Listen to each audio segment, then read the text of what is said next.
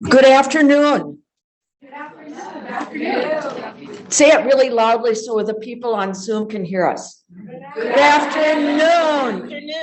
All right, we are so thrilled to have you here at our, I don't know if this is our fourth or fifth Sex and Gender Symposium put on by the Center of Excellence in Women's Health. And I'm Kathleen Digre, I'm the director. I'm also in the Department of Neurology and Ophthalmology and Obstetrics. And I'm so glad you're here. We picked this topic because it's really important. I think that all of us here realize that women have been disrupted from our environment, endocrinologically, also from environment and other factors, emotionally, from many things that are happening in our political scene, and from an equitable and economic perspective.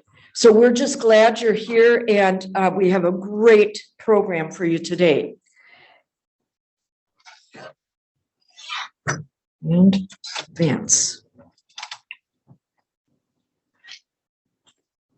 So the mission of the Center of Excellence is to give excellence to healthcare across the lifespan, and you're going to be hearing about a wonderful program from Dr. Marino.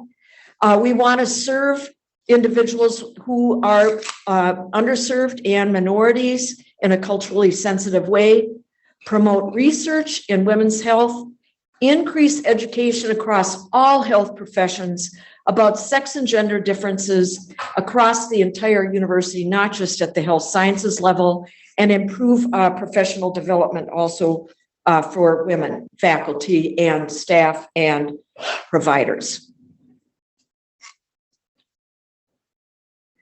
We're a multidisciplinary team. We do represent the School of Medicine, but we also have the College of Nursing, and we're in this beautiful auditorium of nursing, College of Pharmacy, College of Health, College of Dentistry, the Eccles Health Sciences Library, the College of Social Work, and we work also even with the State Health Department. Everybody's welcome, and you can join our team. One of our signature issues and platforms is the 7 domains of health. And we believe that health is more than just physical health. It's social, environmental, emotional, intellectual, financial, and spiritual health. And you're going to hear more about that in coming up. I want to thank everybody who helped us put this program together today. We've got Allie Moore from the Eccles Health Sciences Library team. We had an abstract review team, and of course, the Center of Excellence in Women's Health. And I would be remiss if I didn't mention that Leanne Johnston is really the whole reason we're here today, because she was able to put this all together. Now, I want to introduce Dr. Caren Schliep, who's the editor of the Utah Women's Health Review, to invite all of you to submit original research.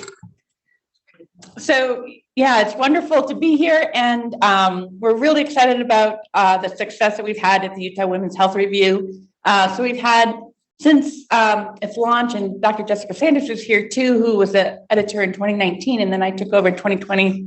We've had 72 original research articles, data snapshots, and commentaries, 5 of which have been PubMed indexed. Of course, we also have the symposiums that our wonderful editorial assistant, Allie Moore, helps on the back end in putting up all of the presentations and the poster presentations. And then we have one gender-based violence consortium that we had. So key is we love submissions. We always want more submissions. And if you have any questions, you can email me, or we also have our submission email. Also, we're always looking for reviewers, and that's a great thing for students to put on their resumes or CVs. So also, if anybody's interested in serving as a reviewer, please contact us. But yeah, we really appreciate the support of the Center of Excellence, as well as the Eccles Health Science Library, and we hope to continue to make this a success. Thanks. Thank you. And I just want to say this is a great opportunity for your students, graduate students, fellows, residents, medical students, everybody, to submit peer-reviewed articles. We have an editor, we have this editorial review board, And it's a great way to get your work out here. And there's no charge, which many open access journals charge money. We do not charge money for this. And then I want to introduce Dr. Caren Frost, who is going to talk about rewriting our new textbook and how you can get involved. Okay, and I'll have to bring it down a little bit because I'm a little shorter. I was at a conference the other day and the people who spoke before me were up here and I'm like, oh man, okay. So anyway, yes, as I'm sure most of you know, we had written an article in 2013 about the 7 domains of health. And then we decided we'd be really adventurous and ambitious, and we turned it into a book.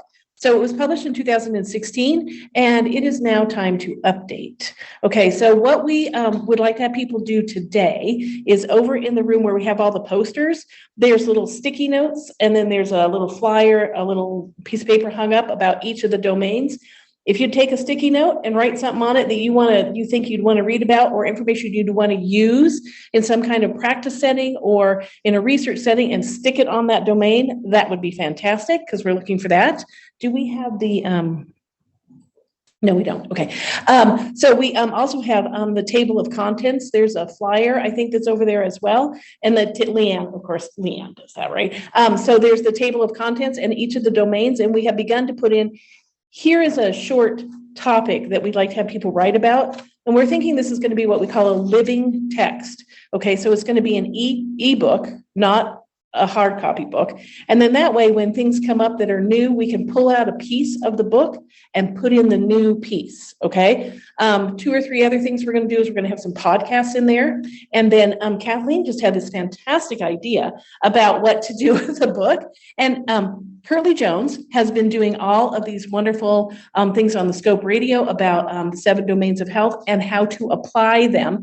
And Curly has just said to Kathleen and me, we can use her stuff in our book. So this will be fantastic. And it will be about how to practice using this information about the 7 domains of health. Did you want to say more about that? Only that this is going to be really good. Wouldn't you like to know the 7 domains of chocolate? It's already on the Scope Radio program by Dr. Curly Jones. The 7 domains of love, the 7 domains of headache, etc. So stay tuned. There's some more coming too. She just said she would do the 7 domains of red wine. So yeah. All right. So we have a great program for you today. We have 2 keynotes, and Dr. Jasmine McDonald is going to start us all off here in a minute. Dr. Pauline Mackey, who's going to join us virtually from the University of Illinois. We are going to talk about our environment disrupted, and in Salt Lake, we do have some disruptions here. And I'm very excited about what we're going to learn on this section. We also are going to talk about emotional disruption that involves equity and economic issues. We're going to talk about women's reproductive health, and we will have presentations from the Werher scholars. And I want to invite you all to visit our posters. They're online in our YouTube channel called Sex and Gender and Women's Health Across the Lifespan. Our poster people have put little introductions to their posters. So if you're a Zoom audience participant, you can visit the posters. In our room, just around the corner, the posters are up, and we have water and no real major soft drinks, but flavored water over there, and because we're trying to be healthy, but we do want you to do that. A few things about this room. This room does have microphones around it, so if you have a question, you can shout it out. In front of you, there's like this little triangular thing, and if you hold it down and a green or red button comes on, you can hold it down and ask your question. Plus, I will have a roving mic if we need it. Just so that your questions get answered. If you're on Zoom, I'm monitoring the Q&A section. Put your questions into the Q&A, and I will be very happy to make sure that our speakers can answer your question. I want to thank you all for being here. This is the largest registration we've had, both electronically, and it's good to be back together in person because the last few times we've all just been Zooming around. So with that, I'm going to get things started with Caren introducing our guest speaker. So thank you. All right, I am very excited to introduce Dr. Jasmine McDonald, who is going to be one of our keynote speakers. She's an assistant professor in the Department of Epidemiology at the Mailman School of Public Health at Columbia University. She received her doctorate in 2019 from the Biological Sciences in the Public Health program at Harvard University with a concentration in immunology and infectious disease. So, not a lot of study going on there. Okay, I can tell, right? She did postdoctoral training in breast cancer epidemiology at the University of Pennsylvania and Columbia University, and this is where I first met her while she was doing that. And I had the opportunity to see some of her preliminary work as she was working on what she's going to present today, and it was really exciting. So this is why I was like, Jasmine should come and do this, right, for us. Her research portfolio integrates individual level factors like health behaviors, the microenvironment, physical, social, microbial environment, and biology, endocrine disruption, tumor microenvironment to inform breast cancer etiology across and within critical windows of breast development, including the prenatal, puberty, sorry, that's a hard word for me, I don't know why, pregnancy and postpartum windows. And while relevant to all women, Dr. McDonald's portfolio is nested within populations that have a higher burden of cancer, including those with a genetic predisposition, racial and ethnic minorities, and young women. As an avid teacher and mentor, Dr. McDonald was awarded the 2021 Columbia University Teaching Award, yay, for her dedication and excellence in teaching, mentoring, and community engagement.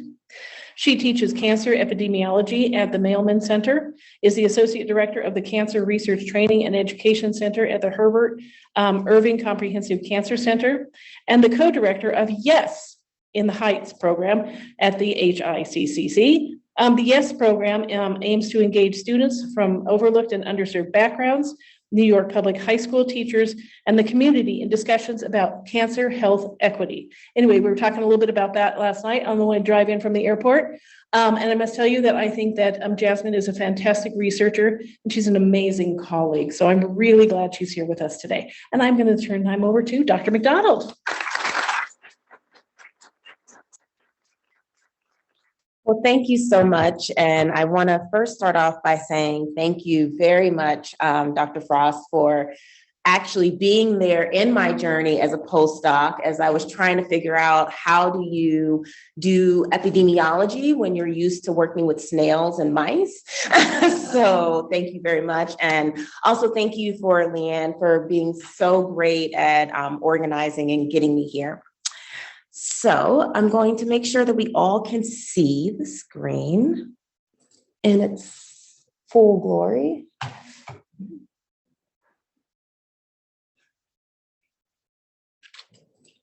All right. So today we're going to talk about the inequitable cost of beauty. I want to kind of situate this in the context of what my expertise is in. But before we get into that, I do want to state I'm going to be talking about an advocacy group that I work with, Breast Cancer Prevention Partners, that's based in California, where I'm a board member. And I do have a legal consulting firm called Dr. Mama Boss. So what to expect? We are going to ground in the outcome that I mainly study, which is breast cancer, focusing on breast cancer in young women. I study breast cancer etiology, across the cancer continuum and a life course perspective. So I want to also give everyone a kind of grounding in what that means. Then we're going to delve into one of the highlights of my portfolio and looking at how your personal decision in personal care products is actually associated with population level risk, and then give you some uplifting advice on what to do next. Never leave an audience sad. So breast cancer is 3,000 to 2,500 BC discovered, a very old disease that was not very prevalent because you have to live old enough to actually develop cancer. But now it's not only a national problem, it's a global problem. And in the United States, 1 in 8 women will develop breast cancer in their lifetime. I'm really concerned about the trends that we're seeing in the development of breast cancer for young women. So this is showing the SEER registry data and focusing on age intervals of 15 years from 1976 to 2009.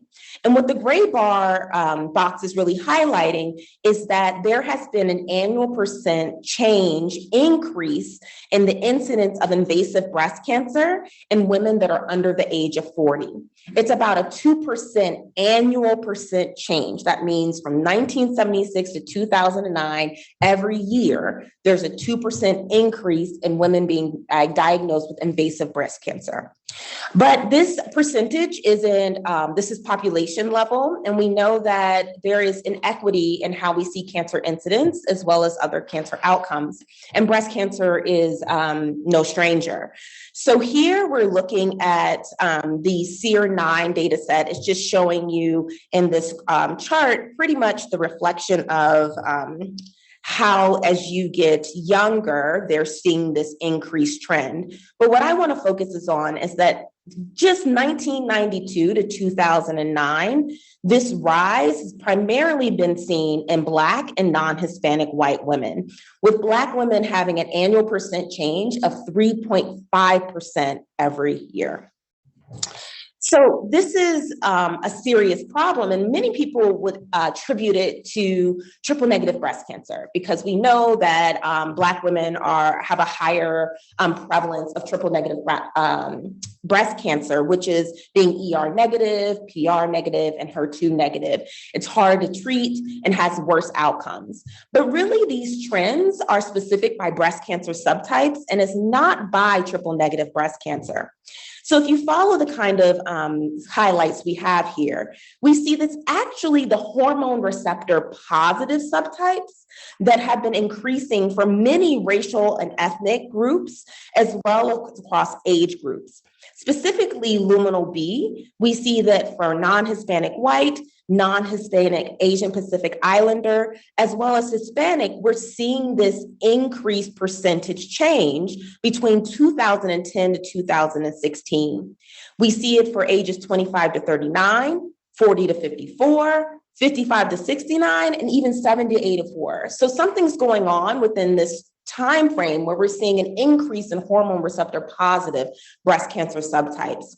We also see that among those who are under 40, there's an enrichment in HER2 new incidence. This is mainly prevalent in non-Hispanic white and non-Hispanic Asian Pacific Islanders and Hispanic. And then in actuality, triple negative breast cancer has been going down in incidence, specifically across non-Hispanic white and non-Hispanic Black. So what is going on? I mean, it's not that you get to the age of 25 and then all of a sudden cancer is initiated. Cancer takes a very long time, it has a very long latency period. So studying cancer at the time that someone has cancer is not necessarily really capturing what caused the cancer. And so what I like to do is understand breast cancer epidemiology from a life course perspective.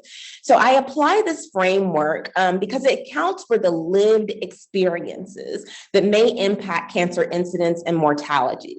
It's really important to know when people say, oh, it's genetics. There is no genetic gene or polymorphism or epigenetic mutation or SNP that is deterministic for developing cancer. So what the life course epidemiology does is it allows you to understand the physical or social exposures that are experienced across the life course during critical periods of development, like in utero, puberty, pregnancy, and study how those long-term effects impact breast cancer risk. Now, these models have been developed such that there's the accumulation of risk model, and that's pretty much suggesting that there's an accumulation of gradual assaults. And these episodes of illness and injury or just exposure to adverse environmental conditions or health damaging behaviors leads to your outcome. But there's also the idea of the chains of risk model. This is a sequence of linked events. And it's really thinking about bad luck follows bad luck follows bad luck. That because one bad experience happens, it tends to lead to another, to another, to another. So as you heard, like I am actually trained as a basic lab scientist in immunology and infectious diseases. And I know that the interconnectedness between the hormonal and the immune system is something that I've been very interested in. And Life Course Epi allows me to understand the biological, but also the behavioral and psychosocial processes that operate over time and across generations to influence the development of breast cancer. So when I'm thinking about breast cancer, I think of it along the lines of critical windows. What windows of time would the breast tissue be highly vulnerable to exogenous exposures?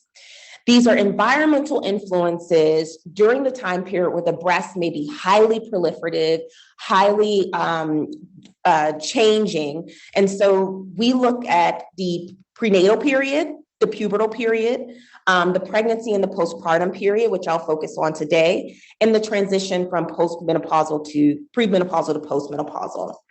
Now, many people will say, like, okay, well, you can have this critical window theory, but how do you prove that exposures during these critical periods are in fact related to increased risk of breast cancer?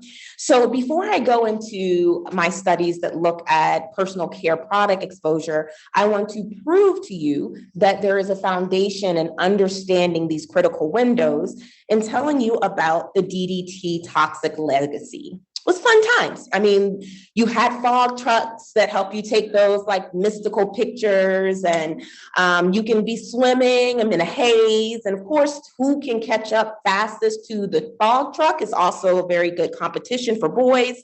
So it was like a fun times. However, pesticides are very harmful, and we know that it was banned in 1970s because of its prenatal effects. And they've also seen that prenatal exposure, so being exposed while in the womb, is associated with increased breast cancer risk.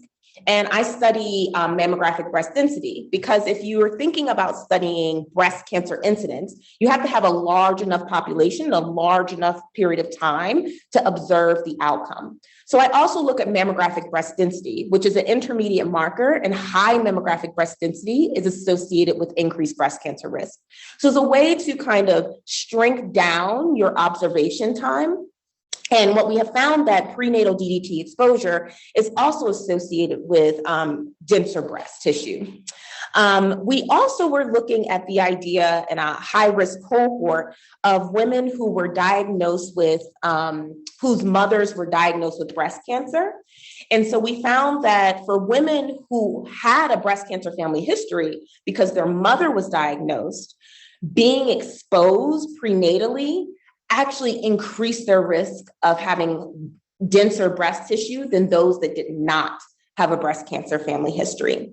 So we know in general that this is an exposure for all women, especially women who are at increased risk.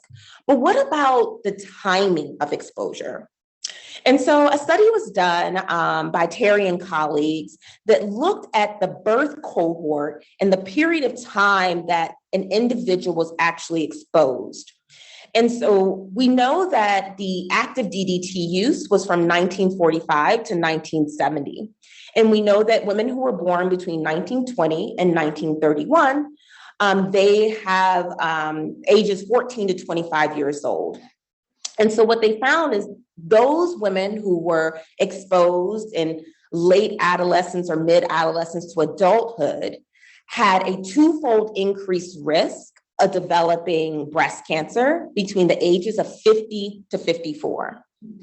But what was really important is that those from in utero exposure to ages 13, and we're talking about pre-menses, menarcheal ages, they were exposed such that they had a nearly 5.5-fold increase in developing breast cancer before the age of 50. And so that's just showing you that being exposed at critical time periods can really impact your later age at developing an outcome. So what I examine is really the lived life and these exogenous exposures. And this is the lived life of all women. I think that what's important to note is that these life stages, as I've shown you, are important to when you're exposed. We often forget, though, that living and surviving with breast cancer is very common. And we have a lot of survivors in our nation, and they are at increased risk for recurrence or new cancer. And so also thinking about the exogenous exposures that these women carry. We also know in general that while it's assumed that low doses, the whole dogma is really that if you see a dose response, then you know that it is associated with the outcome. But in fact, that's not necessarily the case when it comes to environmental exposures that are endocrine disruptor chemicals. We know that these chemicals are actually associated with low doses having even a more harmful effect than even what we see for high dosage. The other thing that we note is that cumulative exposure. So in general, when we think about our exposures to, let's say, one personal care product like face lotion, well, the fact of the matter is that's just one exposure. And if we're thinking about, oh, okay, I'm exposed to phthalate from that one face lotion. The fact of the matter is that you will find phthalates based off of the food packaging that you are using, like whatever food you're eating. You'll find it in your household products. You'll find it in the furniture you sit on. You'll find it in the products you put on your face, the products you put on your hair, the products that you are serving dishes on. There's a lot of exposure to that one chemical, albeit we are thinking about the exposure of hair care products or lotion. We also know that there's mixtures. You're not just exposed to one endocrine disruptor chemical. These are chemicals that are exogenous factors that can impede on your natural hormonal processes. But we know that mixtures, this is very new in the field with how do you examine the mixture analysis of how certain chemicals act together to affect a disease. And that's very complicated, right? Because you have to realize that all of these exposures are coming from an exposomics type of standpoint where you're not just exposed to phthalates and parabens, but you're exposed to all sorts of different toxins that I'll show you. Now, I do center this on the study of Black women for various reasons. Grounded in breast cancer, we know that Black women have a 31% breast cancer mortality rate, higher than all racial ethnic groups. We know that Black women are diagnosed at younger ages. They have an elevated risk of triple negative breast cancer. And we even know that when we look at the risk of estrogen receptor negative breast cancer, it's a more aggressive breast cancer subtype, they have a 41% higher likelihood of being diagnosed with estrogen receptor negative breast cancer when they're living in a Jim Crow state. And this is in comparison to white women who are living in a Jim Crow state. So the lived experiences of a Black woman, from institutionalized to racialized situations across the life course, will really impact what we're seeing in breast cancer. But what I really wanted to look at specifically is those exposures that are environmental in nature and kind of not universal, but can be quantified. And that is our personal care routines. These are personal choices. Everyone has a personal care routine. I don't care if it's just soap and water. Everyone wakes up and does something to get ready for the day. And when you're doing that, you're introducing maybe a number of toxic chemicals. This includes phthalates and dioxins and phenols and parabens and UV filters and heavy metals, et cetera. And while everyone uses shampoo, everyone uses soap, everyone uses some type of hair product, There are certain beauty products that are really isolated to women of color or women with more diverse hair textures. And so these beauty products that we think about, especially among Black women, is hair perms and relaxers. So these are things that straighten out the natural coils of the hair. We also think about hair dyes. Well, many women use hair dyes, but darker hair dyes actually contain higher amounts of toxins. And hot oil treatments, that's really something that is very common in the Black community. And these are all products that have been associated with hormonally driven health outcomes. So while I focus on the association of these beauty products, these chemicals as it relates to breast cancer outcomes, many of these beauty products that have these toxic chemicals have been associated with endometriosis, uterine fibroids, uterine cancer, ovarian cancer, and allergic reactions, infertility, and preterm birth, and so much more. And while we always say that, well, I can't say that it's causative, the fact of the matter is that these products that we're talking about have these harmful chemicals, and we know there's a biological underpinning of how they're impacting the body. Endocrine disruptors interfere with hormone production, which can lead to hormone-related issues, but they're also carcinogenic compounds that can alter the DNA in our cells, leading to abnormal or uncontrolled increased growth of certain types of cells. So with that being said, why are they put in our products? I mean, they're not put in our products to harm us. They're actually put in the products to make the product more attractive. Synthetic estrogen is added to products to promote hair growth. But we also know that it leads to epigenetic changes that leads to predisposition for tumorigenesis, altered mammary gland development, and cell proliferation. Phthalates are added to carry the fragrance and also for your hair to have greater pliability and flexibility.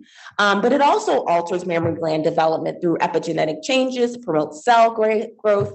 And really importantly is that it increases migratory and invasive property of breast cancer cells. So let's say that you're in a postpartum period where you have this increased risk of developing breast cancer because every woman has that transient increased risk.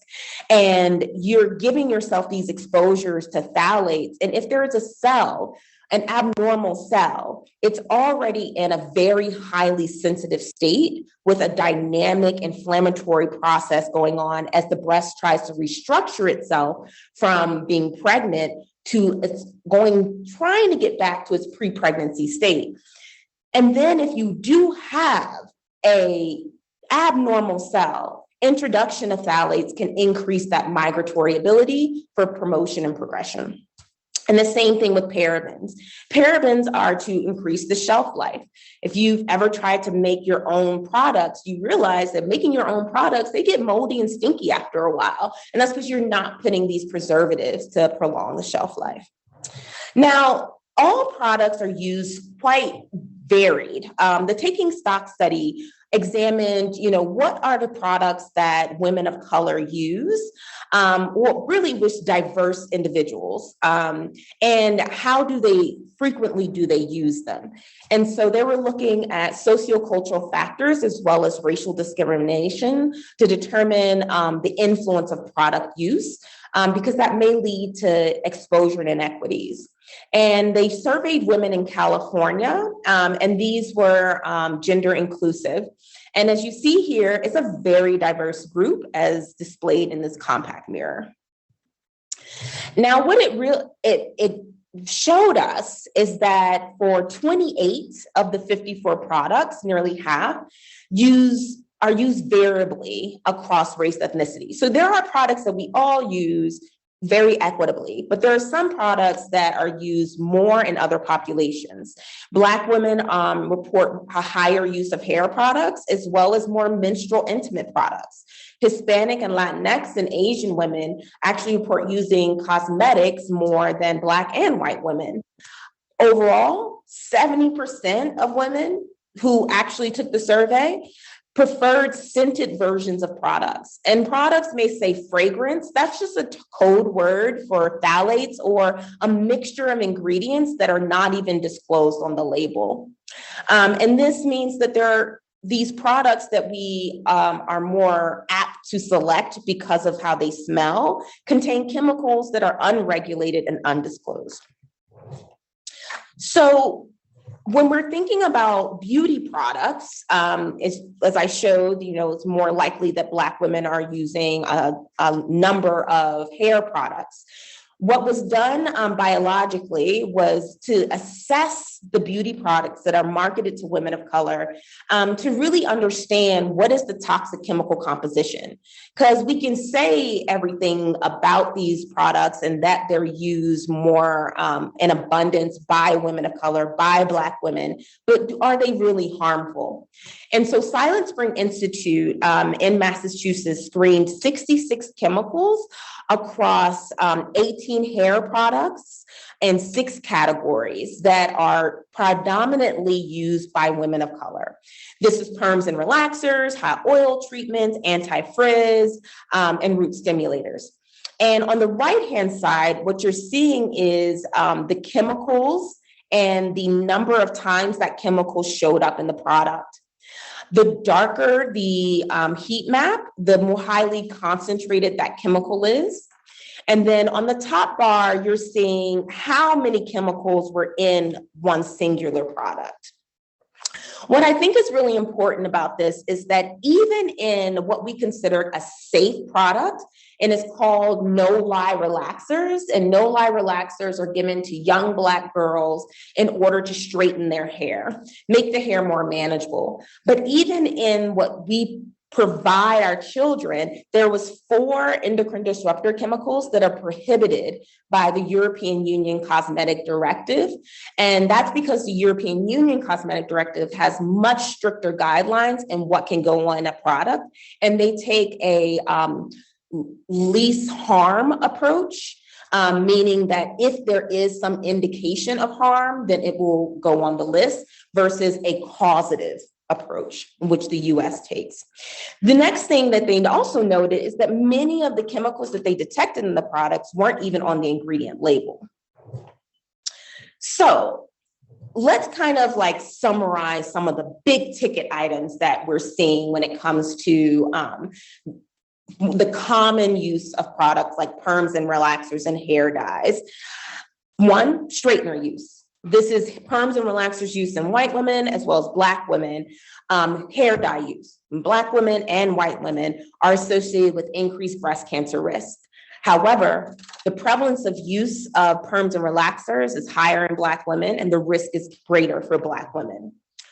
We also know that not just the breast cancer itself, the risk of it, but also the tumor characteristics also vary by these products. So perms and relaxers and hair dyes based off of the application. And so when we say application is you can self-apply these things, or you can go to the salon, or you can do both. And what we found is that the combination application of permanent hair dyes and relaxers was associated with poor tumor characteristics. That means a larger tumor size, poor grade. So it's not that these products are just impacting someone's risk of developing breast cancer, it's also making that breast cancer that they develop more aggressive. Now, it's not just breast cancer. Frequent use of hair straighteners and relaxers has been associated with ovarian cancer. And it's not just women. Personal hair dyes have been associated with increased risk of prostate cancer. So with all of this, why do we have to keep studying it? We need to do something. None of this data did I ever say that personal care products cause an outcome. Never did I say that these products cause uterine fibroids, ovarian cancer, uterine cancer. But the preponderance of the evidence suggests that these personal care products, these hair care products, are associated with very well-known hormonal causing diseases. And some of these hormonal diseases have a higher prevalence among women of color, like uterine fibroids. So the amount of data suggests that we should be acting. We should be taking action to reduce the risk and the harm of these products. And that comes to the framework that we should use when thinking about how to act. Ami Zoda coined the environmental injustice of beauty as a conceptual framework. She is an associate professor in environmental health sciences at Columbia University. And the framework links the intersectional systems of oppression, like racism, sexism, genderism, to racialized beauty practices, which means that you will have an unequal chemical exposure, which means that you will also have more adverse outcomes. And so that is just saying that if racialized beauty practices are to have bone straight hair or more acceptable hairstyles in the workplace, then you are going to expose yourself unequitably to different products that then will have an overburden of biological concentrations that can lead to adverse health outcomes. So how do we get around this? Like, what do we do as a society to address the environmental injustice of beauty? So from a research standpoint, I developed a pilot study along with many colleagues that we call Let's Roar. And it stands for Let's Reclaim Our Ancestral Roots. And it's an educational intervention for pregnant women of color to understand what are endocrine disrupting chemicals, where are they found, specifically focusing on hair products, and how do they impact adverse health outcomes, not just for themselves, but also for the baby. And in this is a mixed method study design that used qualitative analyses to gather participant feedback on how they choose their personal care product, and also quantitative assessments of self-reported behavioral change over time, as well as, because I'm a molecular epidemiologist, we collected urinary measures in order to measure the internal dose of phthalate metabolites over time. What's really important, though, about this study is that this study was not done with an institutional mind frame. It was done with a community mind frame, such as that whenever I go out into the community and I talked about this topic and I said, yes, earlier use of hair products, especially hair oil, is associated with an earlier age at menses for young girls. And we know that that's a risk factor for breast cancer. I talk about the association with breast cancer, talk about the association with fibroids. The community would always come up and ask, then what do I do? Why does it exist? What can be done? And so in partnership with We Act for Environmental Justice, which is a Harlem-based organization, and Young Survival Coalition, who's a health advocate and two-time cancer survivor, and some other institutions, we developed this study design together. It was based in Washington Heights, which is pretty much, they call the Little Dominican Republic. And so we made sure that the educational intervention was bilingual. And the development of the materials was led by an MPH student at the time, Felice Sway. And we created an 8-minute educational video, and then also had engagement via Zoom to emphasize what was seen in the video, but also to have dialogue. While funded pre-pandemic, the pandemic happened. So everything became virtual. And it was a very complicated study design for pregnant women of color in their third trimester. And so this is just to kind of showcase some of the results that we had. You know, I am not a social media person, but I also feel that when you're doing this type of intervention work, you do want to combine multidisciplinary individuals at different phases of their education, also a diverse team. One thing I want to point out here is that it's important to note that just because you're studying women of color doesn't mean that you only work within that isolated or siloed view. You need to incorporate everyone from all walks of life to give them the training, also to give them the experience of understanding what is equity, what is inclusivity. And so we had our undergraduate students who were working on social media. Quantitative methods was worked on by a master's student, Xinying Wang. And what I want to point out, the pilot recruited 46 women, of which majority were foreign born. And then also for race ethnicity, it was highly diverse, where we see that we have Black Hispanic, White Hispanic, Greek Hispanic, Native American Hispanic. And then also among Black women, some of them identified across different races as well. We also did some qualitative assessments led by Christelle Villefranc, who's a doctoral student, to understand the journey that a woman goes through from young age to pregnancy in the agency of her hair products use. Now, that's research, but you also can have personal agency. So we provided them with the different apps that you can use to scan not just your personal care products, but also your cleaning products. Cleria was something that could only be used via the computer if you're buying products from Amazon or from Amazon or Walmart. But now you can actually has an app where you can scan and it'll tell you what alerts are ingredients are in that product. And there's also advocacy. So Breast Cancer Prevention Partners has a campaign for safe cosmetics, and it's mainly to make beauty and personal care products safer for all. It is $100 billion industry, but what is so impressive to me is that Black women have the highest amount of buying power. We are 9 times more purchases of hair care products than anybody. And so what they did is they made the campaign for safe cosmetics for all, realized an inequity as it relates to Black women, and created the Black Beauty Project, of which I'm an advisor. And so to do this with the campaign for safe cosmetic, they created a non-toxic brand list. But they did this specifically for Black-owned beauty brands that are primarily marketed to Black women who had ingredients disclosed. So with that criteria, there was 283 eligible brands. And from that, only 78 actually passed the non-toxic test.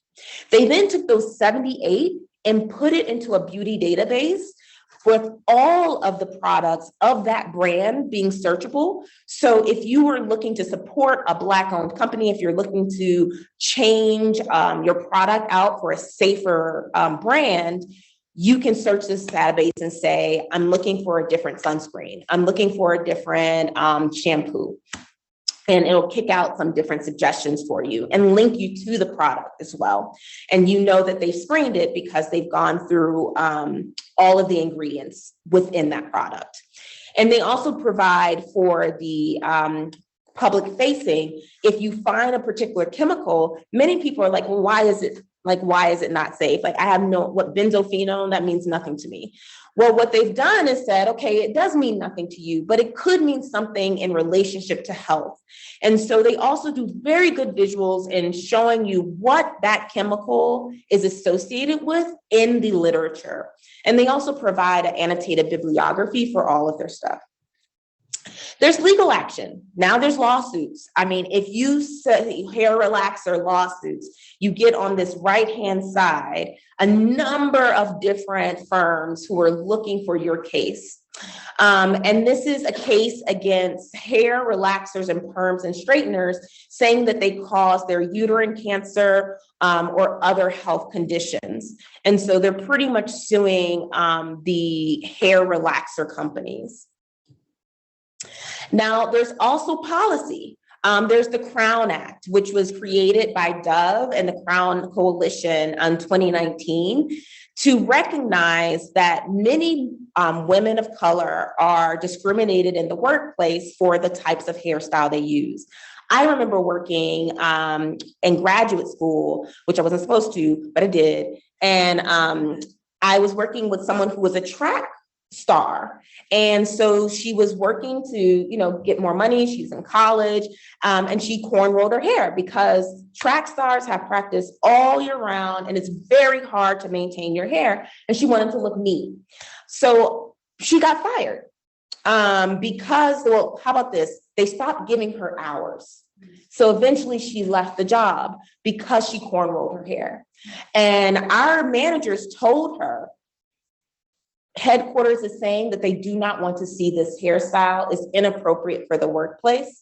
You need to either change it up or I'm going to have to reduce your hours. Of course, she didn't do anything. She's in college. She's a track star. She got a new job, but that should never happen.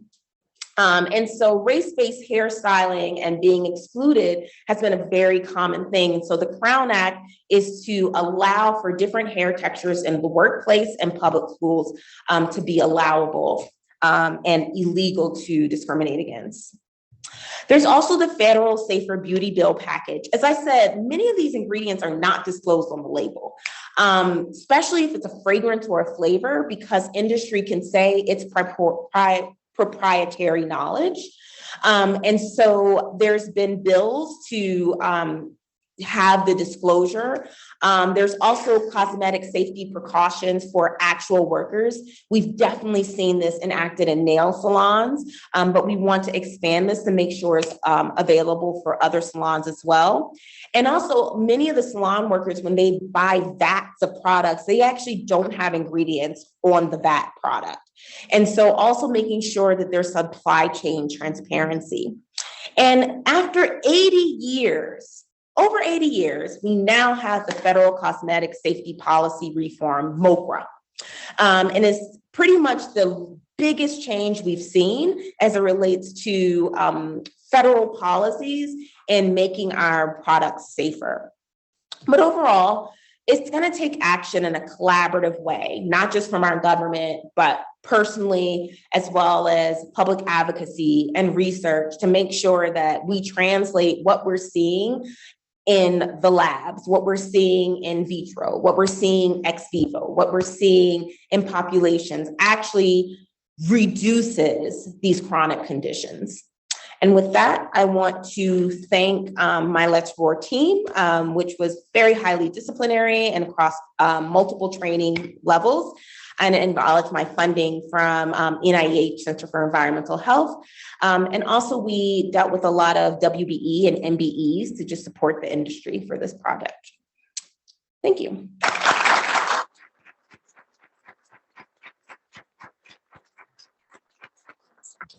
Amazing. Amazing Okay. and wonderful. Okay, thank you. You're welcome. You're Yes. welcome. So we're opening it up for questions? Yes. Okay. And then I'll run around. So you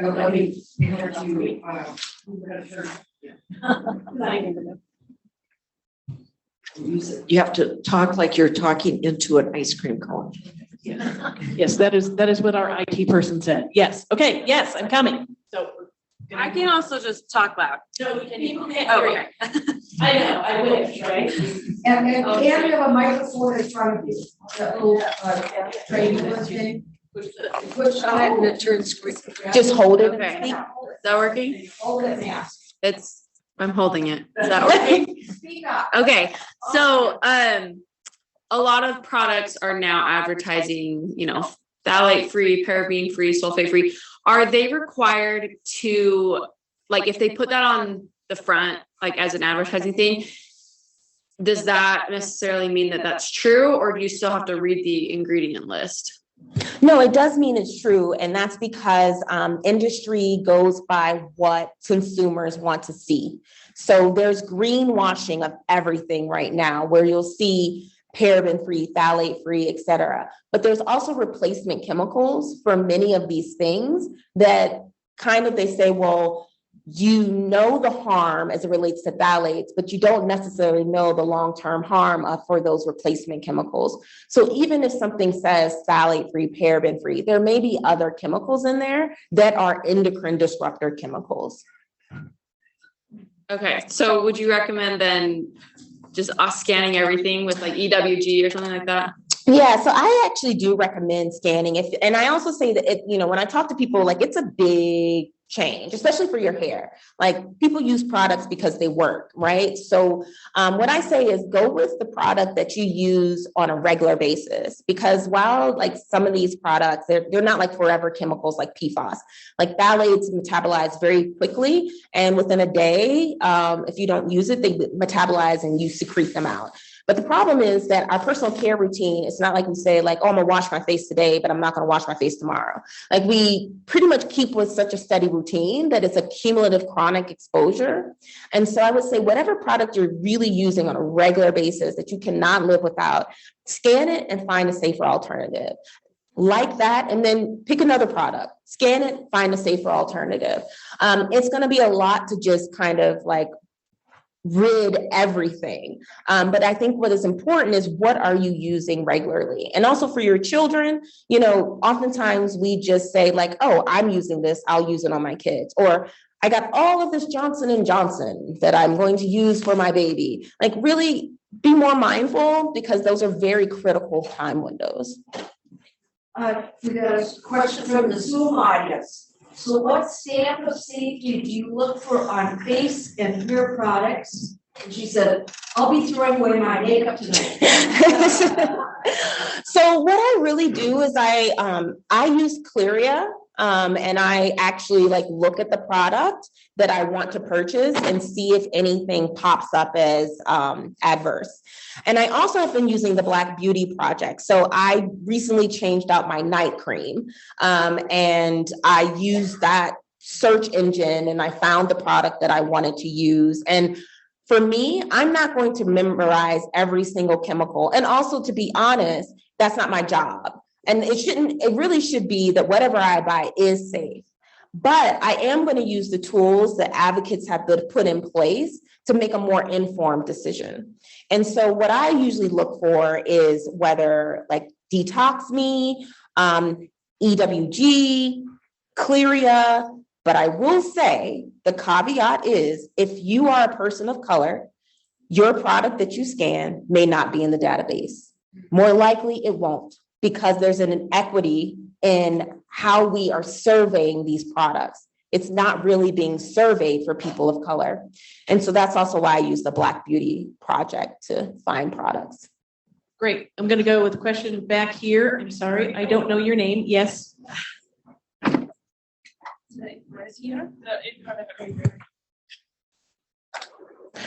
Okay, I'm Ainhoa Gomez. I'm a pharmacoepidemiologist, and what I have kind of difficult understanding, because what I do is assessing drug exposure and then trying also to associate the risk of exposure, fetal exposure.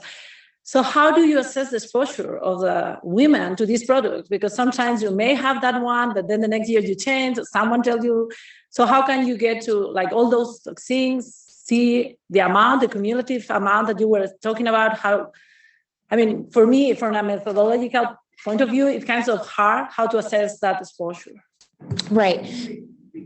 Yeah, so the question is, you know, from a pharmacological point of view, when you're assessing for the effect, how are you assessing like internal dosage? How are you actually measuring that this dosage is really important to this particular outcome? And so what I will say is like, it's in 3 parts. There's in vivo assays, in vitro assays. So looking at how these chemicals actually impact the cellular proliferation, development of a cell.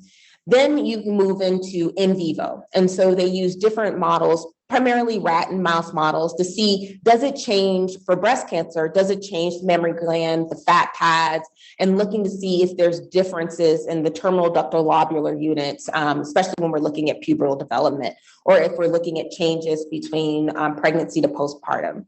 And so those are the lab-based techniques. Now, on a population level, you can do, for example, what I was doing in the sense of that we know that these products have an associated harm. And so we measure the urinary metabolome. So we do targeted measurements. But what you're asking is from a population level, how do we even know? Well, the thing is that we have to rely on self-report. And yes, you can consider that there may be a recall bias, but certain things you recall very vividly. And I would say that I don't know any Black woman who doesn't know if they got a perm. Yeah, it's kind of like, you say like, oh, when people report on a pregnancy, it is retrospective. Well, I'm sure they didn't forget that they were pregnant. And I think the PERM is such an experience that you can report on ever having one. But then the question becomes like the frequency. And that can vary. But the idea is that if you can get from a population level reliable measures, just like with smoking, like we don't go around actually measuring nicotine levels, right? We really have like a standardized measure for smoking based off of packs per day. And so that's what we're trying to get in the personal care product space. We're asking, for example, when we asked about salon use versus at home use, it's because we're thinking that the application may be different and you may be exposing yourself through not just through your scalp, but also dermal touch, as well as inhalation and et cetera. You may be actually trying to touch up. So you may be doing it more frequently because you're trying to do a touch up in between a salon visit. We don't really know. But the fact of the matter is we haven't really asked because it hasn't been an issue for the socially advantaged population. And so we're now really just asking this question, but it is being asked, but interventions still need to happen because the burden of outcomes that we're seeing from a hormonal point of view is not dismissed. Okay, I think I'm going to take just this last question because Nikki really needs to ask it, and then we're going to call it, and we'll thank Dr. McDonald. But yes, Nikki. So of this billion-dollar industry and to purchase products that don't contain toxins is more than what the cost is to purchase Johnson & Johnson. Yeah, so how do we get through that, around that, come to it and make it affordable? Yeah, so what is incredible is 2 points. One is that, yes, it is it's very expensive. And when we did our intervention, we provided things at different price points. But we also asked them, what are the things that you consider when buying a product? And overwhelmingly, cost was not it, because women will pay for beauty. And they will pay for the product that works. I'm talking about, these were women that were being recruited from the ambulatory care network. So they were, high income status, but they were Instagram influencers said, this works for dandruff, so I buy this. This smells so good, so I buy this. And they were using products that worked, made them feel beautiful. And the fact that we are seeing that hair products are such a high volume from Black women, in my opinion, based on beauty standards, price is not going to be as high of a factor as we think. And I do think that the more we push for green chemistry, affordable green chemistry, prices will come down. But right now, people don't know, so people aren't even buying, right? So I feel that that's another thing. Like perms and relaxers, there's no green perm and relaxer. People are going to buy perms and relaxers. There's no need to create if there's no market for the creation, if that makes sense. Great, thank you. Thank you so much.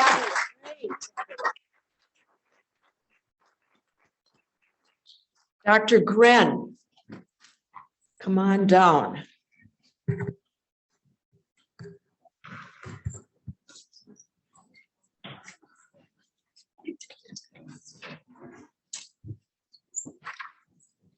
Go ahead and start your. Okay, so you would rather hear from the panelists than me. So as I'm talking, panelists, if you'll come on down.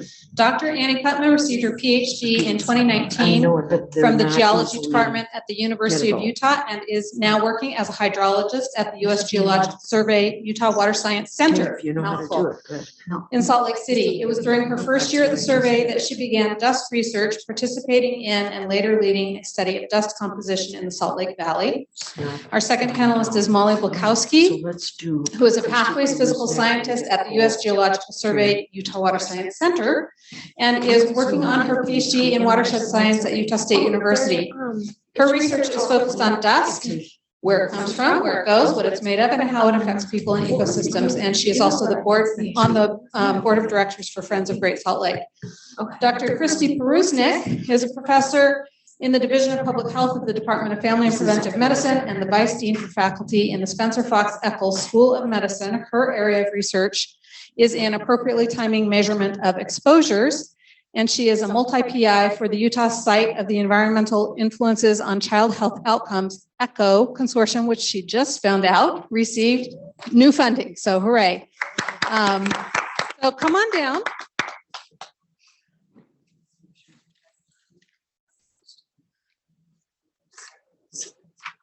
We're going to switch up the order. Totally works for me. Okay. Okay. We're going to do Dr. Perusnik first. Awesome. So as we're getting set, let me say that some of the questions that you all asked about the last time, like how do we measure this? That's what I do.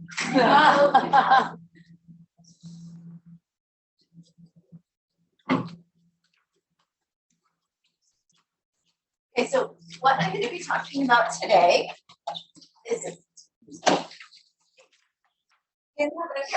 so it's nice to see familiar faces and unfamiliar faces in the audience. Welcome, glad you're here.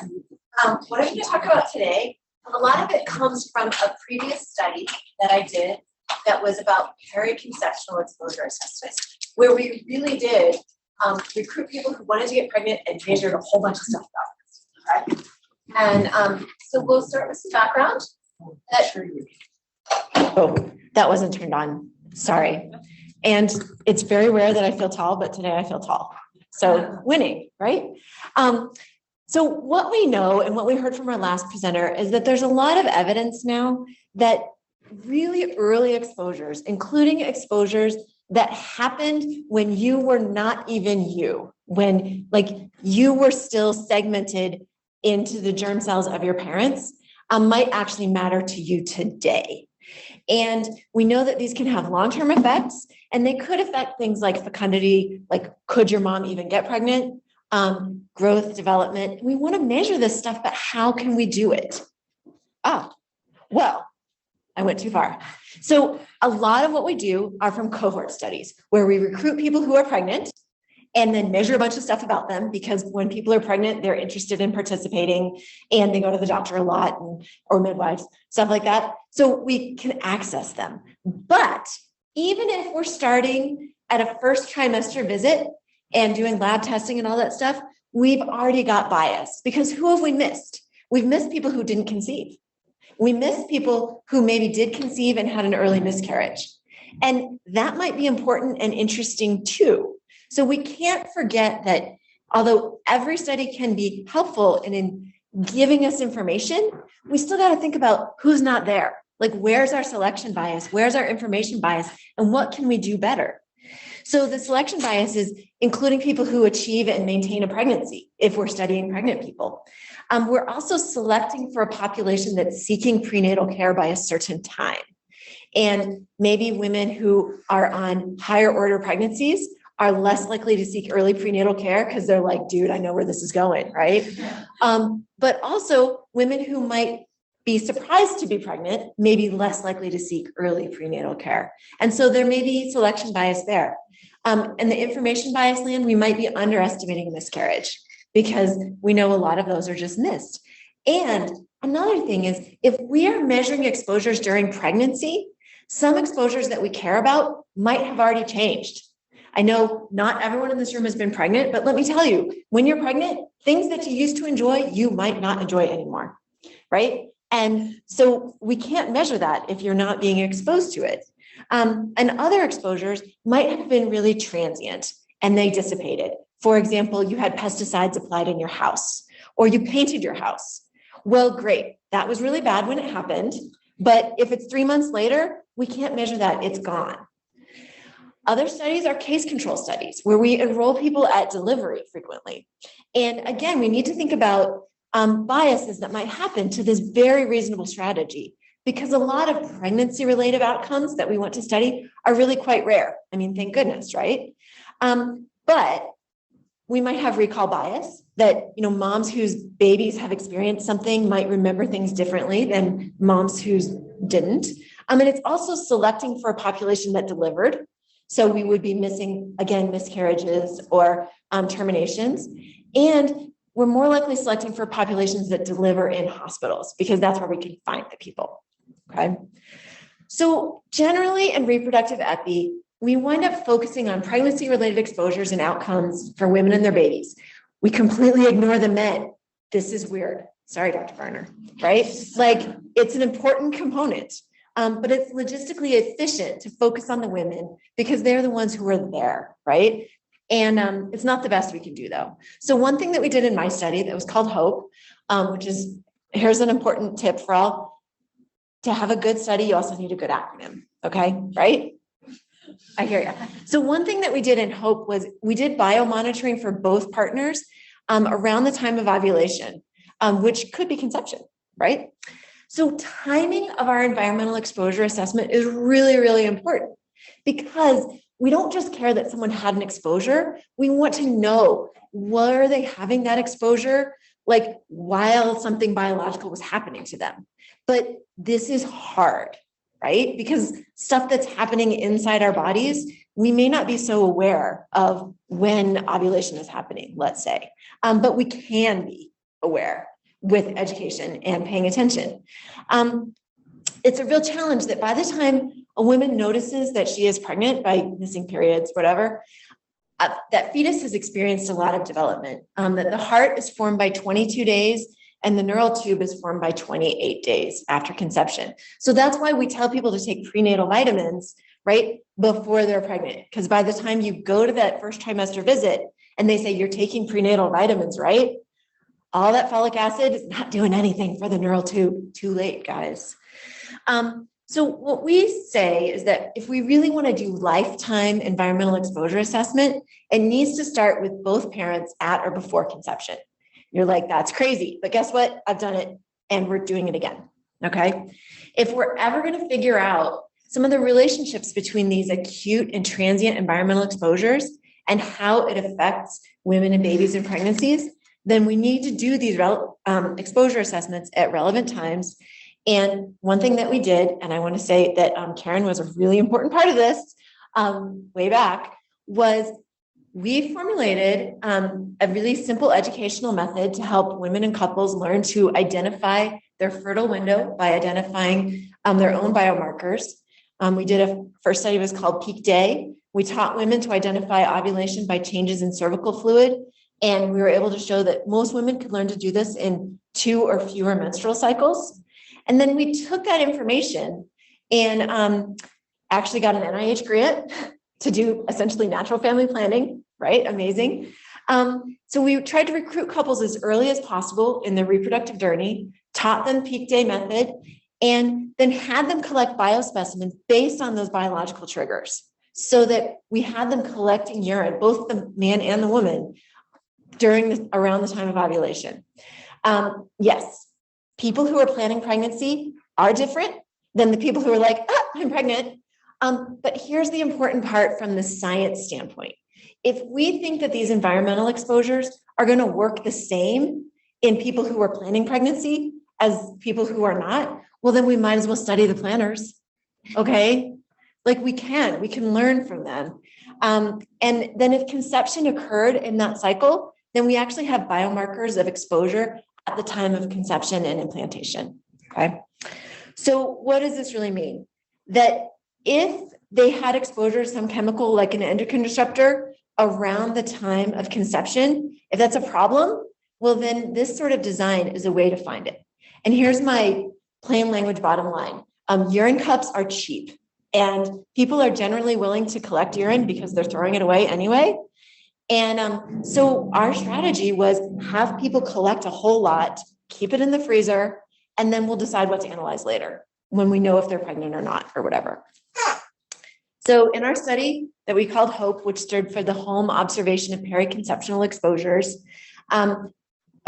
we did a lot of really innovative things where a lot of it was just electronic. We had these posters you could scan. This is one of the first QR codes like I ever used a long time ago when it was new, that it went straight to our screening form, and we got the IRB to approve people doing like online consenting. Because here's the problem. If you wait for someone to call you and then you get back to them, by the time you get to them, I'm pregnant. It doesn't work, right? So we had to learn how to make all this fast. Well, so did it work? Yes, it totally did. In the end, this happened between 2012 and 2015, and we wound up recruiting 183 couples, which was about half of the people who had screened eligible for our study, because this was a really high burden study. We were asking people to do a whole lot.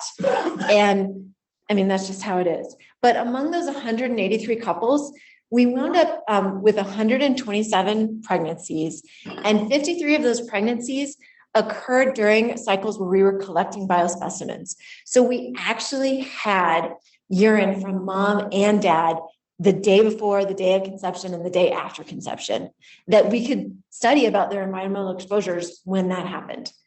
We went on to have 108 live births and 16 miscarriages. Okay. So did people do it? The answer is yes. We have a paper about our biospecimen compliance, but I'll just give you the highlights. That for the urine, it was about 99%, and this is men and women compliance. We collected semen, well, we didn't. The men collected semen and then they gave it to us. And about at 90% compliance for when we wanted them to do it. We were collecting saliva, and that was 97%. We did collect hair at our enrollment visit, and then again, that was 100 because we did it for them, right? We didn't actually collect blood because the whole point of this was stuff that people could do at home. In our new study that I'm going to tell you that we're recruiting for, we are doing blood. Okay. Also important, we put in our consent form that we were going to bank these biospecimens. And so I have freezers full of urine and saliva, and I would be happy to listen if you wanted to collaborate. Okay. And they've already consented to it. So what did we measure all this stuff for? Well, BPA was our main exposure that we were interested in. It's an endocrine disruptor. And at the time that I wrote this grant, it was super hot, so that probably helped it get funded. But it was really just kind of a signal transient chemical, right? Our idea is that in couples, especially where the man had a higher BPA exposure, we thought it would take longer for them to get pregnant. And so that was our main study question. Here's the tricky thing about BPA. It metabolizes really fast. It's like a 6 to 8 hour half-life. So if I had everybody go out and pee in a cup right now, we could know about your BPA exposure like at breakfast, but not 2 days ago. Okay. But it's a prospective cohort, so we captured a whole lot of other stuff. And I'm going to tell you about some of our other findings. We did do, so one of the things about BPA, like I said, short half-life, you'll read lots of studies where they maybe collected urine twice during pregnancy and then use that to stand for everything. And since we had collected on average 18 to 27 days in a row for women, we were able to do this cool analysis. Kylie was able to do this cool analysis where we figured out that really, if we wanted a stable estimate of somebody's BPA exposure, we probably needed about 6 days in a row, which means that all those other studies where they report one value for the whole pregnancy, you can just kind of laugh at them. Okay.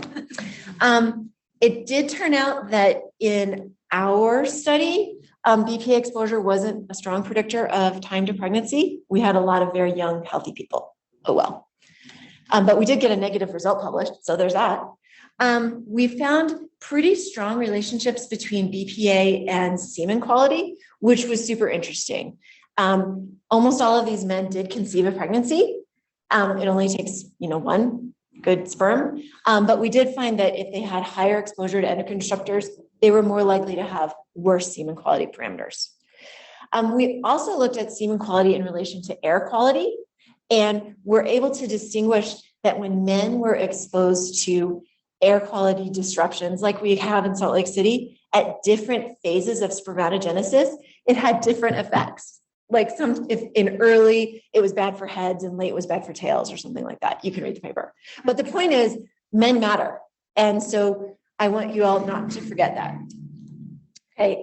We also did epigenetics on sperm, and we're able to identify some epigenetic differences related to time to pregnancy. Again, in young, healthy people who had pretty much all conceived. So here's the most important part that Dr. Stanford wanted me to say first, is that we just started recruiting on a new preconception study. And this is a really powerful way to do early exposure assessment. It can be really efficient way of timing our exposure assessment for people who are trying to get pregnant. We can teach them when they're ovulating. We can measure around that time. It's better than just having people collect urine every day for their whole lives, right? And we can time it for developmental windows then. If what you're interested in is, say, a birth defect that develops at 5 weeks, well, you can measure then if you know when they conceived. So here's the important part. We are currently enrolling. If you know anyone who wants to get pregnant, send them my way. Look, there's another QR code. And the end, I'll just say that, again, we really love for collaborators. And that would be both for our new studies and our old studies. And I had 15 minutes and I did it.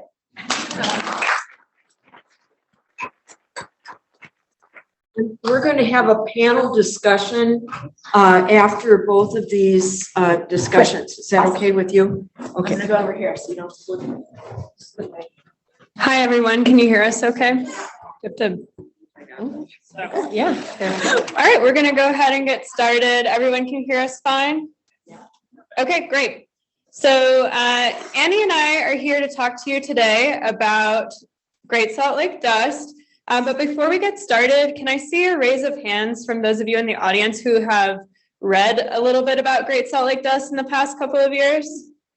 Cool. So pretty much everybody is raising their hands.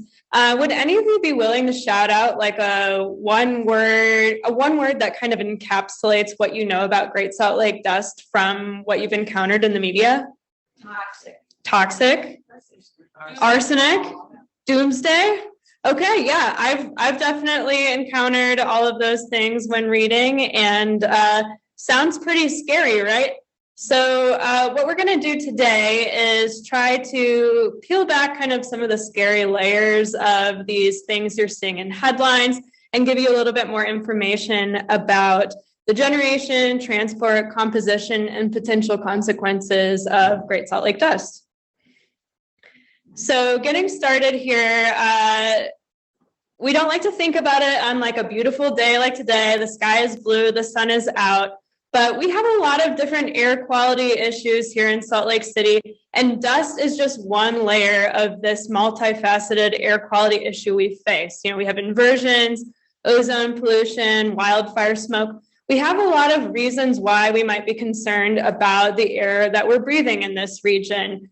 And if we're going to start talking about the dust, this is kind of perfect timing. Did anybody notice something funny going on last night?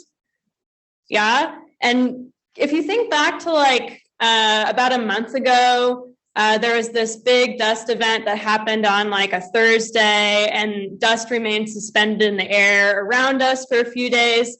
And then over the weekend, it all rained out onto our cars. Can you raise your hand if you remember that? Yeah. Okay. Yeah. Lots of hands for the car wash. Unfortunately, an extra trip to the car wash is kind of the least of our worries when it comes to dust and other types of particle pollution. Particle pollution comes in a lot of different flavors, you could say, around here. There's, you know, stuff that comes from human activity like factories, vehicles, smelters. And then dust and other types of particle pollution also come from natural sources like deserts and dry lake beds. As well as different flavors. Dust comes in different sizes. So as you can see here on this graphic, we have different types of particles based on their size classes. You've probably heard of PM 2.5, PM 10. These are just based on the diameter of the particles. So PM 2.5 are particles that are 2.5 microns in diameter or smaller. And these are pretty concerning to our health because when we breathe them in, they can penetrate really deep into our lungs and pass throughout our bloodstream.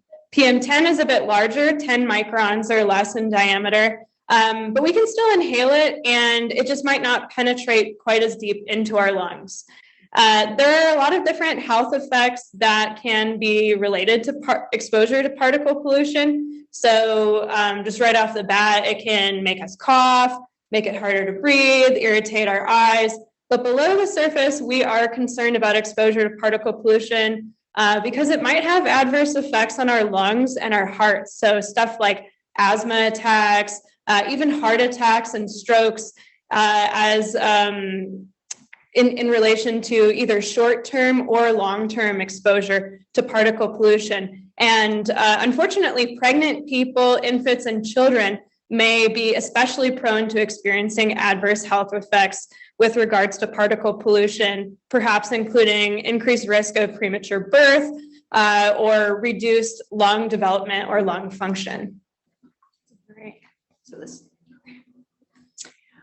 So because of all of these health effects, we monitor for air quality, PM2.5 and PM10. States, in conjunction with the EPA, are the ones that run these sensors. So I have a map up here of all of the current sensors that the state runs for PM10, and then a picture of what those sensors looks like. This is, I guess I should say, for northern Utah only. There's some others further south. So this is, we're monitoring here specifically for comparison to regulation, but in addition to concentration, we're also interested in composition of the dust, or PM10, or all particulate matter.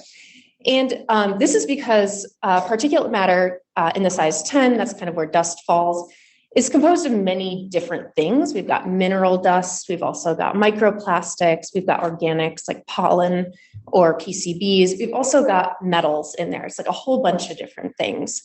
And so we want to know a little bit more about those because, as you can imagine intuitively, if you're just breathing dust from quartz, that might be different than if you're breathing dust from quartz that's also laced with cadmium or lead. Those might be different outcomes, but we don't exactly know what those outcomes are. So to sort of get at that, we could go to these sensors and we could get some of the filters out of them and we could measure those, and people do that. But you can see there's a lot of places on this map where we don't have sensors. And so if there's sort of high spatial variability, which we know that there is in air quality from looking at PM2.5, we might be missing a lot of really good information. So the research that we're going to be talking about today uses passive samplers to sort of get at some of this spatial variability and get at some of the composition questions that are still outstanding. So we know that dust is a mixture. It's also partially a mixture because it comes from a variety of sources. So I've got a map up here on the right that shows some of the regionally relevant sources for us. We've got Severe Dry Lake in the Sphere Desert down at the bottom. I think this is a laser pointer. Okay, yeah, so right there, we've got Severe Dry Lake in the Sphere Desert. We've also got the West Desert over here, and then we've got Great Salt Lake up here. And I've got a picture of the Severe Desert over here and Great Salt Lake Desert over here. Of these, the one that we really hear the most about in the media is Great Salt Lake. We see these kinds of headlines down here. Great Salt Lake's shrinking fast, all the things that you guys shouted out about arsenic and toxic dustbin and all of that. So the question then is, why do we care so much about Great Salt Lake when we have these other dust sources in the region? And the reason is threefold.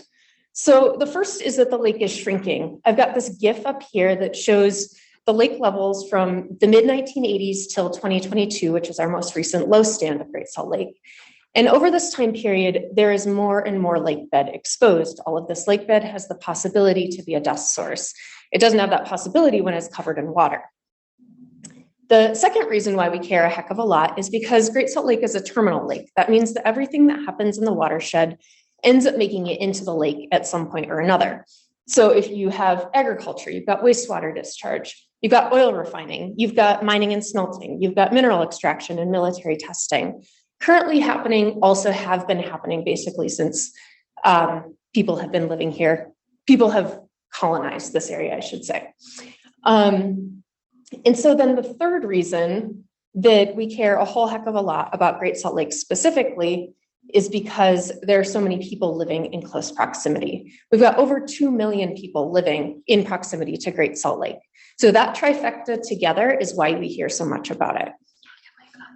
Oh, okay. So as you can see from this animation, a lot of the lake bed that's currently exposed has only been exposed for 10 years or maybe less. So that means that studying dust produced from Great Salt Lake and its dry lake bed is kind of a new area of research. So we're going to talk a little bit about what we do know so far about Great Salt Lake dust. And a lot of that work comes from Dr. Kevin Perry, who's a professor here at the U. He's ridden his bike thousands of miles across the dry lake bed, not a super fun task all the time.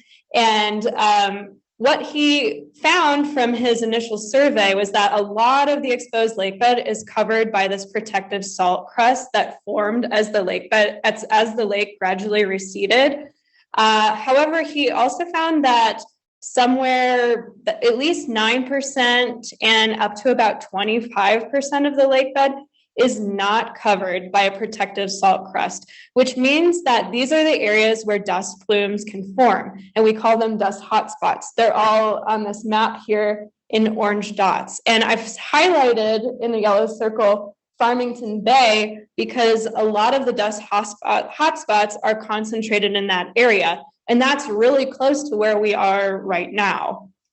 So when I read Kevin's report in 2019, I decided to follow in his literal footsteps and put some wind erosion samplers out on the dry lake bed of Farmington Bay. And you can see the samplers that I used. They're really, really simple. It's a flag that rotates with the wind direction. When dust is blowing off the lake bed, it goes into that inlet tube, it settles in the bottle, and then air blows back out the outlet tube. So we can collect dust on a monthly basis. We'd go out every month, trek 20 miles across the lake bed, pick up our little bottles of dust, and then head back home. So I have this picture here on the left of my colleague, Jeff, to show how variable the conditions can be out on the lake bed. Where he's standing is totally dry. It's covered by that protective crust. But where we had just walked through was very muddy, very wet. There's some vegetation, some pickleweed that are holding the sediments in place. So it's variable over time, and it's variable depending where you are out on the lake bed. Now, when we walked about a mile north from there, we saw something that looked like that. You can see the crust is totally broken down. And when a wind blows over that, trust me, you do not want to be standing in that area. It gets really, really dusty. So based on these different conditions, how windy it is, how dry the sediments were, we could either collect basically nothing, which I'll tell you, walking 20 miles when it's 100 degrees and getting that is pretty disappointing. Or especially towards the end of our field campaign in 2021, when it was very dry, we would have very, very heavy bottles to carry back with us, lots of dust produced.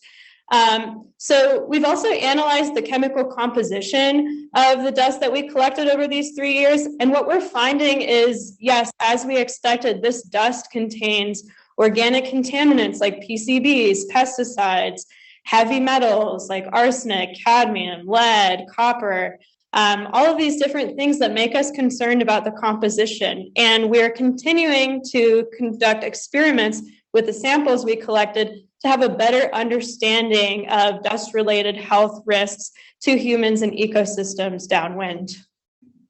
All right. So hearing this about Great Salt Lake Playa, you might be wondering about the dust that makes it to communities, maybe where we live. So that's what we'll talk about here.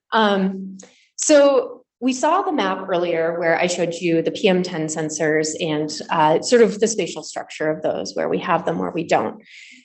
Unfortunately, we don't have that many of them. So to augment this, we conducted a couple of studies where we put out these low-cost samplers. They're basically just bundt pans, bundt cake pans, you can see here. They've got marbles in them. They've got bird spikes on top. We put them on posts and we set them out there. People have been doing this kind of thing since the 1980s. It's fantastic because it's cheap. You can get like a lot of samples out there. You can get a really good idea of the spatial structure. They're also really hardy. They don't require any power. So we set these up in the Salt Lake Valley, in Davis County, Weber County, the Cache Valley, Box Elder, kind of all the way around northern Utah, just to try to get a better sense for what was going on. And the samples, we subjected them to geochemical analyses, as well as we evaluated strontium isotope ratios in these dust samples. And so I'll give you a little bit of background about strontium. Strontium isotope ratios are a really fantastic fingerprinting tool. You have strontium in your hair, you have strontium in your teeth. There's strontium in the rocks, it's naturally occurring, and there's ratios of the different isotopes of strontium that you might have that reflect your drinking water or reflect your environmental conditions.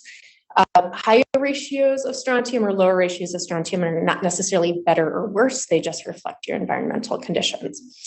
And so we have a unique situation because the geology of Great Salt Lake allows it to have a higher strontium isotope ratio in the sediments and in the water than some of our other regional dust sources. So it's really kind of looks different, and it allows us to say, okay, this dust is likely coming from Great Salt Lake, where this other dust is likely not coming from Great Salt Lake. So that's what I'm showing in this map here. We've got higher strontium isotope ratios in purple and lower in orange.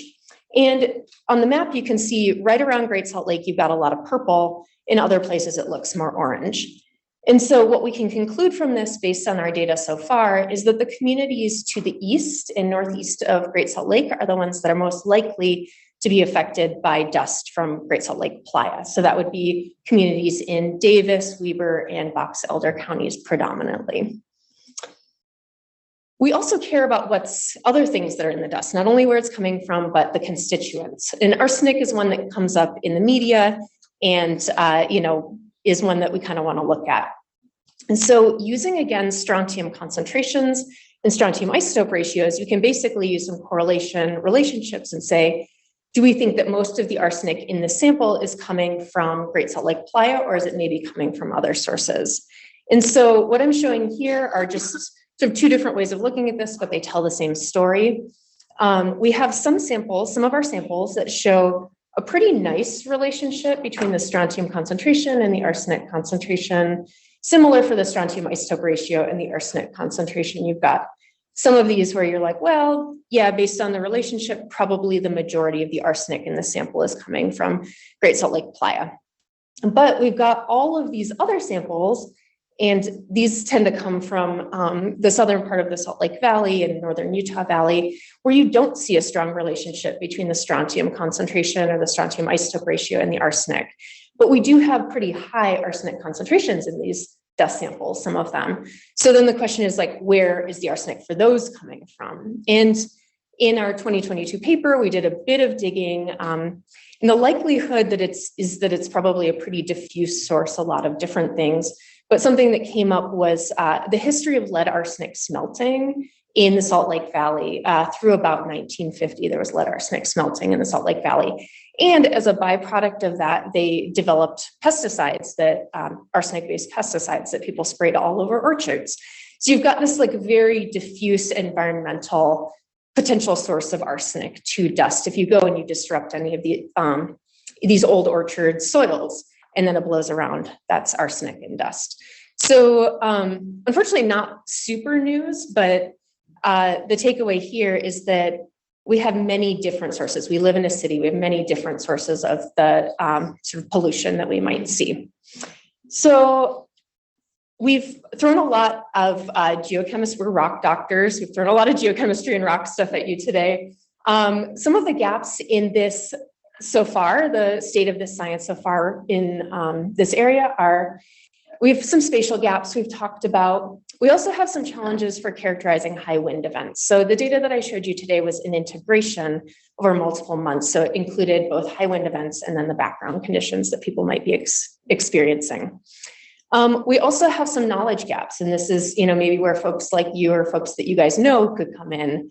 We need a better understanding of the health effects of chemical mixtures. If you've got cadmium and lead in your dust, how is that different for your health outcome than if you're just breathing high levels of dust, which is also bad. And then the things we want to leave you with from this talk are, we know Great Salt Lake is shrinking. We know it accumulates pollution. And we know that it's proximal to communities. So it is of concern. This is very important. We also know that dust emissions are presently largely being controlled by playa crust, but that crust is impermanent. The longer it's exposed to the atmosphere, the more likely it is that it'll break down. So that's another factor when we're thinking about Great Salt Lake. And then finally, dust from Great Salt Lake playa seems to be the communities most vulnerable are those to the east and northeast of the lake. Thank you for your attention.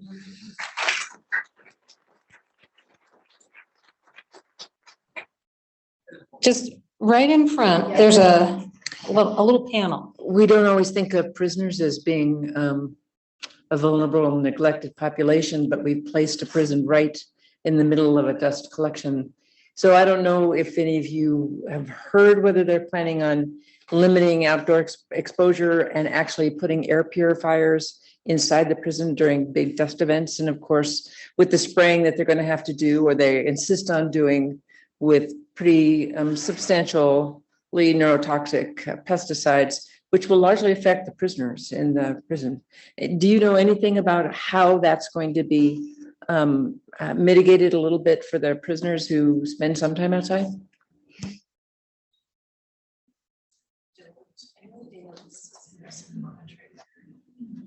Yeah, so I can pass the mic off to Annie as well. I'm personally not aware of any mitigation plans. We do have a collaborator who I believe is interested in studying this, and there's hope to place more monitors in that area. But as far as, yes, that site is right at the lake bed. And so the closer we are to the exposed lake bed, whether we're to the north, the south, or the east, the closer you are to the dust source, the more likely you are to be exposed to it. So it is absolutely a concern that is, located right there. And that is part of Dr. Kevin Perry's report that he put out, and kind of one of the primary motivations of why he started doing that large survey.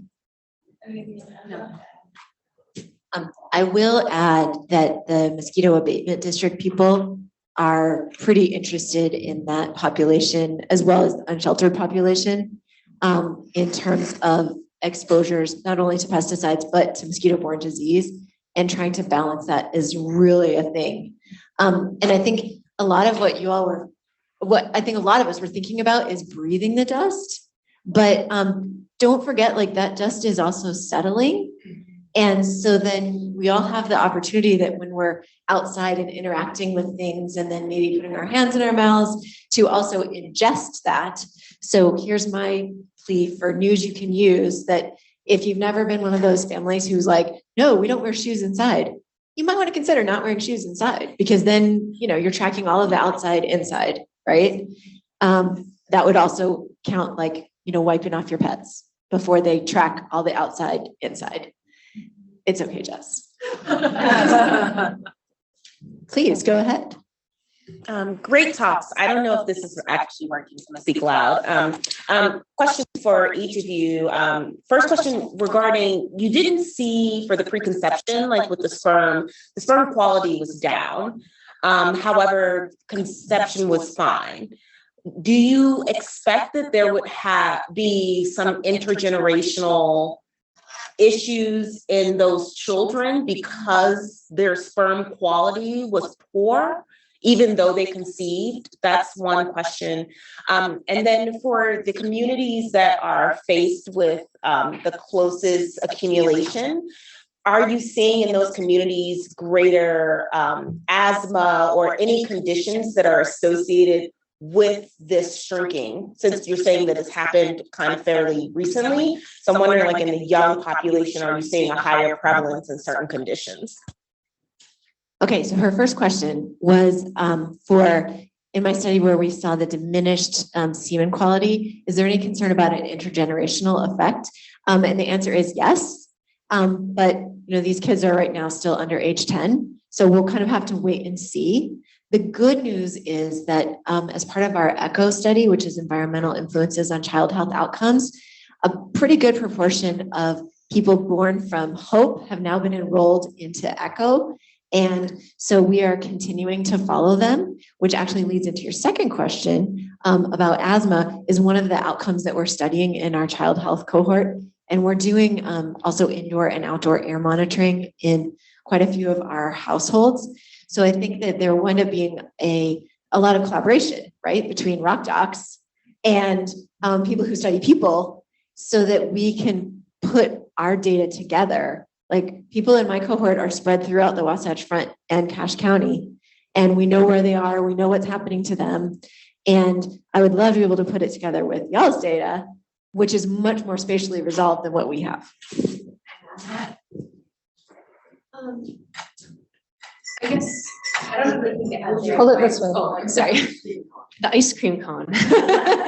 I don't think I have anything to add to that, but just to address the question about the asthma, incidence of asthma, have they been detected? Since it's sort of outside of our lane, we haven't been there yet. But I do think, like you're saying, connecting with folks who study people and folks who study sediments and dust, I think that that's a really ripe area for connection, because it's something that, to make sure that our science is relevant, we need to be connecting to what are the outcomes, like what are people actually experiencing. Yeah, and it's another tricky, it goes back to the layers and the different flavors of air quality here. I've talked to a few different environmental scientists who are not used to studying people, who have said oh, I'm going to correlate, PM 2.5 over the years to asthma or something. And like we were talking about, PM 10 is more so representative of the size of dust that's coming off of the lake bed. And we have a lot of different sources of PM 2.5 here in the valley, a lot of different types of air pollution. So it's kind of tricky to tease apart all of those different things and then relate it to the size of the exposed lake bed and then relate it to the health conditions that people are experiencing. So it's tricky, but it's work that really, really needs to be done.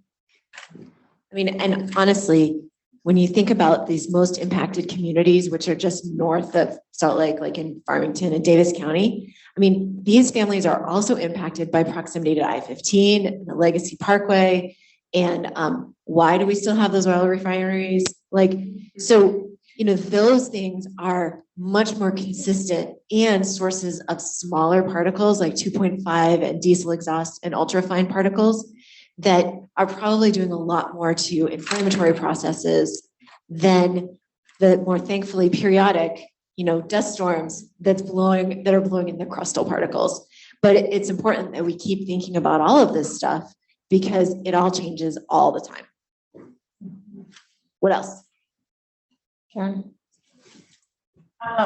So the two that I see is GSL shrinking and dust emissions. And two questions.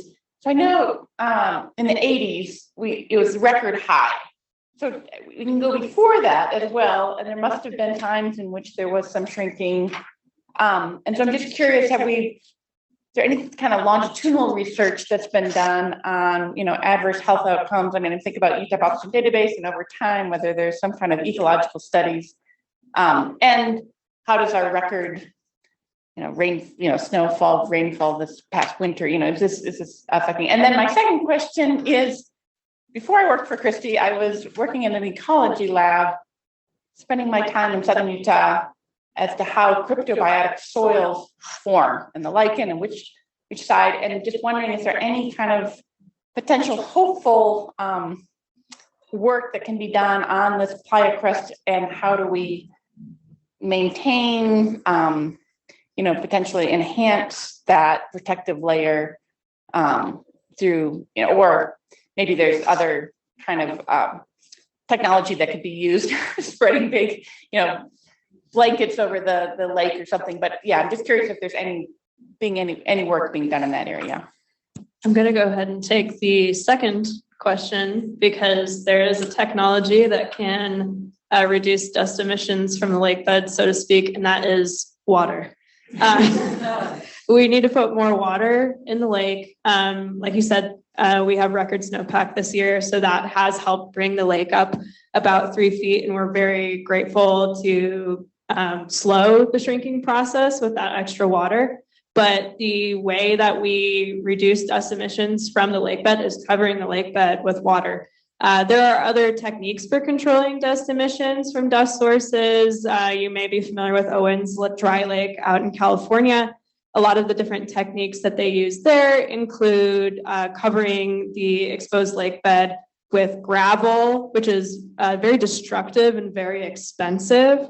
And in some cases, you can plant vegetation to stabilize the sediments, although it's a really harsh environment out there. Pretty much the only thing that survives out on the playa is pickleweed, and it kind of disintegrates by the time we hit about this time of year, maybe in June.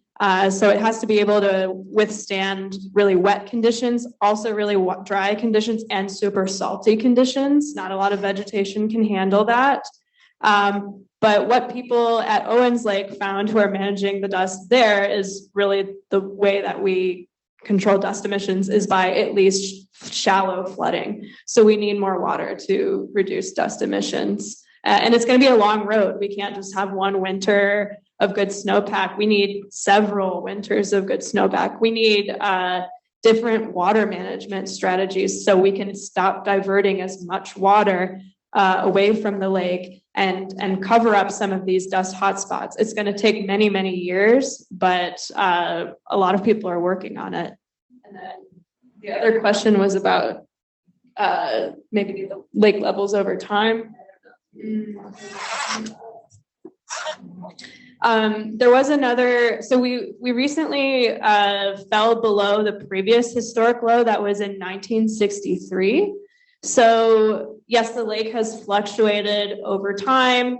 And yes, we had that high stand in the 80s. I'm certainly not aware of any studies looking at like health metrics over time in relation to the different Ecological, exposures have been, nearly impossible. Yeah. The past event, but the lake has been overlooked for so long. People think of it as like a stinky place with lots of bugs. And so it's really great that it's on people's radars now. Like, I guess that's the upside of all of the really scary headlines is that people are talking about it and people care about it and people want to go to the lake and see what's happening. But I think, especially in the past, the understanding of how certain lake levels are affecting not only human health factors, but, brine shrimp productivity or migratory birds, like that's maybe something that we're proud to be doing now, but maybe not so much in previous years. Yeah, and my only quick follow-up is, Pauline and Mendola had done some really great research looking at the closing of whatever that, I don't know if it was, anyway, up in Utah County and showing the direct relationship with increased premature birth during that. The opposite, during the closing, the decrease in premature birth, so that there is, some of those things I think are possible even. Yeah, and they're very important. Absolutely. Thanks for your questions. So those of you who have great ideas for collaboration, they're right here. And we've got a break coming up. Posters are next door, and we'll see y'all back here. Thank you. I'm Nikki Mihalopoulos, and I get to introduce the next set of speakers. The first speaker for this section is Dr. Annie Isabel Fukushima, who is the Associate Dean for Undergraduate Studies and Director of the Office of Undergraduate Research. She is also an Associate Professor of Ethnic Studies in the School for Cultural and Social Transformation.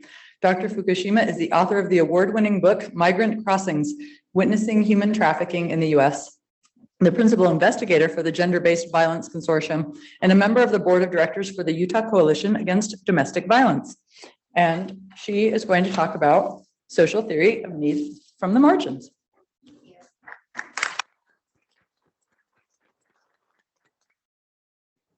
Well, thank you for having me. What a set of speakers we've been listening to. It's been really exciting. And thank you all for hanging out with us during this afternoon. And thank you for the introduction.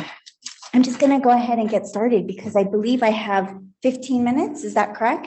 I have 15 minutes to get going. And as you can imagine, this project's actually informed by my work, my previous research, but actually research has been going on since 2018.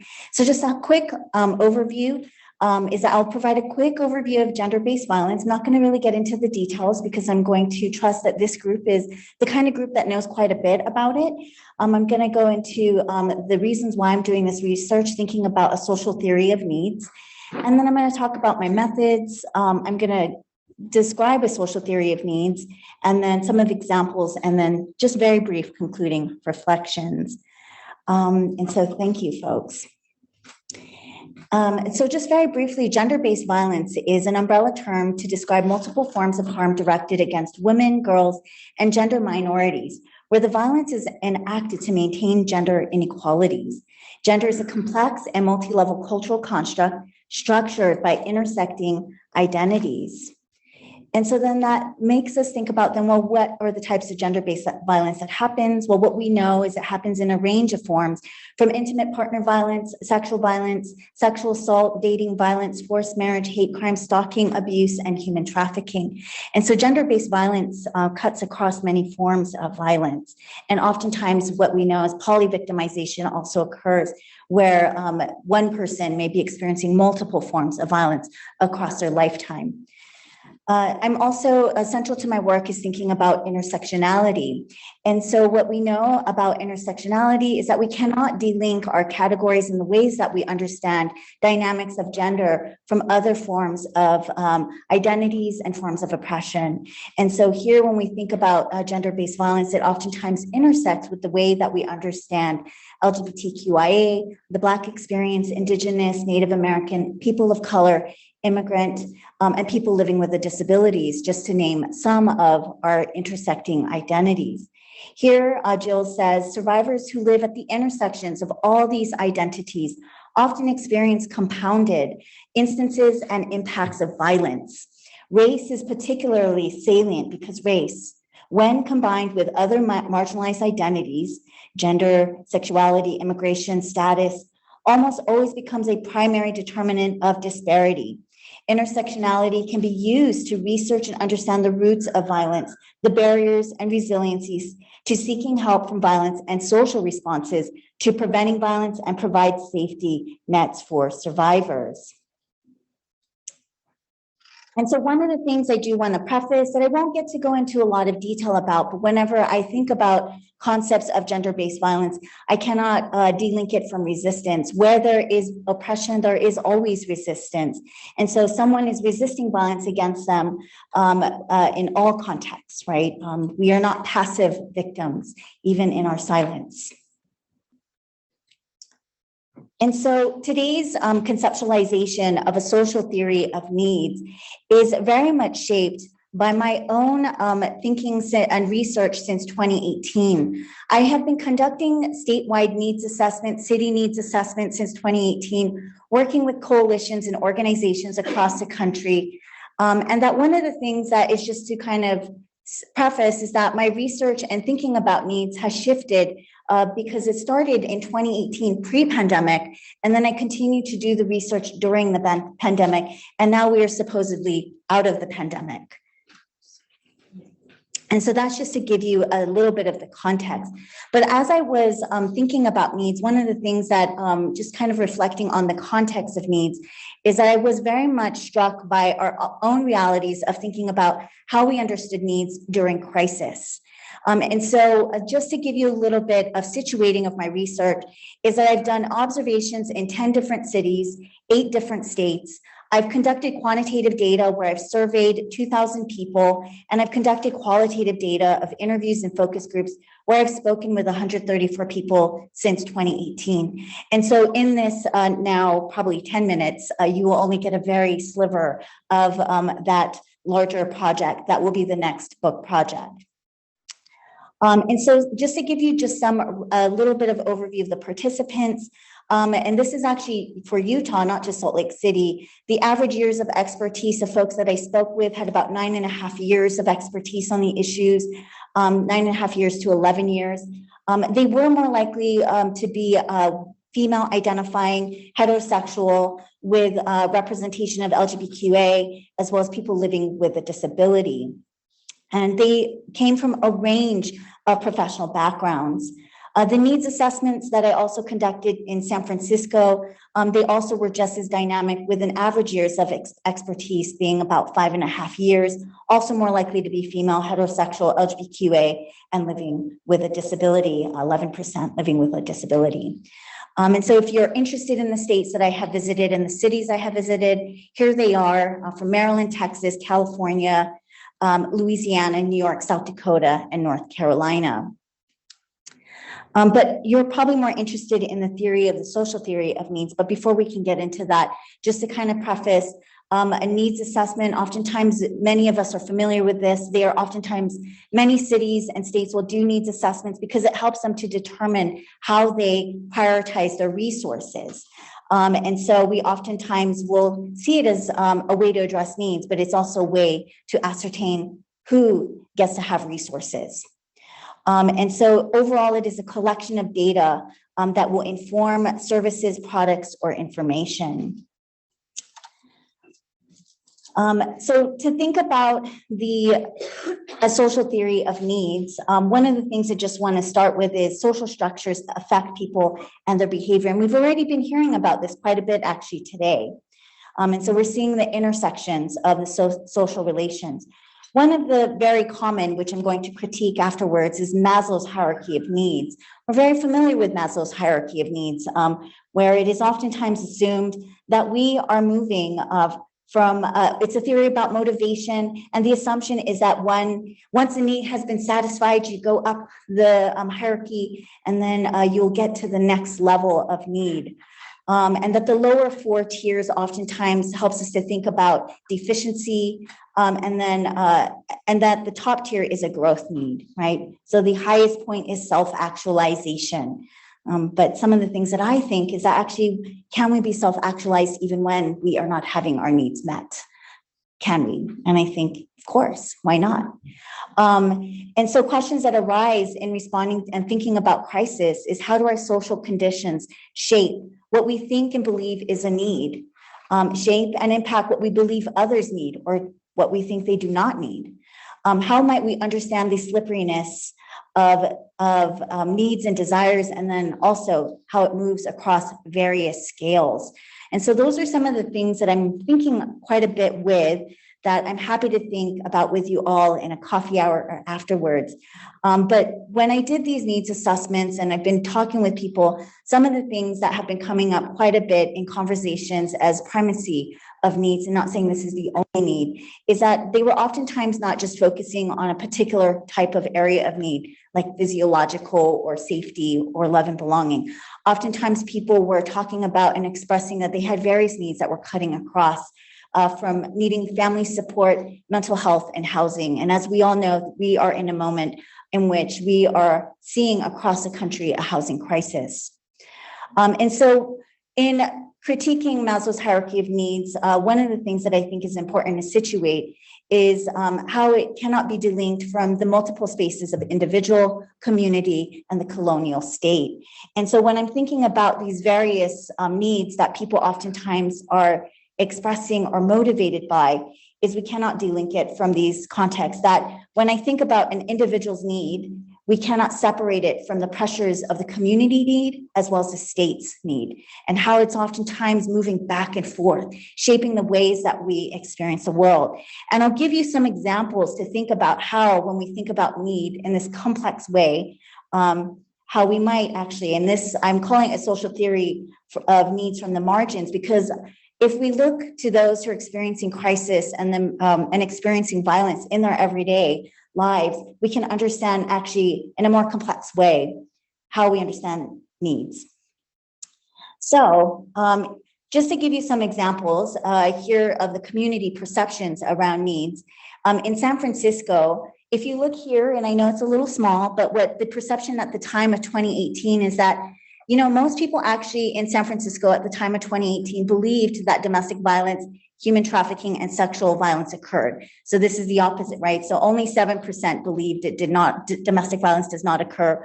Only 10% believed that human trafficking never occurred. And only 17% believed that sexual violence does not occur very often. And so on the flip side, they believed that it is occurring. And here from a crisis line worker, she said, I think there's been a shift in people. I think people are talking about domestic violence more now than they were 5 years ago. I've only been here a few years, but what I was doing this in LA, and there was this difference between women calling in and having an idea of what they were going through then and really confused by it. Then people calling in now and saying, it is 2017, why are these things happening? And so when we start to see that at the societal level, at the community level, and at the state level, there is more knowledge and a stronger perception that this is happening, that it does actually scale down into the local level. And then in a couple years later, I started interviewing people in Utah, and actually the perceptions were quite different here for us in Utah. And so we cannot delink where we live and reside from our context. And so actually 42% of those that I interviewed surveyed believe that domestic violence does not occur very often, and 46, so nearly half, believed human trafficking never occurs, and that 40% believe that sexual violence does not occur very often, which, if you know the rates, it's actually occurring quite. We are more likely to know somebody who experienced violence in our lives than we are not. And so here a nurse says, the culture leads to victim blaming. Quite honestly, I think that survivors oftentimes feel a lot of self-blame, which then can go into feelings of shame, which really we know mental health wise, but those feelings of shame affect people so negatively. Utah culture also is less likely to believe survivors when they come forward. When we look back historically at rape laws or domestic violence laws, they stem back to times when women were seen as property. And because they were seen as property, that led to those first rape laws really being that they had to actively resist. We still see that bleeding through in our culture. And this happened, I was speaking with this nurse during the pandemic. And so as I'm thinking about a theory of social theory of needs, other concepts of security are coming up. And I just want to do a quick time check. 5 minutes? Do I have about 5 minutes? Who's?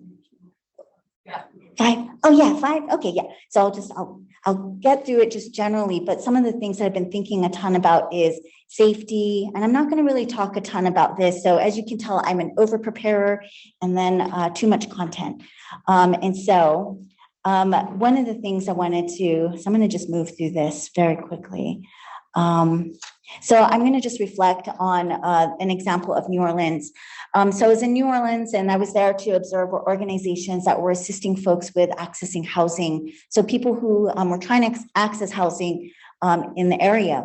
As I arrive and I'm going to the meeting to meet with community organizations, I'm in an Uber, and my Uber driver is telling me about how at the time they had a hotel that had collapsed because of the heavy rains, and it's raining as we are making our way. So it's raining a ton, a hotel has collapsed, and she says that what had happened is that immigrants were working in there, but many of them had been undocumented. And because they were undocumented, they did not bother to retrieve the bodies at the time, and they just covered it with a tarp. And so here she's telling us this story about immigrants. This context is flooding and raining. The building had collapsed. I arrived to the organization to talk with folks about supporting survivors of human trafficking around housing access. And as I'm arriving, many are arriving late. Many are not able to arrive because it's flooding where they live and they're not able to actually physically get there. And so some of the things that I was thinking about in this kind of context, from the micro to the macro context of needs, is here we are here talking about housing access, but we cannot delink it from other aspects of others, people's realities around the different ways that they experience security, love, belonging, and all of that, that all of it is interacting at the same time in this moment as I'm moving from the driver to having conversations with people throughout the day. And so I'm just reflecting on all of these things around needs and the complexity of needs. And that's just to give you a little bit of a sliver of the things that I've been doing, is observing, having conversations with people about a wide range of needs. What we know for survivors of violence is that everything's a need. They have many needs, from safety, from housing, and so forth. But as I think about housing in our own context, and just using housing as an example, is that what we know is that here, that renters are with extremely low incomes face the biggest challenges of finding affordable housing, right? And so we know that even in our own context, housing is a concern. And this is just using housing as an example. I won't go into this in further detail, but I'm happy to have a conversation with you later if folks are interested. But one of the things I've been thinking also a ton about, though, is also then, as we think about housing access, using that as an example, I think about the examples of our context of Utah then, and we cannot delink it from our colonial context in which we are all residing on indigenous lands, the Ute, Paiute, Goshute, Shoshone, and Dene people's lands. And so as we move forward in thinking about a social theory of needs, we cannot decontextualize it from our own context. And some of the things that, as I was having a conversation with folks who are working in tribal communities, they were talking about the distances that when people want to leave their abusive conditions, that it's so far from them to get to services, and that many of them actually wanted to stay in their communities because if they left, what is later described in a quote here is that actually for some of them, they believed it was more dangerous to leave, that they were more likely to experience other forms of abuse because of the violence against Native peoples.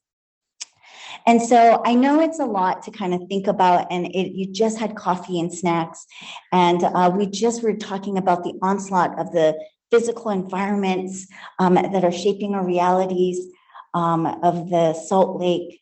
But I do want to just say in brevity to move forward in conversation is that I hope that as we think forward and have these conversations around thinking about needs, what our needs are in our communities, that this framework that I'm theorizing is actually, it's to kind of move us away from the fact that many of us oftentimes are positioned from thinking about our individual needs, and we cannot separate that what's happening in our communities, and that there is actually communities who have a collective responsibility to needs, and that we might even consider being a part of that journey. And so I'm going to wrap it up there because that's a ton. And I hope folks will have conversations with me. I did put up here, if you're interested in, because I had promised folks that they would learn about gender-based violence in Utah. And so if you do want to learn about gender-based violence in Utah, you can visit the gbvc.utah.edu.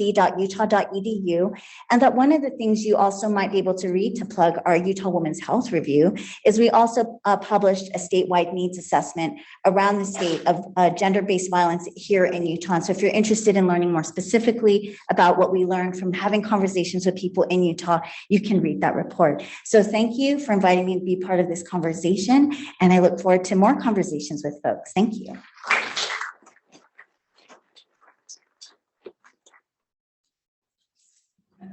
Okay, so as she's arriving, Dr. Jessica Sanders has a PhD in an MSPH and is an assistant professor at the University of Utah in the Department of Obstetrics and Gynecology. She is the director of research for the Ascent Center for Reproductive Health and the policy director for the Family Planning Elevated Statewide Contraceptive Initiative. Dr. Sanders is a co-chair of the Post-Roe Task Force and the chapter leader for the Utah Scholar Strategy Network. She approaches reproductive health research through an equity and public health lens, advocating for the full range of reproductive health options through interdisciplinary academic and clinical research to ensure an evidence-based and person-centered approach to education, policy, and clinical care. And then I don't know if we get questions from virtual. If they do, I'm here. Perfect. Well, thank you. And thank you all for inviting me to do an update on the state of abortion in Utah. So I am going to give a legal landscape overview and talk a little bit about the Post-Roe Task Force as well as some of the research that is coming out of the Ascent Group and others. So yes, it is on. Do I need to extend closer? So this work is a collaboration of many people. And so I want to extend gratitude to our whole team and hopefully share some things that are of interest to you and continue the conversation. So first off, our team does look at the intersectionality of family planning and many of you are hopefully familiar with the reproductive justice framework, which is a framework that was created by Black women that kind of created this human rights framework to all things reproductive justice. So the three tenets are the right to have children, the right not to have children, and the right to parent the children that you do have in safe and healthy environments. And so the work that I'm going to talk about today is really specific to reproductive health, which does not fully embody all those things, but crosses many of those intersecting identities. So Utah is a place with a long legacy of restrictive abortion policy. And I'm going to focus on some of the recent ones that have been impacting the care that people are able to receive in this state. So in 2020, so before the fall of Roe, pre-Dobbs, the Utah legislature passed a trigger law, which banned most abortions performed within healthcare settings in the state of Utah and criminalized providers and clinics for unlawful procedures. So it prohibited any abortion at any stage of a pregnant person's pregnancy, with few exemptions. So this bill was put on hold until the federal Roe fell, and also has been challenged here in the state since then. And so I'll give a little overview of the recent timeline, because it complicates things, right? It creates a environment of chaos and confusion, which hopefully I can clarify some. So 2023, there was this very lengthy bill that came out, House Bill 467, and it basically was scheduled to go into effect May 3rd, so very recently. And key elements were enjoined from legal action on May 2nd, so at the 11th hour. But it required all abortions to be performed in a hospital, with some exceptions, prohibits licensing of abortion clinics. So in Utah, there are two main clinics that provide abortion care, and would have delicensed those. And then modifies some other provisions about what constitutes an emergency in relation to abortion. And the list kind of goes on. And so this was something that legal scholars and folks were paying a lot of attention to, and a lot of providers were uncertain about what it meant for the practice that they were able to, or the care that they were able to provide their patients. So again, kind of wind back just a little bit into the landscape and kind of this changing environment. So in 2019, there was a bill that was passed that in Utah, abortions could only be provided up to 18 weeks with limited exceptions. So there was an injunction that was paused there. And abortions, because of Roe, were still able to be provided until viability. And then in Senate Bill 174, which is the trigger bill, was passed in 2020, prohibited all abortion. And then in June of 2022, Roe versus Wade was overturned by the U.S. Supreme Court, removed the federal protections of abortion legality nationally, and grants the right for states to determine when and if abortion care can be provided. So that triggered our ban to go into effect within 3 days. Within 3 days, there was a temporary restraining order that blocked the trigger ban from going into effect. So at that point, abortion is still legal in Utah. In June of 2022, the 18-week ban goes into effect. So it did limit the incidences where people are able to have abortions after 18 weeks. And then July 2022, a more permanent injunction goes into effect. And then in August, the state asked the Supreme Court to assess this case, to go back to say, okay, we think that the trigger ban should go into effect, and that case is still pending. So there's still a hold there. And then during this last legislative session, we saw these additional restrictions, which would effectively ban any abortion care in clinic, in any sort of clinic. So about 95% of abortions in our state occur in clinics. And so that would have been restricted. And as I mentioned, with the Planned Parenthood Association of Utah and the ACLU lawsuit, they were able to grant a preliminary injunction there. So So the current legal standing of abortion is people can receive abortion care in Utah for any reason until 18 weeks gestational age currently. There was a case that was supposed to be heard on May 10th to assess the trigger ban, and that has been postponed. So this is still a fluctuating landscape, and it just takes some attention to figure out what's going on. So one of the ways that we are paying attention to this is through the post-row task force.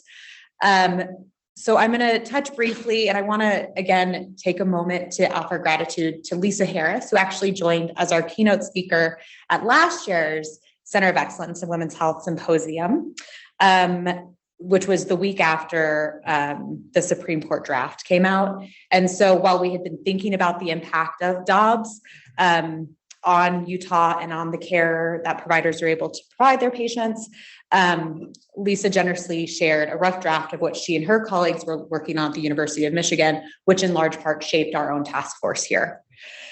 So the charge that the task force took on was to prepare for and document the impact of Utah's abortion ban and loss of abortion care services, establish clinical guidelines and communication channels to mitigate patient and provider risks that adhere to Utah laws, medical standards, and our values aligned with the University of Utah's mission and commitment to patient care and community health. So again, the task force is working to ensure that an equity lens is applied to all planning and partnerships. So the subcommittees that are part of the task force are clinical care, clinical education and training, campus community, public education, data collection, monitoring and research, legal guidance, and provider advocacy. So the university area of support that have been asked, and these are all areas that we're continuing to work on, but I want to take a minute to highlight them as well, is a university supported and funded statewide no-cost contraceptive access initiative, including for student on campus. So this is something that's still in the works. We've made some progress with the Family Planning Elevated program and the Campus Contraceptive Initiative, as well as extended access to emergency contraception across campus and across all affiliated U of U clinics where you can, and my chart. So right now there's a pilot program going on where EC is provided at no cost to anyone who needs it. So that's where we're making progress there. Our second ask was a clear commitment that the institution will back any trainee or faculty member wrongly charged under unjust laws that interfere with medical standard of care. Third, support for all U of U employees in accessing the full range of reproductive health care, including accommodations, paid time off, financial support for abortion services, and abortion-related travel costs. Commitment to train medical students, residents, and fellows in abortion care as required by ACGME for national accreditation, including monetary out-of-state licensing and travel support as necessary. And then work with the U of U and leverage U of U power to lobby for evidence-based policies that expand healthcare access.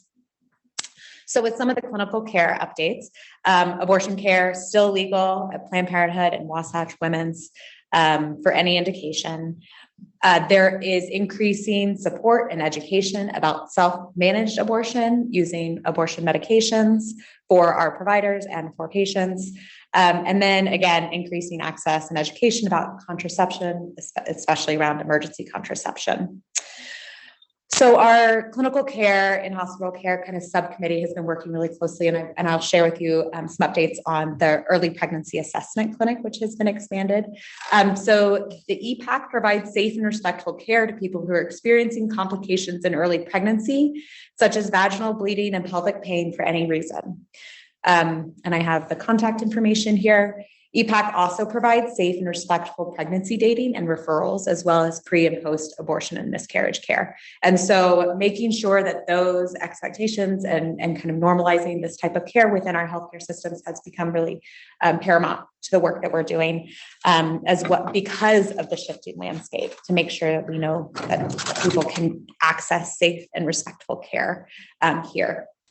So again, updating some maternal indication guidelines, fetal indication guidelines, making sure that those are clearly communicated across specialties, and then tracking abortion harm through the hospital's morbidity and mortality reporting system in a way to standardize the data that are being collected. So research, data collection and monitoring, again, working across these subcommittees to really collect those data. Some examples of the work that has been done here are abortion-related IRB protocols, including certificates of confidentiality and language that allows for expedited pause and reassess if legal changes occur. So if you're doing any abortion-related work or any sort of pregnancy-related work, I'd be happy to talk to you about some of the IRB processes that we've kind of hopefully figured out as ways to reduce harm and encourage research in this way. So provider impact study, patient impact studies are ongoing, as well as the U of U campus survey. Baseline state abortion trends are being assessed as well. Utah has a long history of lower abortion rates compared to the United States, which is this top graph. Medication abortion became available in the US in 2000. And so this bottom graph is actually looking at the proportion of medication abortion compared to procedure abortion. And as you can see, Utah, like the rest of the United States, has passed this 50% threshold in the last year. So medication abortion, as evidence on safety and effectiveness and acceptability has grown, so has its use. And this will likely be a trend that we will see continue, as well as people opting for medication abortion in their homes, maybe outside of the healthcare system, which makes that the importance of wraparound care that much more important, as well as like safe and destigmatized care. So the task force is also working on this clinical education piece to develop a plan to secure abortion training and education within the legal bounds across specialties. So that is also something that we're continue to focus on. Recruitment and retention is something that we're paying attention to, and we know that it is impacting residents' decisions on where to take jobs, med students' decisions on where to rank residencies. And this is something that we should be concerned about. One of our first year fellow is doing a survey looking at the impact of restrictions on people's decisions of where to work. And we know that people are not ranking restrictive states. And so this will likely impact the kind of provider path pipeline and the care that people are able to receive broadly across pregnancy in our state. So provider advocacy and organizing is another piece, right? Like providers and folks and healthcare professionals and researchers have this knowledge, and being able to share it back into the public is really important. So public education through local media is something that we are talking about, and supporting this is also part of the work that I do with the Scholar Strategy Network. So here's some examples of a sign-on letter with over 1,100 signatures that came out last summer, as well as op-eds across 8 specialties with multiple sign-ons, kind of acknowledging abortion as healthcare and kind of discussing more of the nuances of how patient care would be impacted. So I invite you to take a picture of the QR code to learn more about these provider networks, as well as we have worked with the Office of General Counsel to provide additional guidelines to support university-affiliated clinicians or scholars engaging as patient advocates or policy-related research. So that's something I'd be happy to talk more about as well. And because I'm right up on the 15-minute line, I want to just also plug the incredible resources that the Ascent team has put together. The website is growing every day, and we are updating it on a regular basis. This QR code, if you look at the supporting abortion-related healthcare in Post-Roe, Utah, gives a really good outline of kind of where things are right now, the type of care that people are able to receive in hospital settings, as well as resources when questions do arise. So that is it. And thank you again for letting me chat with y'all. Take 1 or 2 questions. I have one if no one else has one. On one of your slides, you said you tracked abortion harm. What does that phrase mean? So you're asking about tracking the abortion harms in care. So this would be, so in the perinatal morbidity and mortality review, they look at any sort of severe adverse experience for a pregnant person or a recently postpartum person. And so there's now an area where they're able to say that this is a result of not being able to access abortion care or delay in care in a time when that person wanted access to an abortion. Yeah, thanks. Yeah, Dr. Blue. Dr. Sanders. I just want to say, as a member of our department, I'm so grateful for your role in leadership in this area. We are so lucky to have you. At least that's how I feel, and I definitely speak for my MFM colleagues. Yes. Thank you. We are very grateful to have Dr. Jessica Sanders here. Well, thank you. I am also very grateful to have you and your colleagues as part of this. Yeah. I just, so I mean, I was going to continue to give you compliments, which I want to do, but do you have any like insight on the follow-up from the trigger ban, like the injunction, and like was it postponed, the hearing that was rescheduled, or do we know even?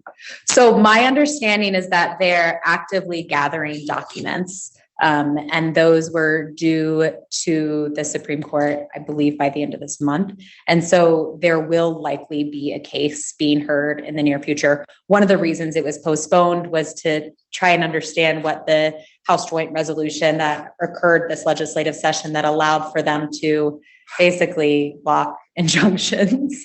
And so there appears to be a delay. I don't have a good sense of the timeline. But we are, we're seeing fallout in other states now too. So I think the creativity and the kind of legal approach is an interesting one to watch. So I'm sorry I don't have more. It's cool. We're used to it. I just, you're the first. I'll text you when I hear anything. Was it fast? Kind of. I was wondering how Utah defines abortion and pregnancy, because if abortion were to become illegal or not allowed anymore, depending on how it's defined, my understanding is that you could insert an IUD after and it would work in theory. So my question is, would that be allowed in our state based on how the definition is in the legislature? Do you understand? Yeah, so a pregnancy is defined as after implantation. We know that IUDs can be used for emergency contraception and are not an abortifacient as it's defined there. So there has been no challenge at this time to any sort of emergency contraception or anything that prevents pregnancy. And so that's kind of that first question. The definition of abortion, I think, is one that is becoming more and more part of conversation. When I present with one of my MFM colleagues and the layers of medicine, they kind of talk about all the language that they used around pregnancy termination, matching, what kind of the different situations and these very nuanced experiences that their pregnant patient is having. And so I think that is becoming more and more a part of the conversation. In terms of like the surveillance data, that's using the state induction termination of pregnancy forms. And so those only get collected if someone is defining the procedure that they're doing as abortion. As many of you know, the same procedures that are used to treat miscarriage or many other or fetal loss, these other are the same procedures that are used in pregnancy termination. And so I think that is something that, again, highlights the nuance of these conversations for sure. So, yeah. All right. Next speaker is Dr. Susanna Cohen, who is an associate professor and full scope midwife in the Department of Obstetrics and Gynecology at the University of Utah. She is a leader in the field of high fidelity interprofessional simulation, and she is a principal investigator for the LIFT Simulation Design Lab, which uses experiential learning to elevate conversations, improve team communication, and create system change that centers equitable care. Susanna is also the co-founder of Pronto International and designs curriculum, trains master facilitators, and evaluates outcomes of obstetric and neonatal simulation emergency training programs across the globe with major products everywhere in all the places you want to visit: Mexico, Kenya, India, and Tanzania. And she lives in Salt Lake with her partner, 2 children, 1 dog, and 11 chickens. We only have 9 chickens now. Life cycle. Thanks for having me today, and I'm really excited to be part of this group with many friends and colleagues here. I don't have anything to disclose. Most of this is foundation funding, except I am on the board of Pronto International. So everybody has a story. I'm going to tell you one of mine. We all have many stories. So I'll take you back to 2004, San Francisco General Hospital. I was a midwifery student. This was my first shift on the ward. And I had been a doula before, which is a non-medical birth partner, and seen a couple of births. We were taking care of a woman. Her name was Maria. This was her first pregnancy. And she was actively laboring. The midwife, who was my preceptor, checked her, found her to be 6 centimeters, so in active labor, but probably pretty far from having her baby. So the midwife said to me, you know how to be a doula. You can be here, stay with her, give her support. I'm going to go check on other people and I'll come back. So I did what I knew how to do, which is I brought her to the edge of the bed, raised the bed up, had her lean over so I could rub her back. And then one contraction later, she said, I can't close my legs. So I don't know how to catch a baby, but I do know that if a woman says that she can't close her legs, it probably is because there's something preventing her from doing that, which most likely will be a baby's head. So I look down and I see a black spot, and then I stand up and I try to lower the bed as fast as I can. And then I make a really critical mistake. I turn my back, I walk to the door of the room to find some support. And I look out and I say as calmly as I possibly can, I think she's crowning. And then I turn back in, and I don't know what I saw, but I leaped into the air and slid under the bed and caught the baby's head 2 inches from the ground with the sheet. And the preceptor, who was at the table outside, came in casually, didn't survey the scene, and said, don't forget your gloves.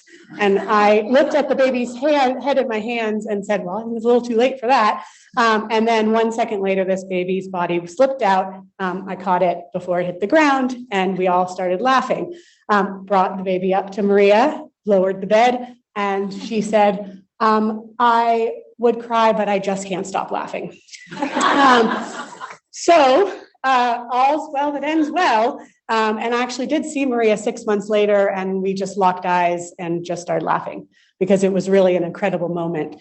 And I never wanted to go back to the hospital ever again because I learned later in not so educational terms that I made critical mistakes, that I could have called for help, just said the baby's coming. I could have asked the partner to go get help. I could have even pulled the emergency cord from the wall and gotten everyone to run in, but I didn't know any of those things.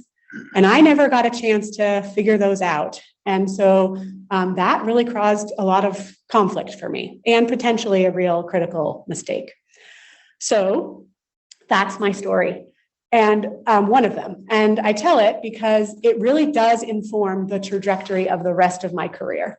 So the rest of my career, what it has been for the last 15 years, looking at, well, I guess almost 19 at this point, looking at how do we build capacity among our fellow providers and our students to feel confident and capable in the face of emergency. And we do that through simulation.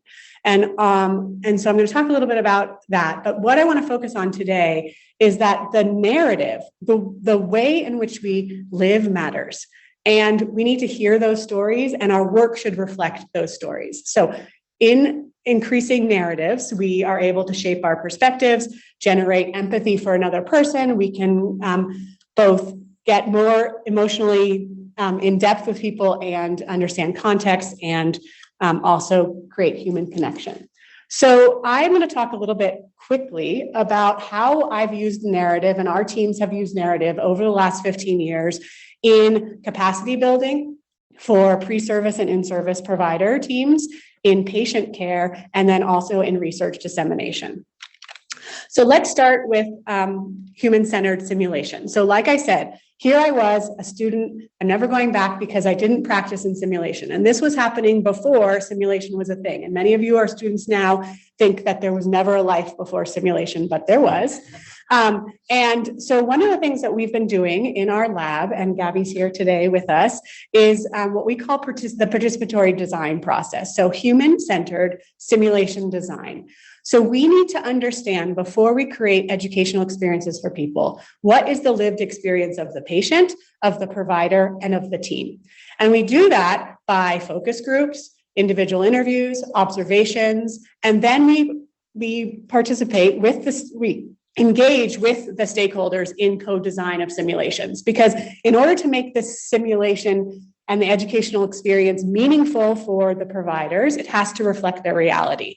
The point of simulation is that you get to practice emergency response or response as a team inside the actual feelings that you have when these things happen. So that when you have the actual event happen to you in real life, you're able to respond and be triggered by all the emotions at the same time. So what this participatory design process ends up looking like is that simulations on postpartum hemorrhage, for example, look very different depending on the context in which the providers, the patients, and the system and the system. So here's one in Mexico. Here's that same simulation during COVID in Utah with a group of midwifery students. Okay, so same thing, but it looks contextually very different. Here it is when we're trying to focus on other topics like caring for women living with HIV in Tanzania and looking at stigma of care. Here's what it looks like in Moab when we're talking about transfer of a woman who's hemorrhaging from a home birth practice into the hospital in a rural state, in a rural area. So, and then this is what it looks like in India. So our biggest project that we've done in the last 10 years is a project in Bihar, India. And what we noticed in all of this is our goal is that simulation should be accessible to everyone, and that we think it's a powerful learning strategy and it shouldn't be limited by your resources. So through a variety of cascading interventions, we started a program in Bihar, India. So fast forward 4 years into the project, we had trained over 1,300 frontline nurses to become simulation educators. So we first train them in simulation as participants, and then we train them how to teach other folks to using simulation in their own facilities, right? This is about creating sustainable models of education. So they had done simulations in 320 facilities. They had trained themselves over 7,000 staff nurses, and we think probably did about 5,000 simulations, although we lost track. We recorded the simulations, we observed the simulations, we recorded their debriefs, we coded them, we watched them, we did WhatsApp groups, we did check-ins with them. We really wanted to learn what was their experience of being an educator, both in their own system and using simulation. And as you can imagine, many things started to bubble up of things that maybe were reflective of challenges or barriers that they may have. We listened to their narrative, and their narrative told us that they wanted to be more connected with each other. They wanted to have increased exposure to how to improve their skills as educators. And so we came up with SuperDivya.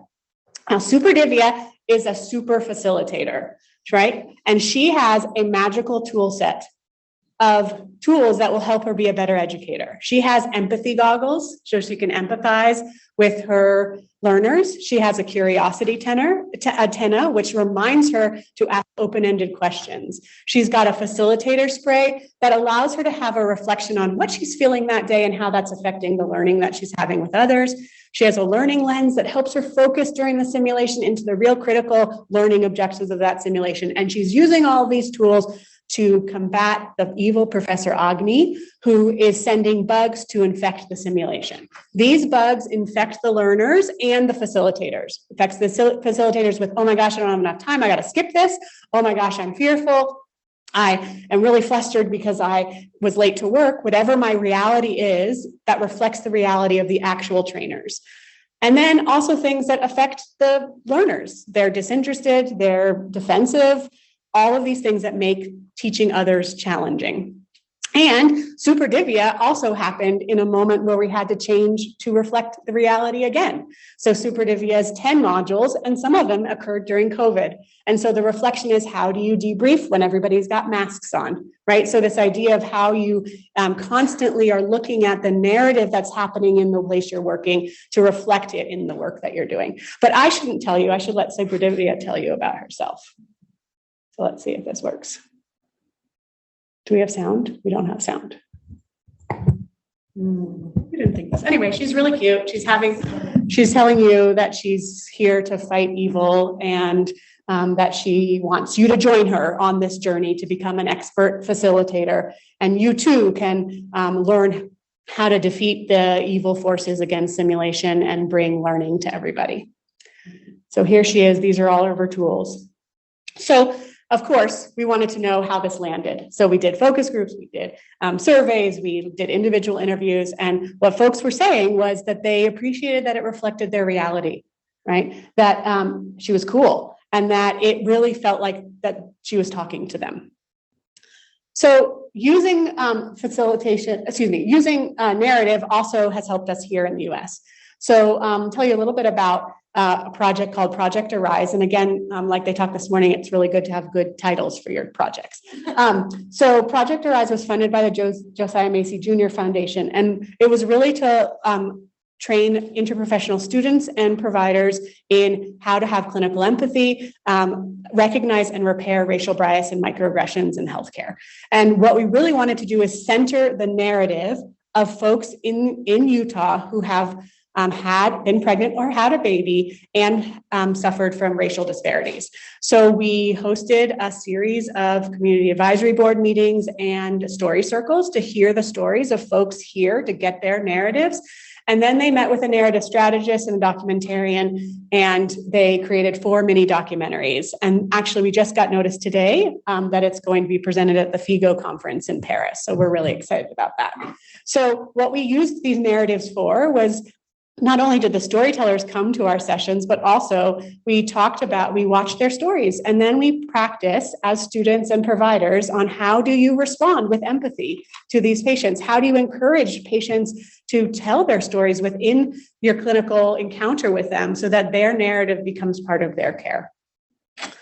And the other thing we did in this project was have simulation again, but this time the simulation was generated by the participant. We called it Simprov because it's kind of simulation plus improv put together. But the idea is that you yourself have experiences of microaggressions and cultural ruptures, and how do we take those experiences, learn to communicate and call folks in and have dialogue with folks that have hurt us in the past and have hurt other people we know in order to repair relationships.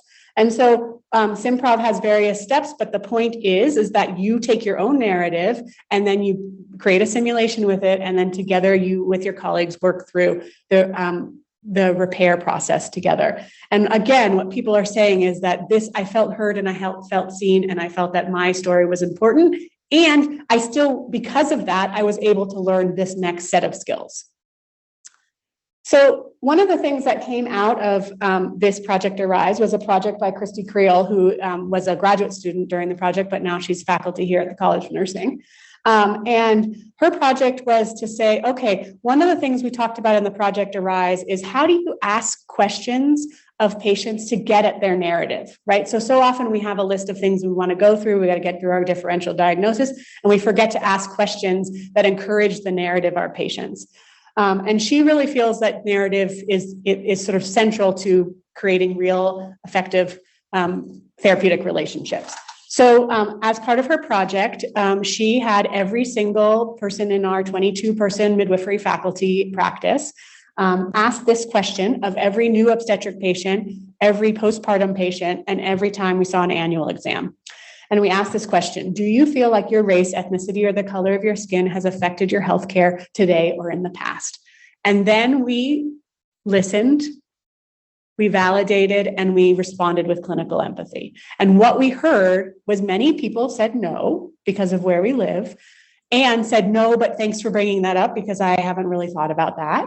And some people said yes. And when they said yes, then we were able to listen to them, validate their narrative, and also meet them and provide really person-centered care. and be on the lookout for repeated problems. So the last thing I want to say is, we all know that the currency of academia is presentations, is writing papers, but we may also want to consider how do we use narrative in the dissemination of our research results. So one of the projects we did in Kenya was to interview midwives to understand through qualitative research, what is the experience of providing care in really resource low settings with medication stockouts and salary problems and low staffing and high patient load. And we listened to their stories. And then we had the opportunity to present this at an international conference, but instead of just presenting the qualitative data, we dramatized it. So we had a local dramaturg take the actual words of the midwives, make a script, and we hired local actresses in Canada to perform this, and we just listened to their stories. So we used their narrative that we had gathered in the qualitative data, but we focused on them, on their narrative, instead of just writing it as a paper or doing a presentation. So I guess my question to you is, how can you, in your work, center the narratives of folks, either the providers, the patients, or your colleagues? So of course, this work is the result of many, many years of intense collaboration across the country and the globe. And so we couldn't have done it without all of these folks. So thank you.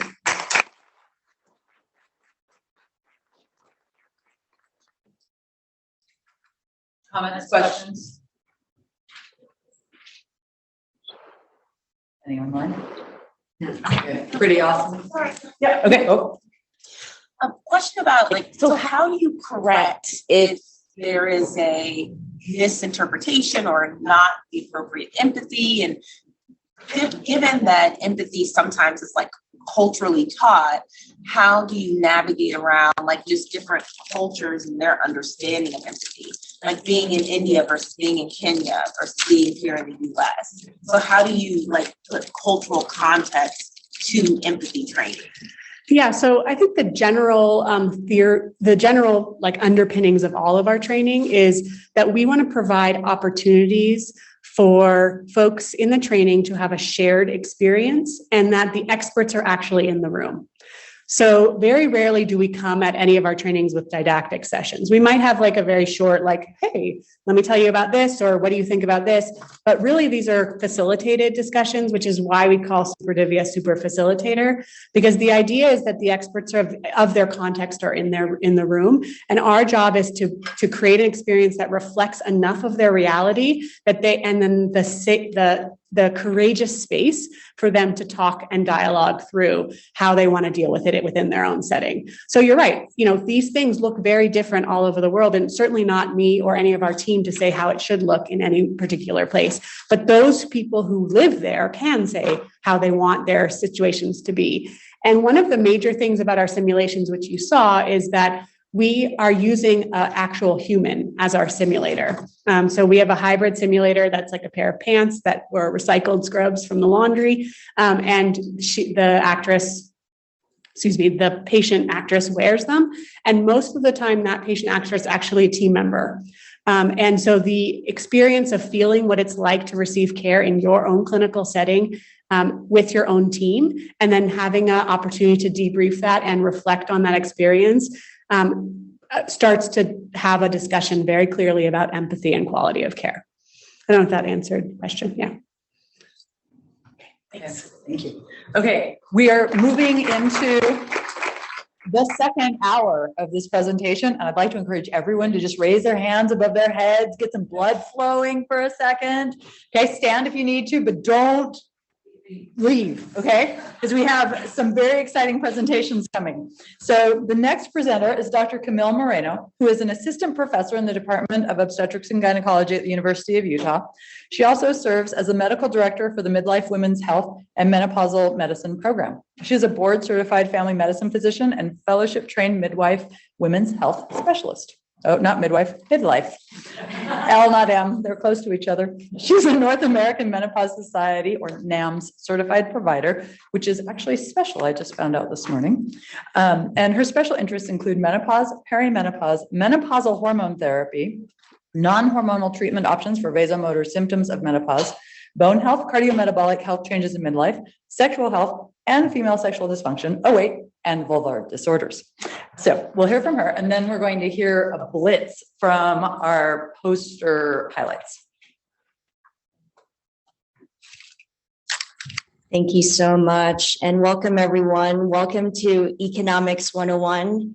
Just to give you a brief background, I do not have a econ or finance background. I don't have MBA after my name, but I, just like Susanna, I am inspired and motivated to do the work that I do from the patients I meet and the stories I hear.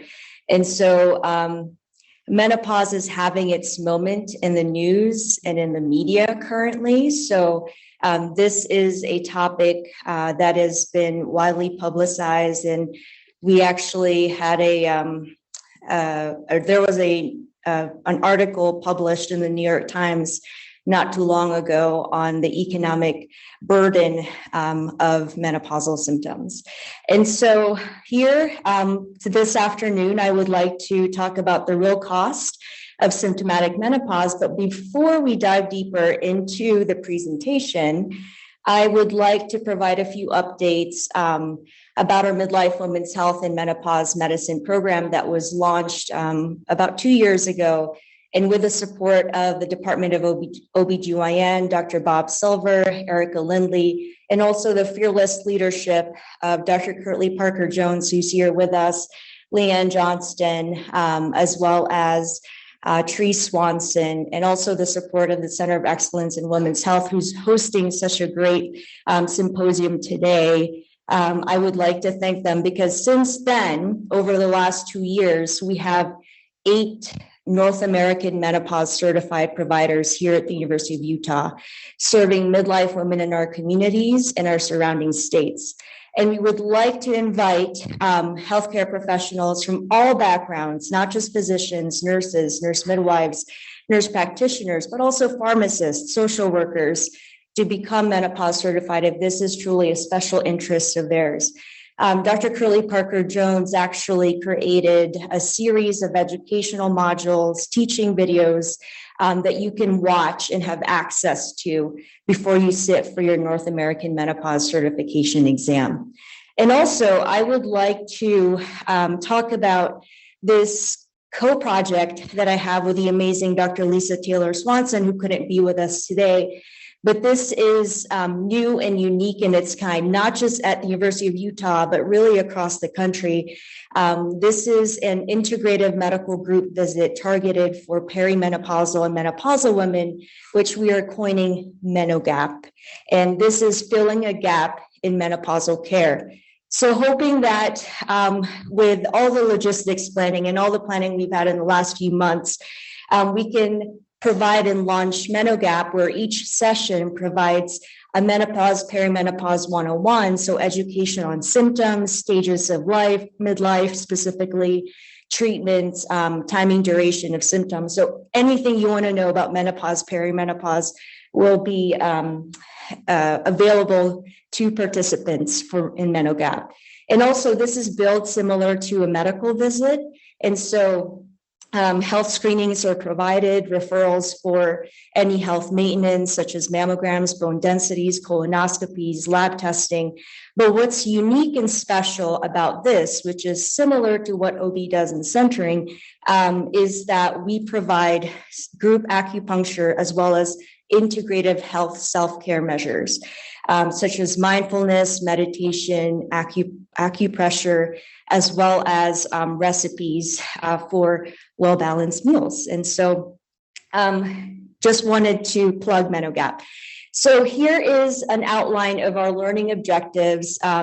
First, reviewing the menopausal epidemiology and demographics here in the US, as well as explaining not just the symptomatic burden of untreated vasomotor symptoms, but also the economic burden and how this is impactful on loss of productivity at work. And then lastly, although again, I don't have an econ background, but we're gonna review very superficially pharmacoeconomic studies and cost-effective studies of the management of these menopausal-associated vasomotor symptoms, specifically as it relates to hormone therapy. Here are my disclosures, which do not relate to this presentation. And so to go over first the demographics of midlife women here in the US, we know that about 95% of women will have their final menstrual period between the ages of 45 to 55. And we know that the average age of natural menopause is between 51 and 52. Women are living longer. They make up about 20% of the population, specifically midlife women over the age of 50 here living in the US. Over 60% survive at least until 80 years of age, and women spend about 40% of their lives in their menopausal and postmenopausal years. And up to 85% of women are navigating the menopausal transition, which we also know as perimenopause, which overall impact their health and quality of life, and also work, which we will talk about here. And it is actually estimated that by year 2025, the number of postmenopausal women globally is expected to rise 1.1 billion. So this truly represents a public health crisis with a demand for us, clinicians, to become knowledgeable in the provision of comprehensive midlife women's healthcare. And we also know that the symptom burden is real, right? So symptoms are lasting longer than previously believed. And there are certain factors that predict shorter or longer duration of hot flashes. And we know hot flashes last for a median average of about 7 to 10 years. And so women who are experiencing their symptoms in their premenopausal or perimenopausal years tend to suffer the shortest. And also women of Asian descent, such as Japanese and Chinese women, also have shorter hot flash duration. Women who have higher educational attainment, so beyond college years, and those who are never or almost never stressed. We can't really find those women. And those who do not have comorbid anxiety or depression also suffer the least and the shortest. What about those who suffer the longest and also suffer from severe hot flashes and night sweats? So symptoms that start in your perimenopausal or premenopausal years. So I guess I mentioned earlier, shorter would be at menopause, not peri. So I misspoke. And then women also of color, those from African American and Hispanic descent also suffer the longest and actually suffer through the menopausal transition also the longest, not just beyond that. Women who have less educational attainment, who are stressed at least sometimes, and who have depression and anxiety also suffer the longest. Other factors predictive of longer hot flash duration you see here. So women who are financially strained, who are single, no social support, body mass index or highly weighted individuals, and also smokers tend to suffer from these hot flashes earlier on. But menopause is not just hot flashes, and it's not just your period stopping. It begins earlier than you might think. And in fact, in about 20% of women, menopause and perimenopausal symptoms can happen anywhere starting in the late 30s, early 40s. So keep that in mind.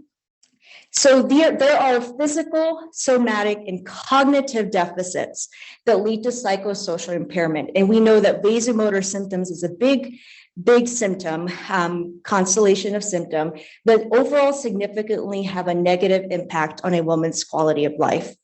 Women who become flushed and sweat profusely, especially in a social setting or a work-related environment, may cause them extreme anxiety, and this can lead to social isolation.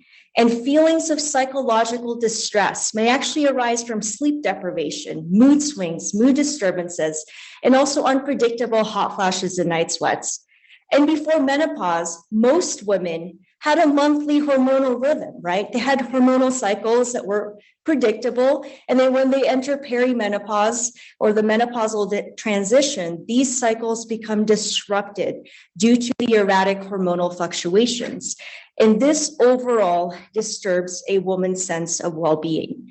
And these changes also tend to occur during the lives of women when they're also experiencing significant life changes, including becoming divorced, becoming widowed, children leaving the home, for example, and also taking care of their elderly parents. So being in this sandwich generation.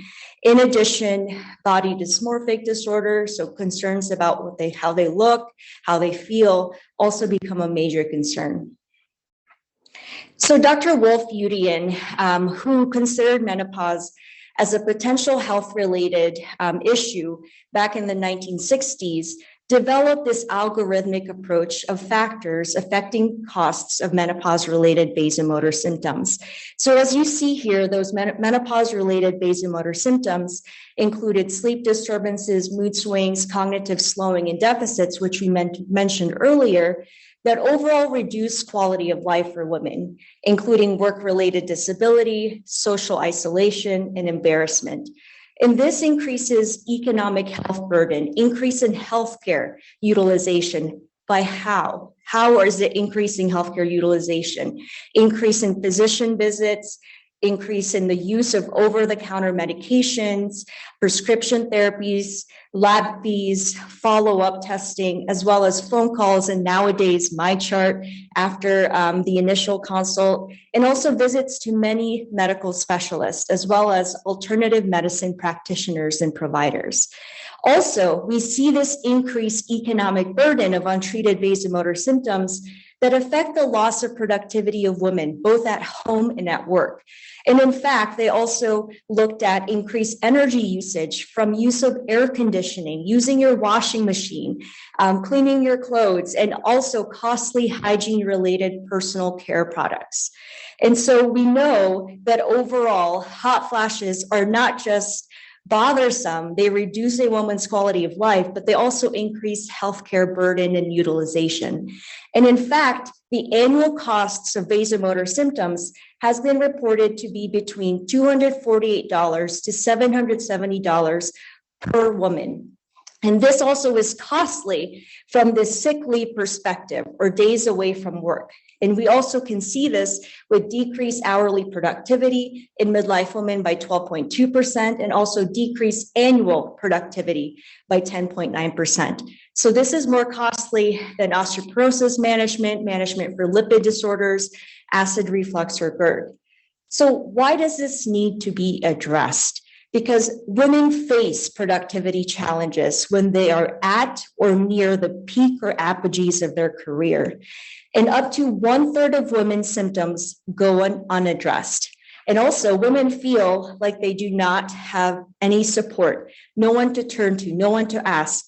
A family member may have gone through it, but did just fine. Going to their healthcare provider also increases the cost for them, and it may take 5 to 7 providers for them to get help. So there's also a lot of health issues that arise, not just in menopause, but in perimenopause, including heavy, irregular bleeding, weight gain, headaches, irritability, mood disorders, and all of those things have a major impact on women's work and health and safety issues. So this also contributes to the chronic pay gap, or what we call the mommy tax, which further exacerbate gender inequities and gender equity trajectories. So again, big picture, but how many women seek treatment for their symptoms? And this was a population-based survey of women between the ages of 40 to 65. And 60% of them did seek care for their symptoms. Specifically, hot flashes is the number one concern. 34% of them use hormone therapy to help their symptoms. 12% use complementary alternative medicine therapy, and 16% use both. And this leaves about 38% of women still untreated, unfortunately. So what is the UK doing? Since they are paving the way when it comes to addressing this economic health burden and work productivity loss. So the UK's Chartered Institute of Personal and Development reported back in 2019 that about 59% of women between the ages of 45 to 55 experiencing menopausal symptoms said that their work was impacted. 900,000 women between this age group actually left their jobs.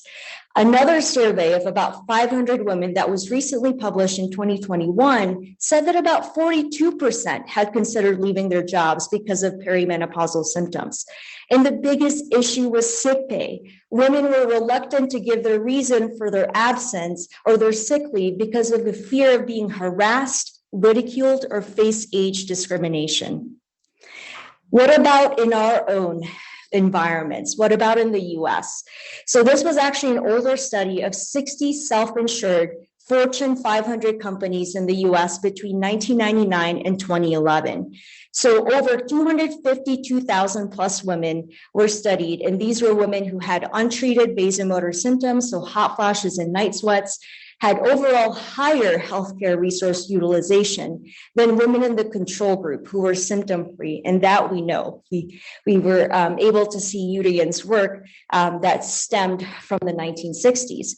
But we also know that over 82% of these women had higher all-cause outpatient visits, and even 121% higher vasomotor-related outpatient visits. So that equaled to an average of about $1,336 per midlife woman.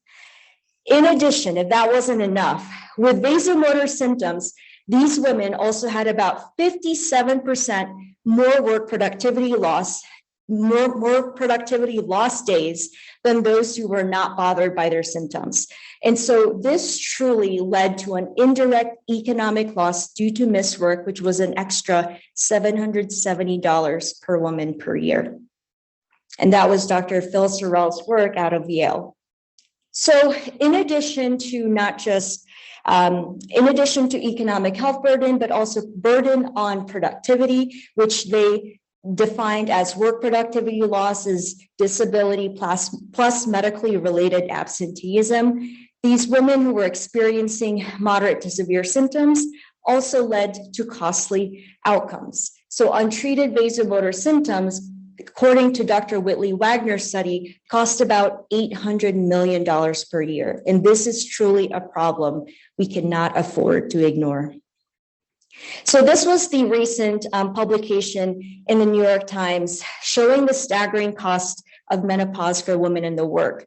So this article stated that menopause costs Americans an estimated $1.8 billion in lost working time per year, according to a Mayo Clinic study. And this Mayo Clinic study surveyed over 4,000 participants at 4 of their different clinic sites. And about 15% had either missed work or cut back on hours because of their menopausal symptoms, which they defined as adverse work outcomes.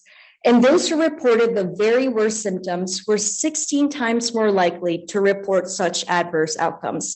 And the higher percentage were seen in women of color, such as Black and Hispanic women, who reported more adverse outcomes compared to white women, which we know correlates with the study of women's health across the nation, or SWAN study data.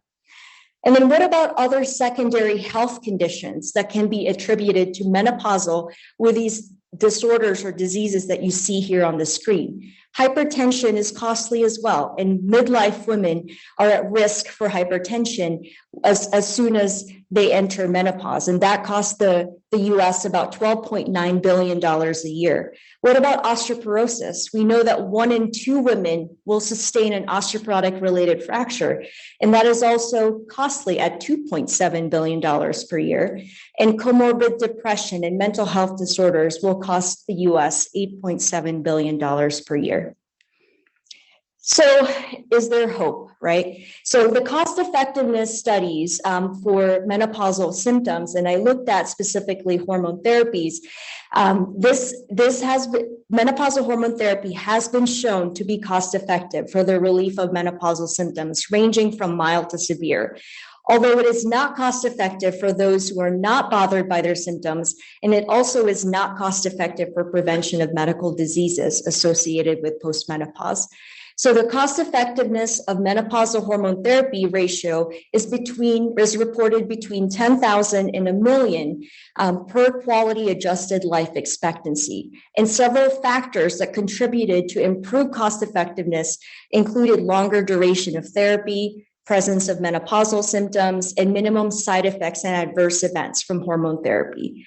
But also non-hormonal therapy options such as SSRIs and SNRIs were also deemed to be relatively cost-effective, similar to menopausal hormone therapy. So how can we create a menopause-friendly workplace? How can we cultivate a supportive culture for menopausal women? One is simple, encouraging workplace conversations about it. So I actually was invited to speak at the Zions Bank Midlife Women's Monthly Business Forum back in January. And it was a talk on perimenopause and how women can better prepare for this. So these conversations are happening, and maybe having a specific peer-to-peer support group in workplaces also may make this can have conversations and promote conversations around menopausal symptoms.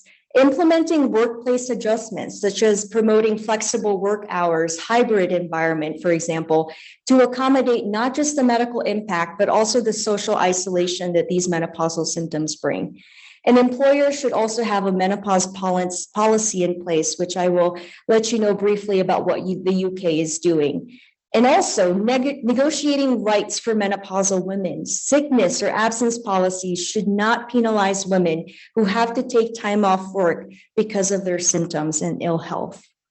So including paid time off from medical appointments, and also allowing women to have regular screenings related to menopause, as well as menopause-related health conditions. So I like what I mentioned earlier, the UK is paving the way. UK officials have worked with the British Menopause Society to address menopause in the workplace by creating specific guidelines as well as what to consider. And overall, the guidelines have consisted of 4 major components, including education, raising awareness, increasing conversation about it, legalizing issues around menopause, as well as having the responsibility for or duty of care of employers on their employees' health and well-being.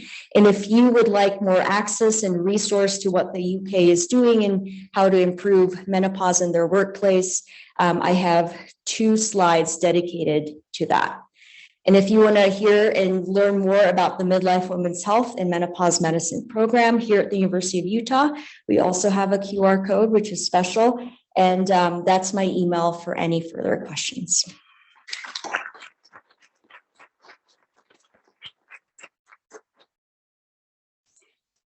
Well, the next section here is our data blitz. And we invite people to present their posters. We had so many great posters that we were unable to have all of them, but we're really pleased to show you some of them. The first one is from Jean Ryan. And if I can get this up here, multitasking with a mouse that has to wake up. Come on.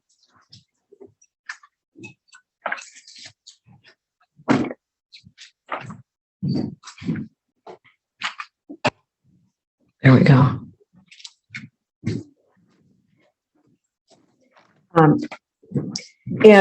This one is on sleep duration, which I think is going to be very interesting. And these blitzes basically just have a couple minutes to present, only 5.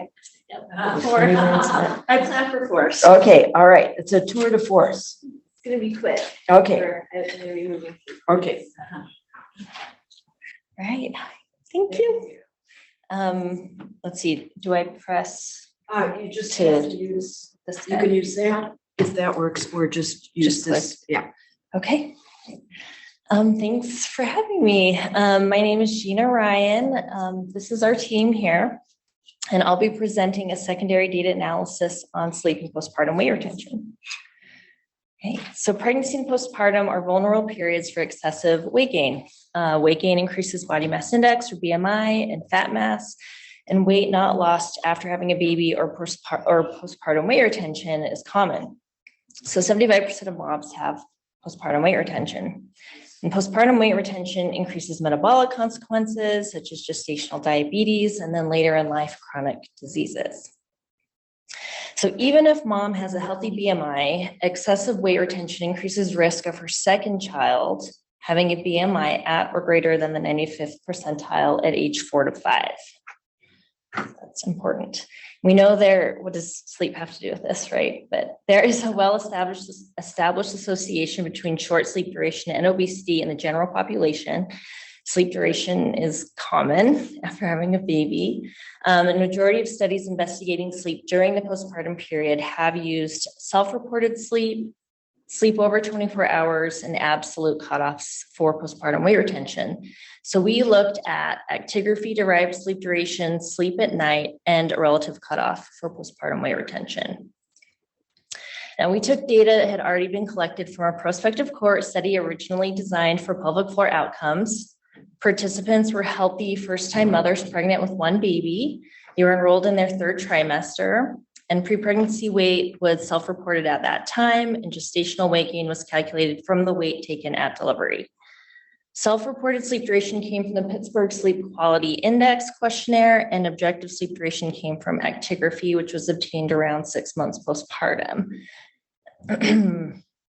Self-reported or postpartum weight retention was calculated with weight measured at 1 year postpartum, and breastfeeding and work status information were collected. Our DAG identified a minimal sufficient adjustment set of gestational weight gain, pre-pregnancy BMI, and breastfeeding. We performed log binomial regression analysis with a dichotomous outcome of 7% or more pre-pregnancy weight being excessive.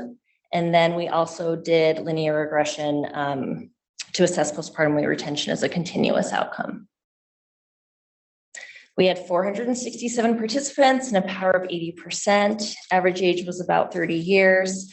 And the majority of participants reported non-Hispanic ethnicity, were white, and most had at least some college education.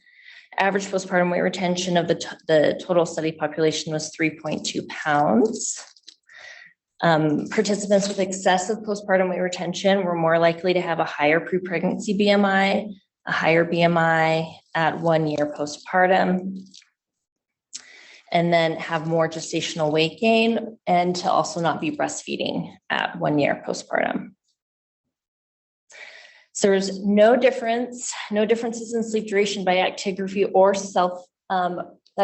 self-report between groups, regardless of whether sleep was obtained by and whether participants had excessive postpartum weight retention or not.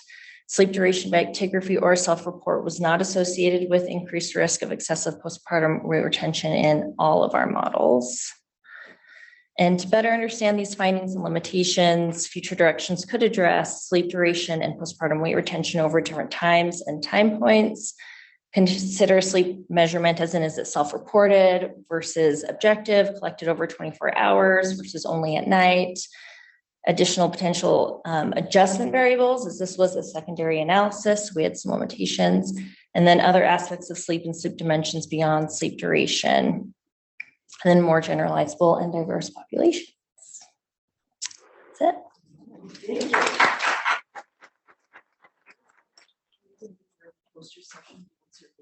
Yeah. She'll be at the poster session also to answer any other questions. Thank you very much.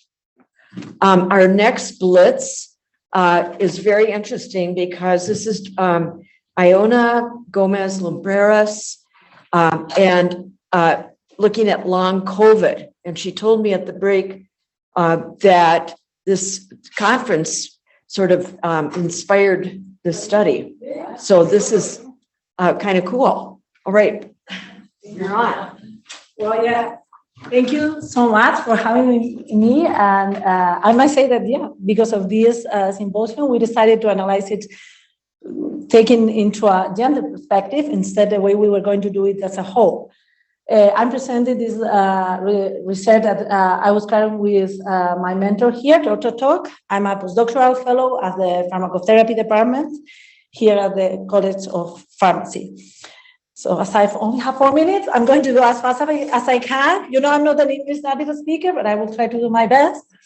I think we all know that sex has been one of the determinant factor for the severe and also the fatal outcomes, being the male sex more affected by the acute infections of COVID-19. However, among those surviving, women have shown to have a higher prevalence of long COVID. Long COVID defined as those symptoms that persist, that arise again and have kind of a relapse, and even new comorbidities that are appearing in these long COVID affected people. So we also wanted to get a perspective into the gender, as we think it's key to understand the experience of health. So that's why we initially conducted a cross-sectional study using an online survey that was distributed among social media, long COVID supporting groups in Facebook and Reddit. We asked participants to report sociodemographic information, quality of life, symptoms, health comorbidities, and also healthcare resource utilization. And among all the questions that we made, we also asked about the gender. They could select woman, man, non-binary, transgender, and also prefer not to answer or other. And we ended up to having 74 responded to the gender question. 9% did not answer that question. 44 were women and 30 men. So we, for the sociodemographic variables, we just found differences in the age. Women affected by long COVID were 7 years older than men in average. And also, even if we found that COVID-19 tests were more done in men as well as the antibodies, we did not find statistical differences. But we did find the differences in who had made a long COVID diagnosis. And it has been more times made of a physician in women, 77% compared to men. Regarding the symptoms, we asked them to report the severity of those symptoms, but we did not find any differences. It is true that 3 women reported to be in severe symptoms, but we did find differences in the length of the long COVID, that it was 14 months for women compared to 11 months in men. We also asked them a bunch of comorbidities to be selected pre-COVID and post-COVID. On average, women had more pre-COVID and post-COVID comorbidities, but what did impact us most is like the increase on these comorbidities. That was 1.5 comorbidities on average in women compared to half of those, 0.7 in men. We did not find any differences regarding the primary care, ER, or hospitalization visits related to COVID. And even if not statistically significant, apparently women get more prescribed medications to treat long COVID and its symptoms. We also asked them about the quality of life and the disability. We see that in the 5-dimension scale, that is why it's brighter. We did not find any statistical differences, but we did find it for the disability. The World Health Organization Disability Assessment Scale had a higher score in women, that is the green, and it was about the average 53, seeing like moderate disability compared to 43 in men, that it was a mild disability. In the patient-reported outcomes measure information system, in the subscale of the mental health, we did not find differences, but we did find in the physical health, where men that are the bright yellow score higher on average, meaning that they reported a higher physical health. To wrap everything up as soon as I can, well, we might say that there are differences among women and men. Women tend to experience more severe, more longer, and also more disability in long COVID. This data kind of suggests we have the limitation of the small sample size, only 74 respondents, but may indicate that there are differences in symptomatologies between men and women, and also that we are still trying to recruit more respondents to see if we can find any more differences. And thanks for the ones that have stopped in by the poster. I have also some other ideas to keep on answering. Thank you so much. Our next speaker is going to talk to us a little bit about erythrocytosis in adolescents who are receiving testosterone. So this should be very interesting too. And it's Rachel Seifert and Dr. Michalopoulos. Hi, thank you for having me. So today I'll be talking about the risk of erythrocytosis in adolescent transgender males using gender-affirming testosterone therapy.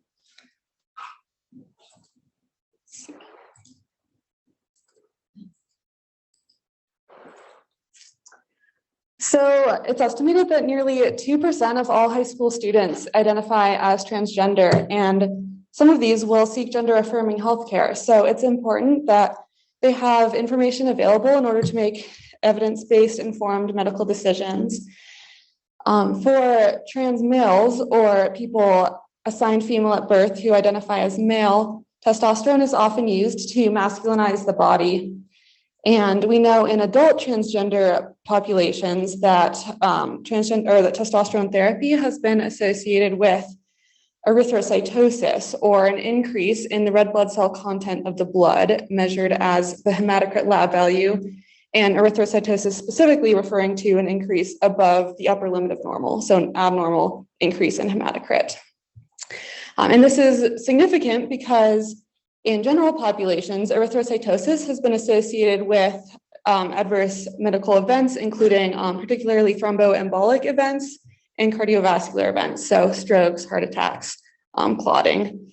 And while testosterone has been shown to increase erythrocytosis in adult transgender populations, there is a paucity of research in the adolescent transgender population. And so the purpose of this study was to look at how testosterone affects hematocrit in the transgender adolescent population.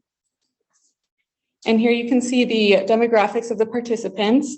Participants started testosterone between 13 and 23 years of age.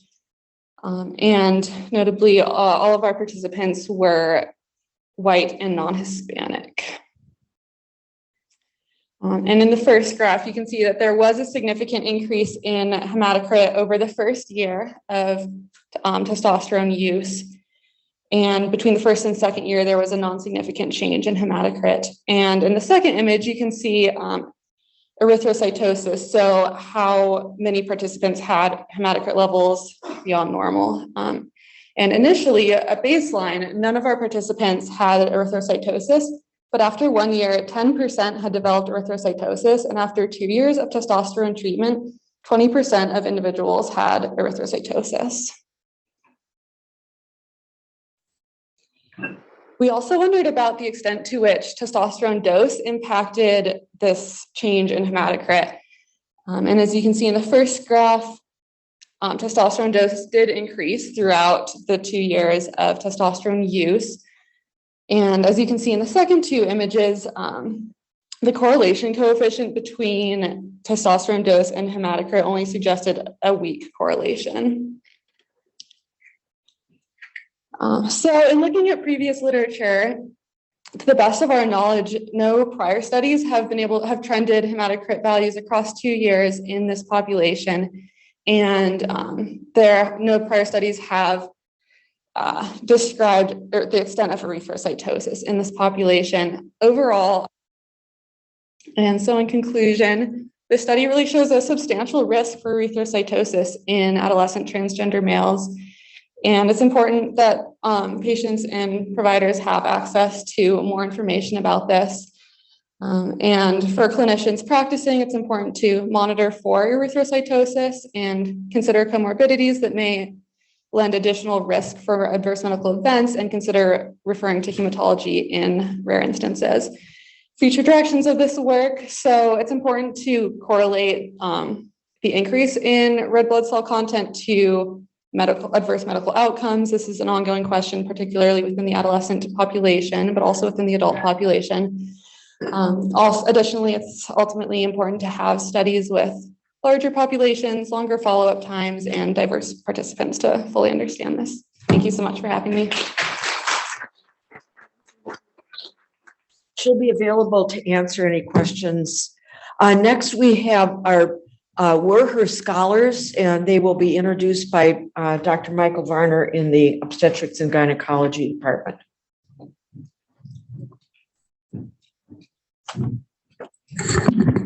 So while she's pulling that up, this is the next few minutes are actually going to be a little bit of a change in direction because we're going to talk about integration rather than disruption. I think everybody knows that the NIH funds research, but it also turns out that the NIH puts real resources into career development, establishing the next generations of researchers to the tune of almost $1 billion a year. So it's a real investment.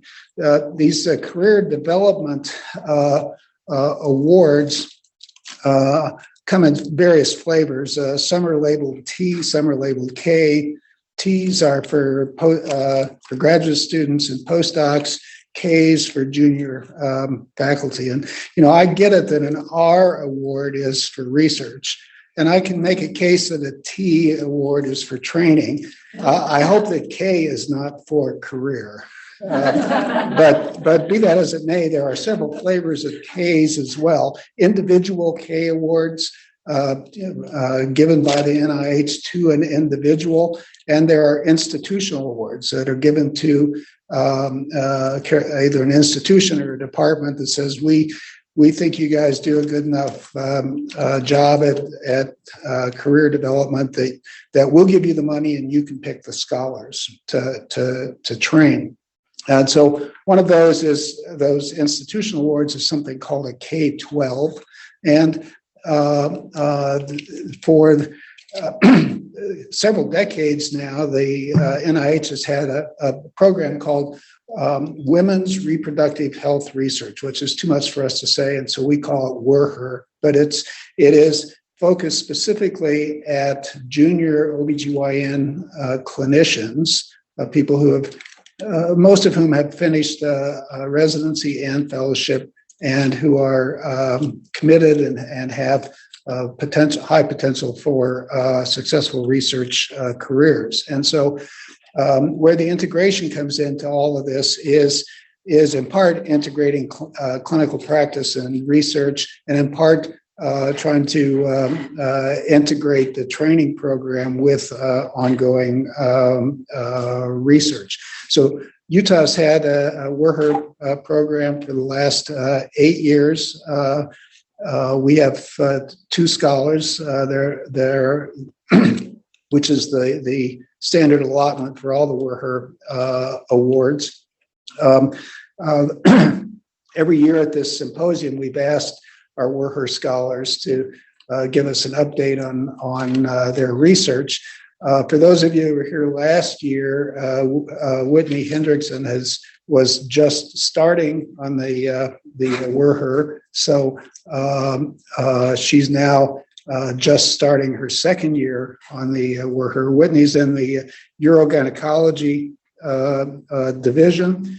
I have not actually ever been in the operating room with her, but I have it on reliable authority that she's a superb surgeon. But above and beyond that, she's has an interest in and has developed a real expertise, I think, in state-of-the-art statistical approaches to try to develop individualized or personalized approaches to treatment of women with urogynecologic problems, and she's going to talk about urge incontinence. That'll be followed by Anne Bruno, who is this year's just starting WRHR scholar, but who has shown herself to be a real triple threat in terms of patient care, research, and teaching. And in a little short of 4 years of being here, PubMed tells me that she has had 19 publications since coming to Utah, 13 of which are first authored, which is a pretty spectacular trajectory. So with that, I will abdicate the podium for Whitney, and to be followed by Anne.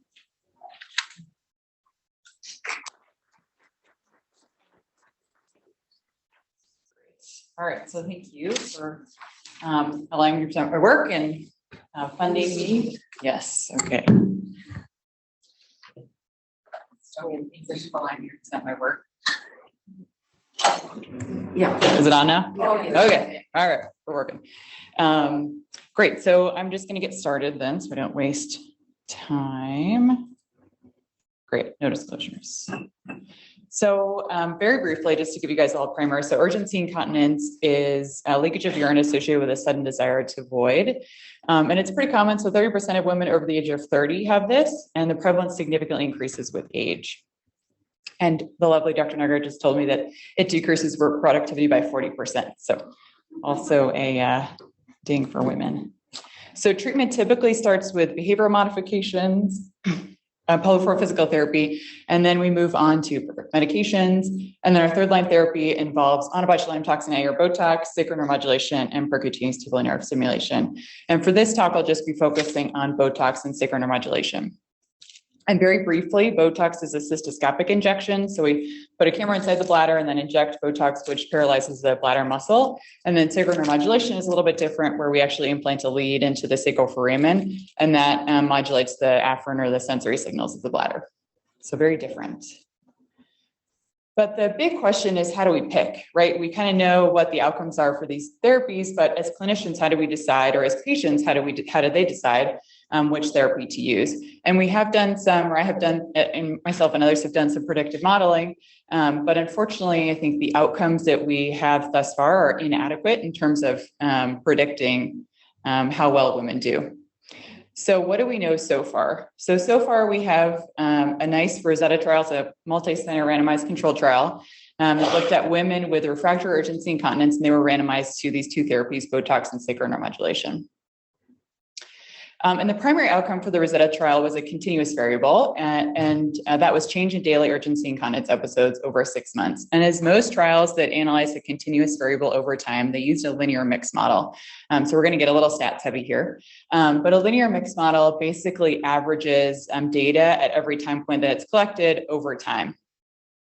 So you, in essence, get one value. And so the result for the Rosetta trial showed that there was about a 60 to 70% reduction in leakage episodes for both therapies over the 6 months. And if you were to graph this kind of improvement over time, you can see here that pretty much both therapies had a pretty significant improvement initially. And then at least for Botox, that therapy kind of waned, or improvement waned over time.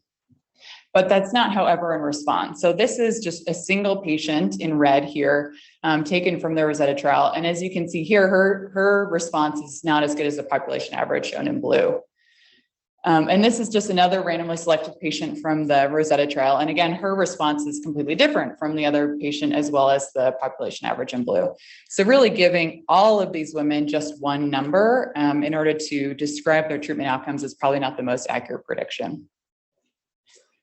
So, and in fact, if we define failure as less than 50% reduction in leakage episodes over 6 months, we find that 36% of people actually do that fluctuation between success and failure after Botox, and 43% after sacral neuromodulation. So a pretty significant number of people are fluctuating. So the primary objective is this part that I'm presenting today is to describe those fluctuations in women who receive Botox or sacral neuromodulation using a continuous time Markov model. So we chose to use a Markov model because it's been used in other fields whose disease processes kind of do the same thing, where symptoms fluctuate, such as depression, epilepsy, and ulcerative colitis or inflammatory bowel disease. But it hasn't been used in urgency incontinence treatment or in urgency incontinence treatment outcomes before. So for the outcomes for our Markov model, we first looked at objective treatment failure, and then we also looked at subjective treatment failure, so how women actually felt they responded. And we assumed that women began in treatment success directly after their therapy. We used the same data that I was just presenting. So we used data from the Rosetta trial. There were 353 women, very similar to other trials in urgency incontinence. Notably, they had about 5 leakage episodes a day, and over 50% had pretty severe urgency incontinence. So it was a little bit of a severe patient population. Okay, so to our results, the first thing that we found using a Markov model was that we were able to describe how long patients were in each state, so in success and failure. And what we found was that there was really no difference in the duration of success between the two therapies, but that women lasted or were in success for at least 200 days. And thankfully, women were in failure for a much shorter duration, about 50 days. And again, that was not significantly different between the two groups.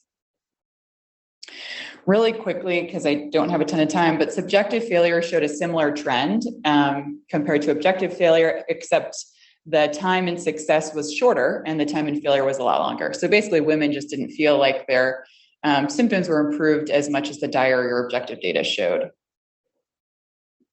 So the next thing that we were able to get from a Markov model was looking at the transition rates between states, which basically tells us how fast a woman would transition between states, between success and failure.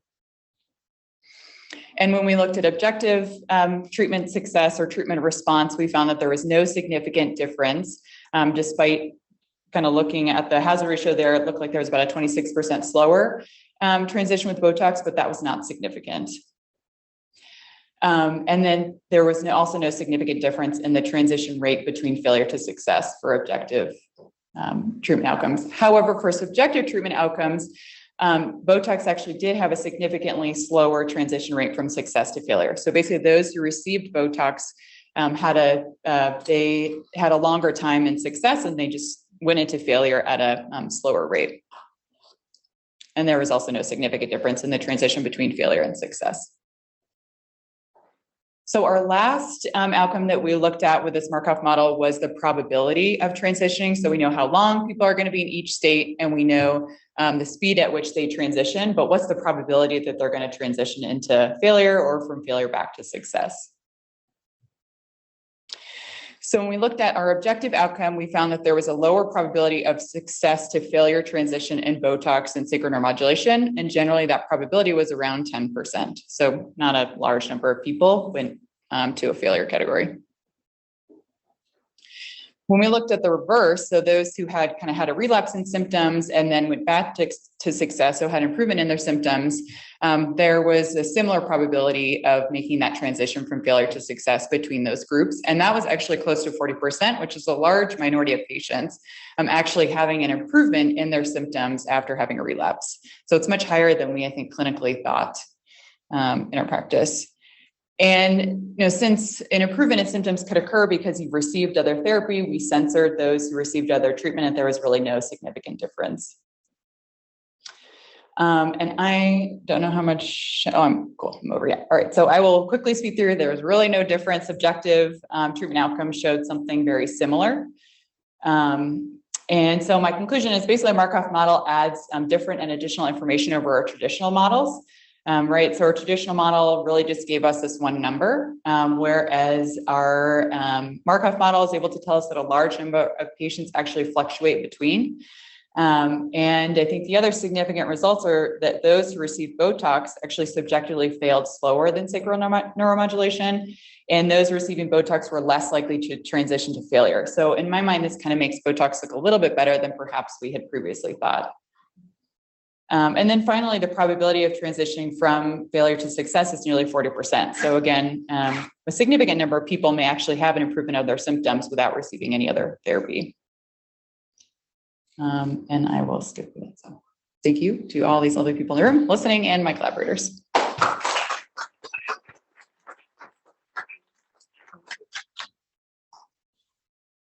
Okay. We've got Dr. Bruno is next.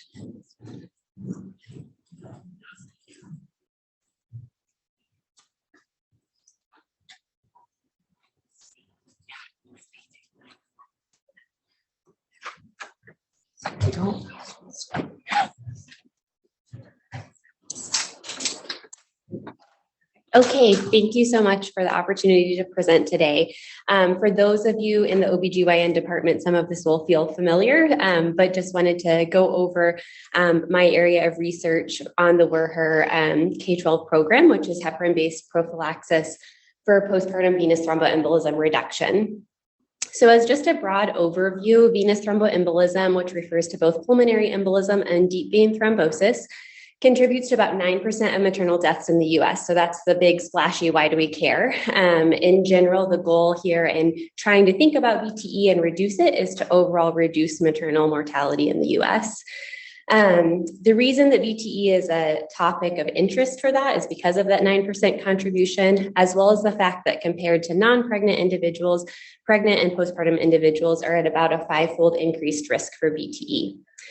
There's multiple factors that accentuate that risk, including things such as maternal obesity, postpartum hemorrhage, infection, and in particular, cesarean delivery is a pretty potent risk factor, and so is one that is highly focused on when we're thinking about this as a research area.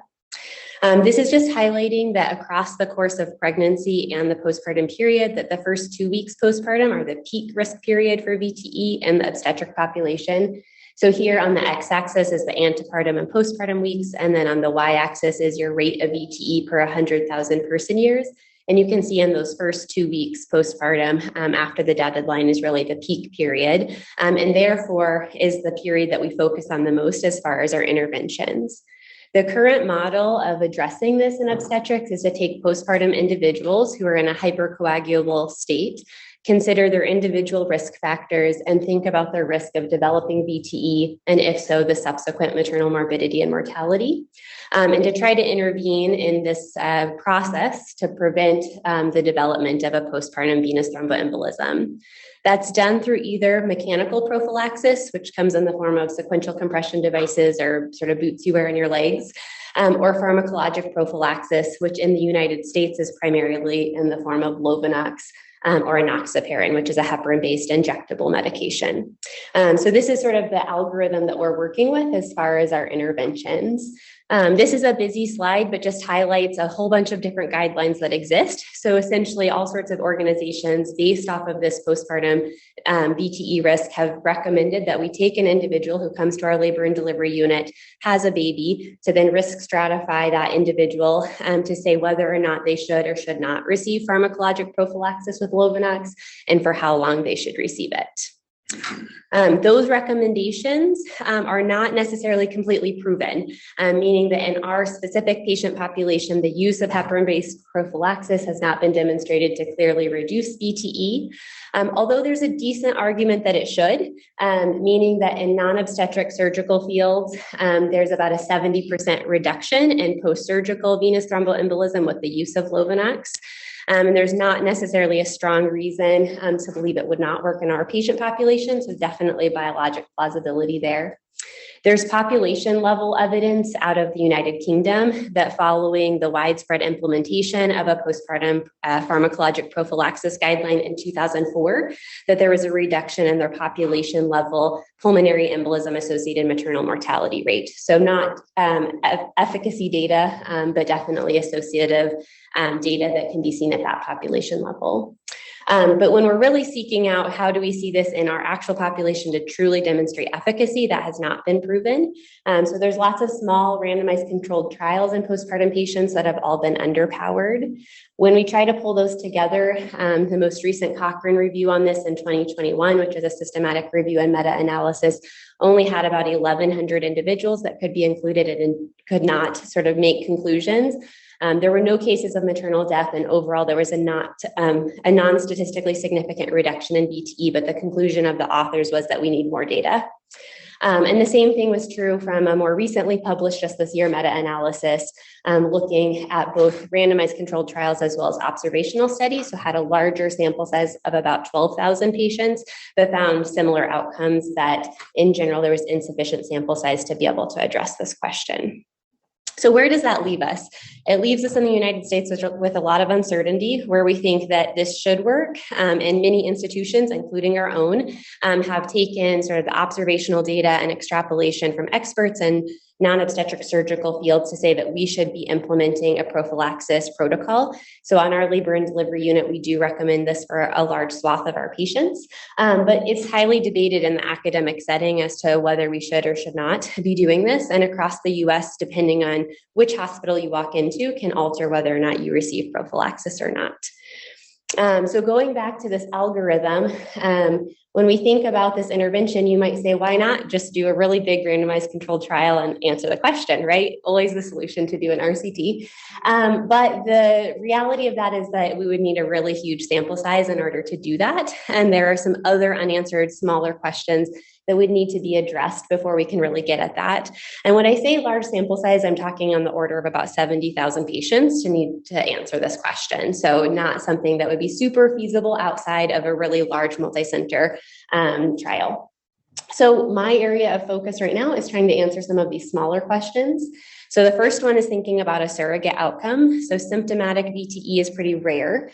So trying to find a more prevalent marker that could help us to identify patients who are maybe asymptomatic or in the early stages of development of clot would be really beneficial.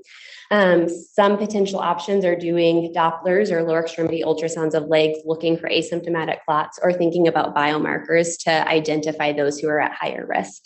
And so this is something that I started during my fellowship, but is now ongoing, but is a study basically aiming to determine the rate of asymptomatic blood clots in the lower extremities after C-sections. It is a prospective cohort that's enrolling at 3 hospitals, including the university, that's taking patients after C-section, having them not receive prophylaxis with Lovenox, and then having them come back at 14 days to scan their legs. Second question is the feasibility of individual patient randomization. So again, to do a large scale trial in the future, we would need individuals to be willing to engage in participating in such a trial. And so this is one of the areas that we're hoping to roll out a small pilot at the university in the next year as part of my work that would be aiming to evaluate the feasibility of randomizing patients to Lovenox or no therapy. And the outcomes for this would be feasibility. So taking patients on our labor and delivery unit, approaching them and asking them whether they would be randomized, and basically following them through their postpartum visit to assess whether they stuck to the arm that they were randomized to. So this is something that we'll hopefully be able to better address. And then the other piece is patient perspectiveness and willingness to use the therapy that we're talking about. As I mentioned earlier, Lovenox is an injectable medication that patients are receiving once or twice a day in the setting of being immediately postpartum with a newborn. This is not most patients' favorite thing to receive, as any care providers on our labor and delivery and postpartum units will tell you.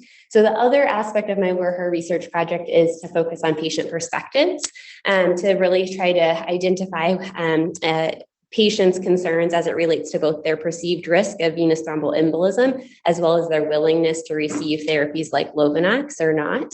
And so the plan is for this to also be carried out in this next year, where we'll be enrolling both patients as well as obstetric providers to interview them in semi-structured interviews and get some qualitative data as it relates to, again, patients' perceptions about VTE and what they would need to sort of think about sort of future aids and education of them, as well as outcomes that are patient informed when thinking about future big trials. And I'll keep it brief, but that's all I have. I'm happy to answer any questions. Thank you so much. We're going to take a quick break. We want to be back at 4:30. We have the last keynote, Dr. Paula Mackey. You don't want to miss this talk. It's really going to be great. And and there's plenty of treats in the other room. So, and those of you that are on Zoom, come on back, take a quick break, but come right back. It is truly an honor to introduce our last speaker for this symposium. We have Dr. Pauline Mackey joining us from Chicago, Illinois. She's a professor of psychiatry, psychology, and obstetrics and gynecology. She's also the director of the Women's Health Research Program and associate dean for faculty affairs at the University of Illinois at Chicago. For the past 25 years, she has led a program of research on women's health, particularly women's mental and cognitive health. She has over 200 scientific publications on this topic. Her research addresses important issues in women's health, such as how hormonal changes at menopause and menopausal symptoms affect women's cognition, brain function, and mood at midlife, and the effect of menopausal hormone therapy on cognition and mood. Dr. Mackey is past president of the North American Menopause Society, treasurer of the International Menopause Society, and past chair of the Society for Women's Health Research Interdisciplinary Network on Alzheimer's Disease.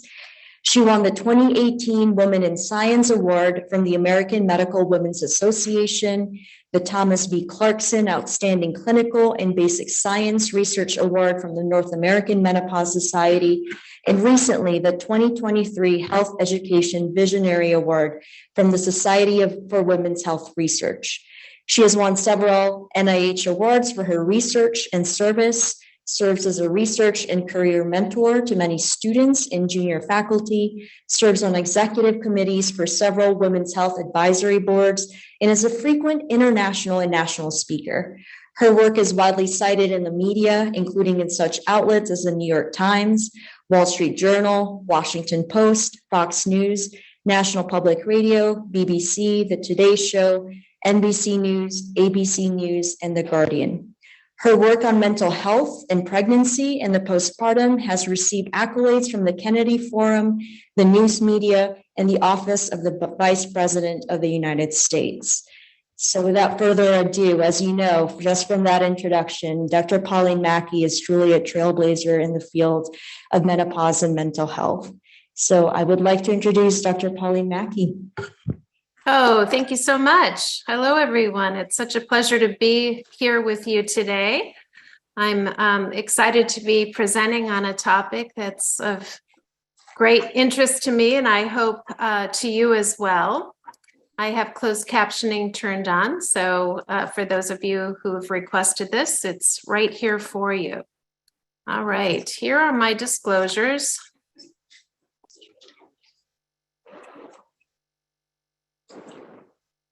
Okay, so today I'm going to be focusing on women's mental health across the lifespan. And I'd like to present this topic focusing on discrete points in a woman's lifespan. So we'll begin by talking about general differences. This is biological sex differences. So I will talk about sex differences, meaning the NIH definition of sex as a biological variable. So people born female, people born male. Then once we review the general overview of sex differences in mental health disorders, we will go into discrete stages of a woman's life. So we'll talk about childhood. We'll talk about what happens to the brain at puberty. What about mental health in college? A really important topic now, given changes in the epidemiology of psychiatric disorders in this population.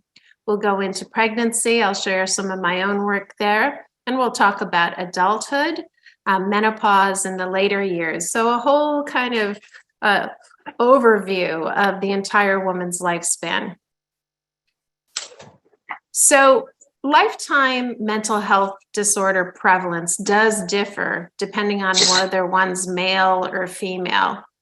So if you look at the lifetime prevalence of any anxiety disorder, it's 36% in females compared to 25% in males. Any mood disorder is 25% in females compared to 17.5% in males. And then you can see that in contrast to those, what we call internalizing disorders, we have a sex difference where males show a higher prevalence of impulse control disorders and substance use disorders. And so there are select mental health disorders that are in fact more prominent in women compared to men. Now you will notice the date on this slide is 2005, and you might say, well, why isn't she presenting more up-to-date information? The main reason that I use this 2005 study is because it surveyed a representative population of individuals in the United States. That's the most important. But secondly, they used the gold standard psychiatric diagnostic interview. So every one of those individuals had a face-to-face psychiatric diagnostic interview. Now, things have changed quite a bit in the United States in that past time. We're a much more diverse nation, and mental health disorders vary by race and ethnicity, as well as by biological sex. And so there's a pressing need for updated statistics on these disorders. And I think we wouldn't be surprised to hear that prevalence rates are generally high. But I use this to illustrate what the gold standard approach for psychiatric disorders is when it comes to sex differences. understanding these internalizing disorders, depressive disorders, and anxiety disorders in women is very important because the World Health Organization reported that these disorders were among the top 10 leading causes of disability worldwide for females, but not for men. So a disproportionate burden of these, and one that ranks very high among all disorders for women. When we're looking for more up-to-date data, we can look at the National Health Interview Survey. So this is questionnaire data, but nonetheless, it gives us an updated perspective on rates of depressive and anxiety disorder symptoms. And you can see that these rates still remain disproportionately higher in females than in males, with 35% prevalence rates in females with more recent data. Let's consider the life course of when this sex difference in depression emerges. These, again, are data from Kessler, again, that gold standard study. You can see that the difference in the prevalence of depression emerges between the ages of 10 and 14. So this is when girls begin to show this higher prevalence, and this is maintained throughout the remaining lifespan.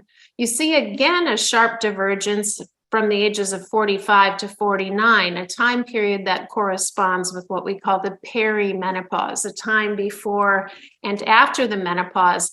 And although these data are based on a very small sample size and are not reliable, we do have good data to suggest that that sex difference continues into later life.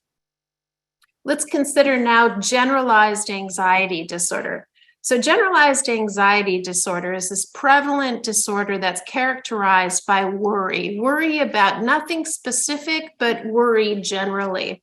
And you can see that when it comes to the lifetime prevalence, it's much higher again in females compared to males. And that's particularly true after midlife. When we look at the timing of the divergence of the prevalence rates in females and males, and we see that they're exacerbated at puberty and at the perimenopause, we begin to think of explanations that may have to do with hormonal transitions. So between the ages of 10 and 14, we consider the role of puberty during this time in adolescence. We know that there are women who are very sensitive across the menstrual cycle to hormonal fluctuations. Certainly not all women, but a subset of women are very sensitive to that. And then we think about pregnancy. Much of us are well aware of postpartum depression and its impact on women's lives. But we have data as well to suggest the onset of pregnancy itself is a period of vulnerability for depression for women. So we call that perinatal depression, the time around childbirth. And then when we look at the epidemiological data and we see that divergence in the mid-40s, we think about perimenopause. And perimenopause, when it comes to hormonal fluctuations, is not only characterized by an overall decline in estrogen levels as the ovaries shut down, but within that 4 to 8 year period of time when women are transitioning from being premenopausal to being postmenopausal, there are these spikes, these almost super physiological spikes in hormones that are a major determinant of anxiety and depressive symptoms at that time. And then, of course, we have the overall declining levels of hormones during aging. So we will talk about the role of hormones, but of course, women aren't prisoners to their hormones, and there are a lot of societal factors that contribute to some of the differences we see between men and women. So we talk about that as the gender effects in mental health disorders. Let's talk about post-traumatic stress disorder. So this is an anxiety disorder that emerges after trauma. Women are exposed to more high-impact trauma compared to men, so including sexual trauma, and they're exposed to this at a younger age. And so you can see here that 10 to 12% of women will experience post-traumatic stress disorder at some point in their life, compared to about half of that, or even a third for men. What about substance use disorder? Again, generally, this is a behavioral health condition that affects more males than women, than females, but you can see something that's emerging and that's observed again in the most recent SAMHSA study, which is that among adolescents, and those of you who perhaps like me have children of this age, need to be aware of the fact that females at this age are actually more vulnerable to substance use disorders. And what we'll talk about is that one of the triggers for seeking substances is anxiety and depression in females. And so it's perhaps not surprising that that may be a catalyst for the abuse of those substances. Although the overall lifetime prevalence of substance use disorder is higher in males than females, there are important sex differences in these disorders. So a woman with a substance use disorder is more likely to have another disorder. So she's more likely to have depression, more likely to have anxiety. So she's 7.5 times more likely than a male to have a mood disorder and 4.2 times more likely to have an anxiety disorder. Yet she's less likely to receive treatment. There are barriers to treatment, including pregnancy and trauma itself. So women don't want to often disclose the trauma that triggered some of these disorders, and so they don't seek treatment. They have greater cravings for substances, illicit substances, when they're stressed. And this has been shown experimentally in studies where you actually induce stress in the lab and then you show or actually present in real time substances, and women will report higher craving. And the neurobiology of that is actually known. In women, one of the strongest determinants of substance use disorder is childhood trauma. And that association of childhood trauma with substance use disorder is stronger if you're female than if you're male. Women face a vicious cycle of substance use, trauma, and mental health disorders. And so oftentimes they'll experience a trauma. They will use, in part because of a lack of opportunity for mental health care in this country, they will self-medicate with alcohol, with cigarettes, with a variety of different substances. They become addicted to that substance. And addiction itself, especially in its most extreme stages, makes women more vulnerable to victimization, which again makes them more, exposes them to more trauma. So that trauma itself leads to vulnerabilities. So this is a vicious cycle that is the target for a lot of treatments for mental health disorders, especially comorbid substance use and other mental health disorders in women. We really need to understand the life course of this and the history of it. Let's talk about childhood. So women experience a greater number of ACEs, adverse childhood experiences. They experience more emotional abuse. They experience much more sexual abuse. But men witness more violence. And this experience, this exposure to more ACEs has lifetime consequences for women. It's not a determinant. It doesn't mean that somebody will develop a mental health disorder, but it is in fact a well-known risk factor. While the absolute number of ACEs is higher in women than in men, it's really at the severe ranges of ACEs that you see that women have more frequent exposure. So multiple trauma sources are more common in females than in males. And so it's a more severe childhood experience with trauma in females compared to males. Now, what does this mean? Well, if you have more than 4 adverse childhood events, you can see that that comprises a large proportion of individuals who are depressed. So the amount of depression attributable to ACEs is actually very large, particularly in women with multiple different adverse childhood events. But it's not just depression. That childhood trauma is associated with a higher risk of being a heavy drinker and of coronary heart disease. And there's a very strong link. I won't show it here today. We've published some data on trauma and cardiovascular disease in women, but let's just recognize that this is persistent throughout the life course. Child sexual abuse in the United States is a very significant problem. 14.3% of older girls and 6% of older boys experience sexual abuse during their childhood. And completed rape is not rare. It's 4.5% of girls.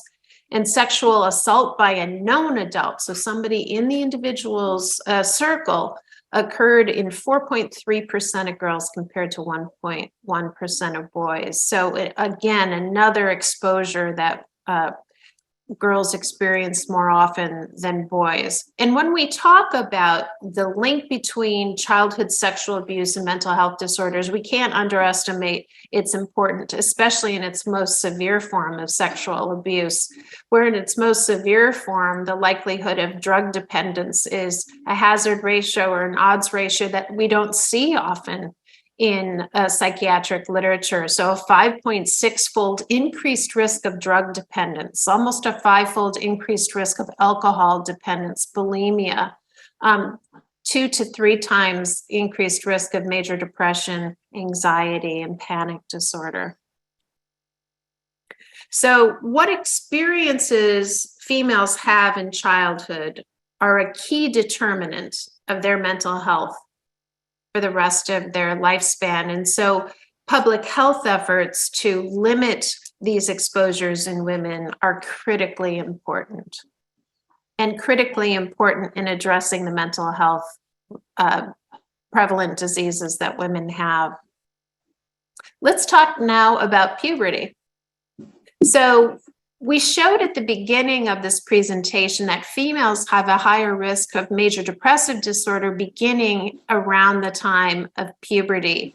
There are sex differences in the life course of depressive symptoms. So if you look here, you'll see that the age of peak velocity for depression, so the point at which you see more and more girls getting depressed, is much younger than that at boys. It begins at around age 13.5 compared to 16.5 years. And you can see that by the age of 20, that's when things have kind of leveled out within this age span. But a difference in the course of depression. The study I'm going to describe now is a neuroimaging study, but it's one of my most favorite studies of the past decade. So please bear with me when I share my interest in this study with you. So this study by Monique Ernst is asking a really important question about what happens to the brain at puberty. What happens in girls and boys at puberty to influence their depression and anxiety. So this is looking at areas of the brain that are involved in emotional regulation. And this is an area of the brain called the anterior cingulate cortex. Now, to regulate our emotions, and you might think about the last time you had to regulate your emotions. So maybe somebody said something snarky to you and you had to not respond. Or maybe your child was a little moody and said something and you had to put on your mom face or your dad face and just be calm. That's your emotional regulatory system. And your anterior cingulate cortex plays an important role in kind of putting the brakes on your emotional center so that you don't react. Now, in order to do that, that area of the brain needs to be functionally connected. It has to be active at the same time that other areas of the brain are active. And the extent to which the brain areas that regulate emotions are nicely connected mirrors the extent to which we can regulate our emotions. We call that functional connectivity. So what happens at puberty is that girls begin to show less connectivity between these key emotion regulation areas of the brain and other areas of the brain involved in emotional regulation, whereas the boys show an increase in connectivity in those brain areas. So the onboarding of ovarian steroid hormones, estrogen and progesterone, are associated with these global changes in the emotional regulatory circuits in the brain. Now, how do we know that's important? because this longitudinal study showed that lower connectivity in these brain areas at age 14 predicted more severe anxiety and depression when the girls were 16. And so the idea generated from this longitudinal study is that puberty, and particularly the hormonal changes at puberty, appear to amplify the risk for internalizing symptoms in girls by reorganizing emotional circuitry in girls. So if we look at the COVID pandemic, we also see an increase in symptoms, particularly anxiety and depressive symptoms. And so this is the best data that I had been able to find looking at depression and anxiety symptoms pre and post-COVID. And for those of us who had children who lived through this, this might sound familiar. So you see here higher levels pre versus post-COVID. You see post-COVID levels of depression markedly increased, right? Markedly higher anxiety, generalized anxiety, this general worry, and also social anxiety, in part because of the social isolation. Whereas in boys, you see this increased anxiety as well, but not to the level that one saw within the females. So the COVID pandemic had a main effect on mental health in adolescent females. Now, what about college? So if we look at trends in mental health, we see that over the last decade, the prevalence of anxiety and depression has increased dramatically, and it continues to increase in individuals in college. And the 12-month prevalence of these disorders is remarkably high. This is being diagnosed or treated for mental health disorders. So this isn't just a worsening of depressive or anxiety symptoms on a survey. These are people whose symptoms were severe enough that they were diagnosed. We have higher rates of anxiety, higher rates of depression, and higher rates of panic attacks in females. But look at the absolute level of this. The 12-month prevalence in college-aged females for anxiety was 28%. So very high rates of anxiety disorders. Anyone else hearing that kind of static? No. I'm going to just mute this. I hope it's okay. Okay. Feel free to put in the chat if there's any issues with my audio. Okay. So let's look at COVID mental health and substance use in college students. So what effect did the COVID pandemic have on that? So in this, to the left, this greenish blue bar, seafoam green, is pre-COVID, and the blue is during COVID. And you can see, again, higher rates of depression, and lower rates of illicit substances and lower rates of binge drinking.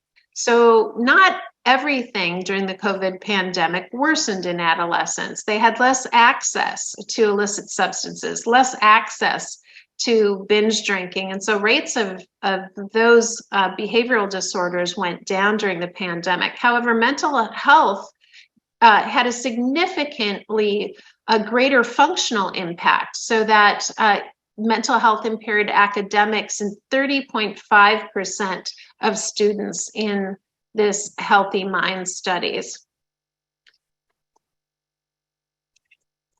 Okay, let's talk now about the prevalence of sexual assault, which is all too high in recent data. So any experience of sexual assault is surprisingly high. So females have at least 14% of college-age students report non-consensual sexual touching, 5.3% report penetration attempt, and 3.4% report rape.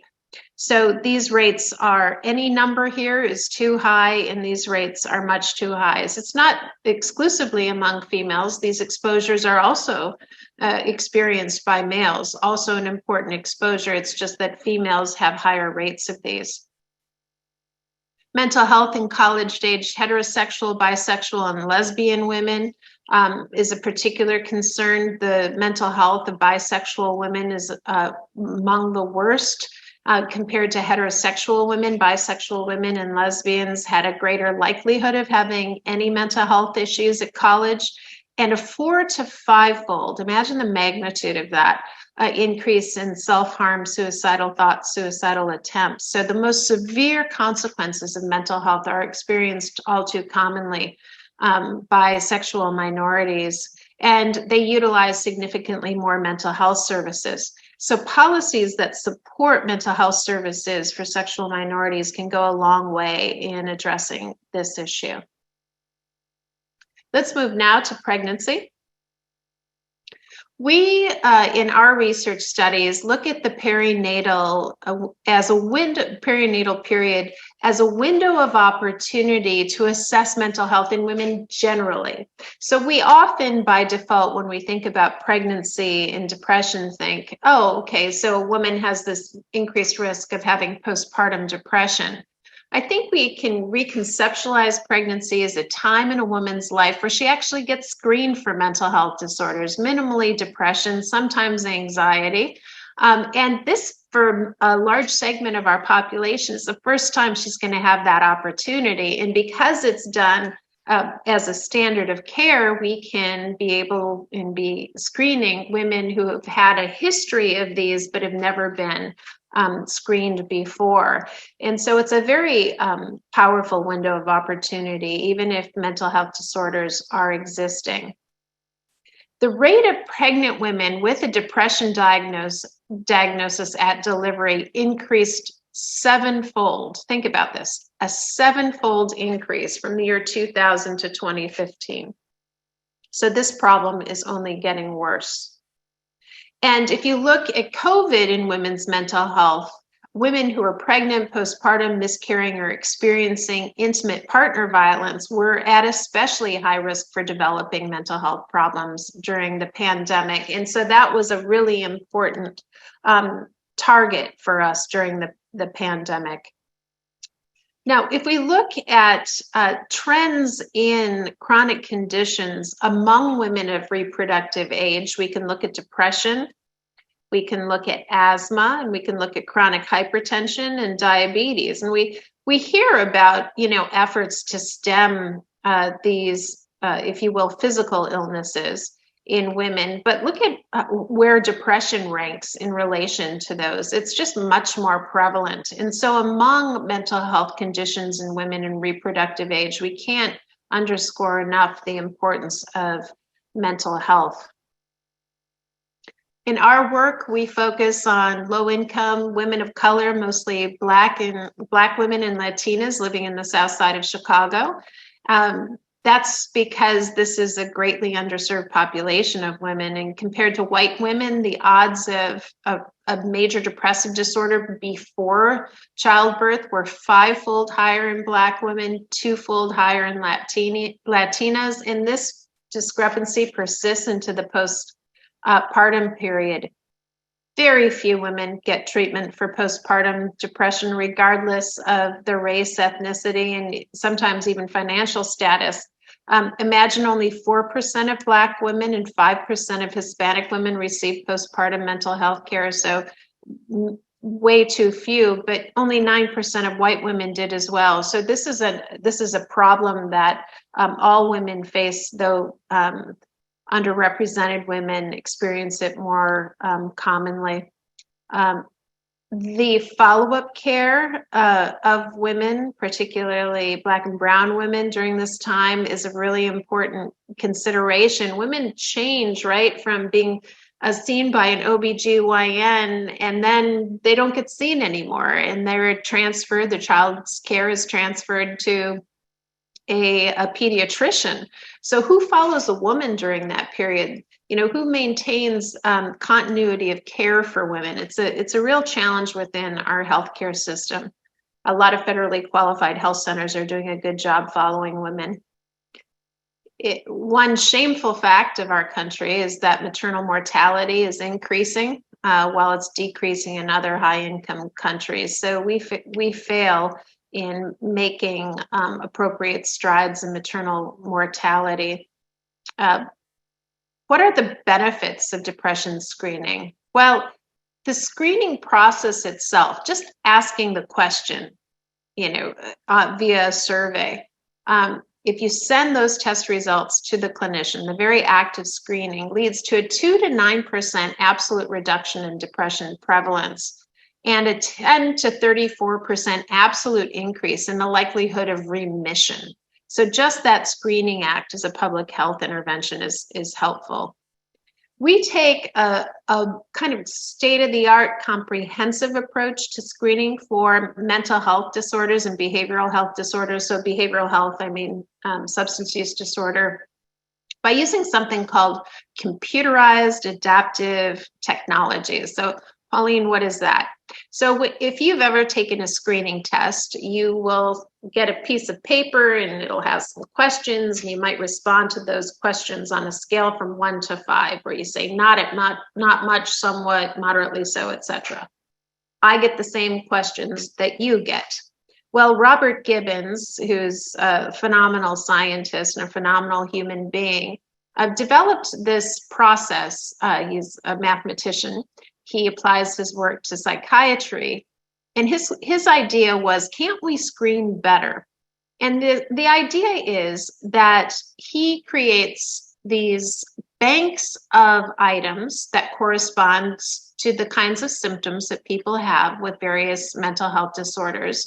And he asks, through this real-time web-based platform, a question. And then depending on the respondent's response to that question, the database will pull in the question that at a population-based level was the most likely to be sensitive to the diagnosis. So in other words, has the highest likelihood of predicting depression. And then depending on the answer to that question, they get asked another question. And so this questionnaire is tailored in real time to the person's symptoms.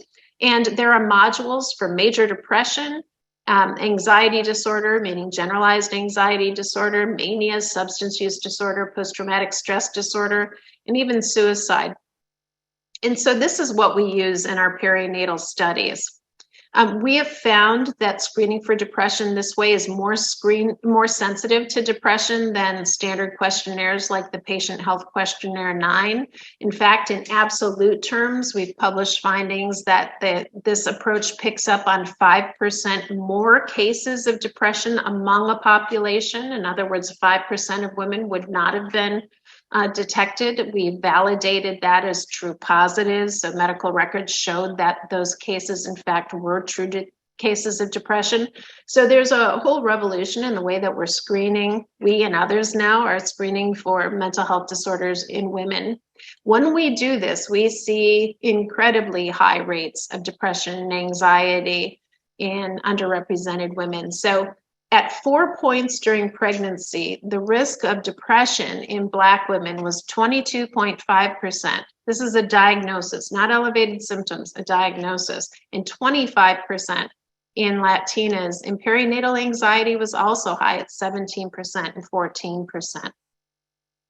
We found when we studied women, a large population of women across the entire first trimester, second, third, and the postpartum, that depression screens were highest in the first trimester and then declined thereafter. So if we only screen in the postpartum, we're really missing this high rate early in pregnancy. And positive anxiety screenings were highest in early pregnancy in Hispanic women, but late in pregnancy in Black women. So this idea that you put Black women and Latinas in the same analysis because they all fit under this underrepresented category is misinformed. We need to look at the life course, or the natural history of mental health disorders in each racial and ethnic group individually. The nation is making some strides in screening for perinatal depression, but what I'm going to show you now is that our data suggests that that's not nearly enough. In other words, when you screen for all of those mental health disorders that I showed that the CAT-MH can screen for, you see that comorbidity is very common. So that if you take a population of women, all of whom had a diagnosis of depression during pregnancy or the postpartum, 48% of those women have something else. 26% had one comorbidity, 10% had two comorbidities, and 12% actually had three. That's a typo. What I want to show you here is this population. So in our low-income women of color population, 9% of the women who screen positive for depression also screen positive for generalized anxiety disorder, substance use disorder, and post-traumatic stress disorder.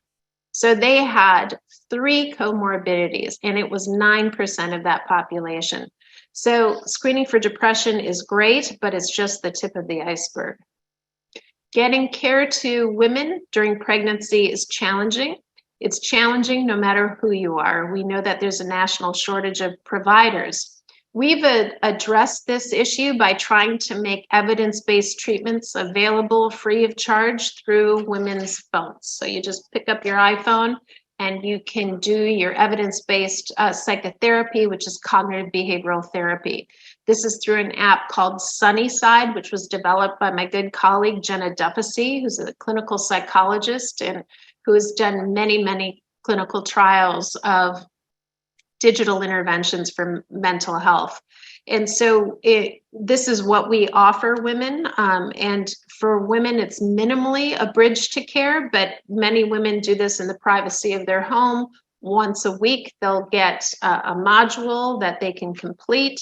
It trains them in the 2 major components of cognitive behavioral therapy, so cognitive reappraisal and behavioral activation. So we have tailored the content based on intense focus groups with patient populations so that the videos and scenarios that we show are relevant to the lives of women with these disorders.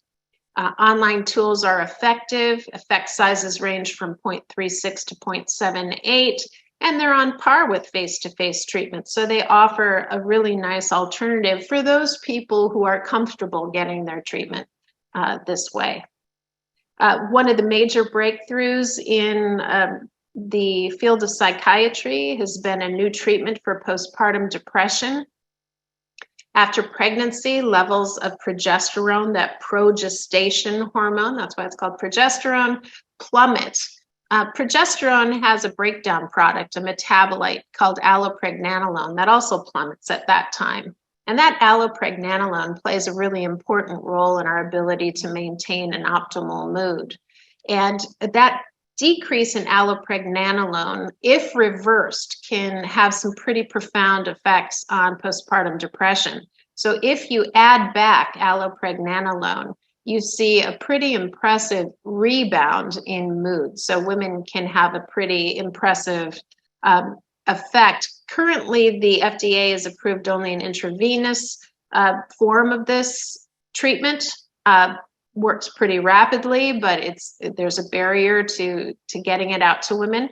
But the FDA is currently reviewing the pill form of this intervention too. So they should know, I think, in August whether or not the new pill-based form of this will get approved. Treating women's mental health during pregnancy is really important for the woman's own well-being. It also turns out that it seems to be really important for the infant. We can now do, I don't do it, others do, neuroimaging studies in infants as young as 6 months. Okay, 6 months old, you can put these infants in brain scanners. And there are studies that show that if you do that, and if you compare the extent to which those emotional brain networks, remember the ones that we reviewed at puberty? We talked about the anterior cingulate as an emotional regulation network. if you look at that network in the offspring of women who are depressed, you see alterations, so that the brains of those children are not as functionally connected in the same way as in the brains of children who were born to moms who didn't have depression. And the fact that you can pick up at this at 6 months is really fascinating. It may be a genetic predisposition. It may reflect parenting styles. It may be an interaction between the two. It could be something like the gut microbiome effects. There are multiple explanations for this, but the point is that prenatal depression itself appears to be associated with altered brain function in infants as young as 6 months. Let's move to adulthood. Harassment and discrimination in the workplace are key determinants of women's mental health during adulthood. Women report experiencing many types of these exposures. This is work by Dr. Ospenda here at UIC.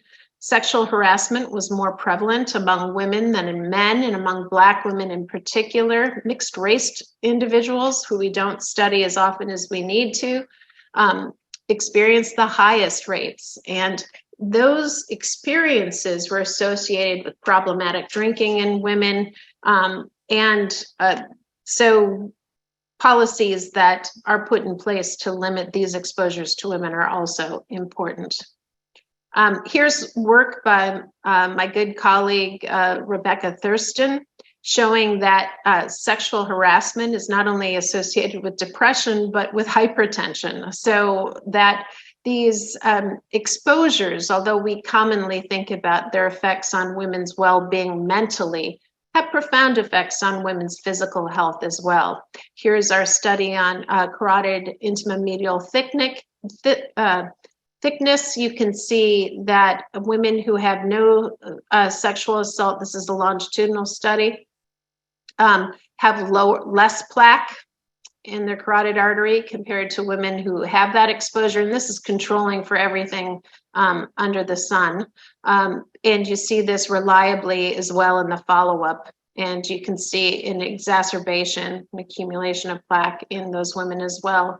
And you can see that the change in the plaque index is markedly higher in women who report a history of sexual assault. Okay, we have at UIC a Building Interdisciplinary Research Careers in Women's Health grant from the NIH. And during the COVID pandemic, our mentees got together to study work-life stressors. They said, this is a problem for me, is it a problem for others?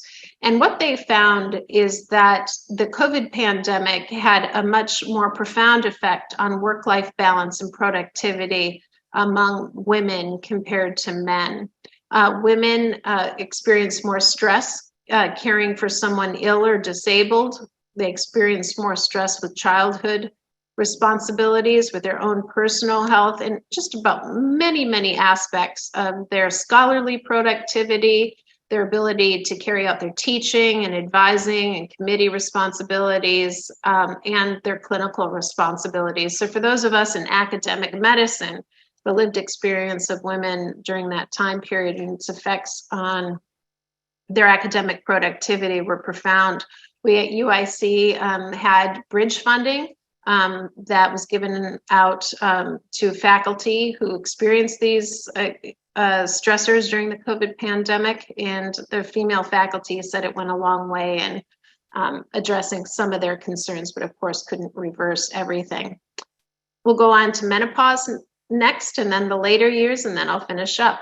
So the perimenopause, the time before the final menstrual period and after the final menstrual period, is a vulnerability period for experiencing just worse mood overall, even if it doesn't reach the threshold of major depressive disorder, but also for major depressive episodes. So the more clinically significant form of depression. If you look at a snapshot of major depression in a group of women, say 100 of them, 5 would have depression if they were premenopausal, 9.1 if they were peri, and 9.8 if they were post. And this risk increases with advancing menopause stage when you account for the fact that women are aging. And this is higher than what you see for men. So what about major depression in the perimenopause? It turns out that increase, remember from that epidemiological slide, that increase in perimenopausal depression is largely driven by women who have a history of depression. And that's not a small segment of the population, as we saw, because the lifetime prevalence of depression is high in women. So the likelihood that they'll experience a recurrence of depression in the perimenopause is high. First time new onset of depression during this time in life is rare, but it does occur, particularly to women who we know are estrogen sensitive. So there's a subgroup of women for whom the withdrawal or the onboarding of hormones triggers mood disorders. Perimenopause is also associated with another bump in psychotic disorders. So if you look at schizophrenia, you see another increase in the prevalence of schizophrenia at midlife. So it's not the hormone level. So it's not whether you're high or low per se that trigger mood problems. And parenthetically, if anyone measures your hormones during the perimenopause, they're not doing you a service because those levels are very variable, and it's hard to make any conclusions from those kinds of approaches. It's the individual differences in the sensitivity to hormone changes. So let's take the example of postpartum depression.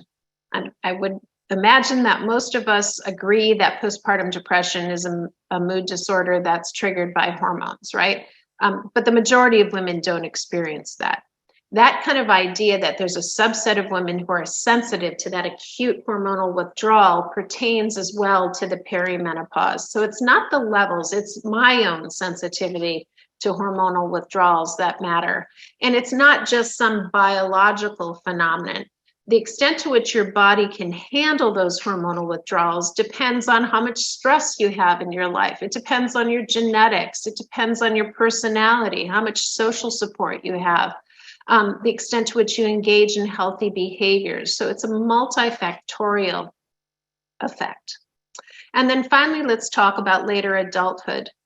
Women, so this is a gender difference. It's not a biological sex difference. What we're talking about now has to do with the role that women play as caregivers. So 2/3 of caregivers to older adults are women, and 1/3 of dementia caregivers are daughters.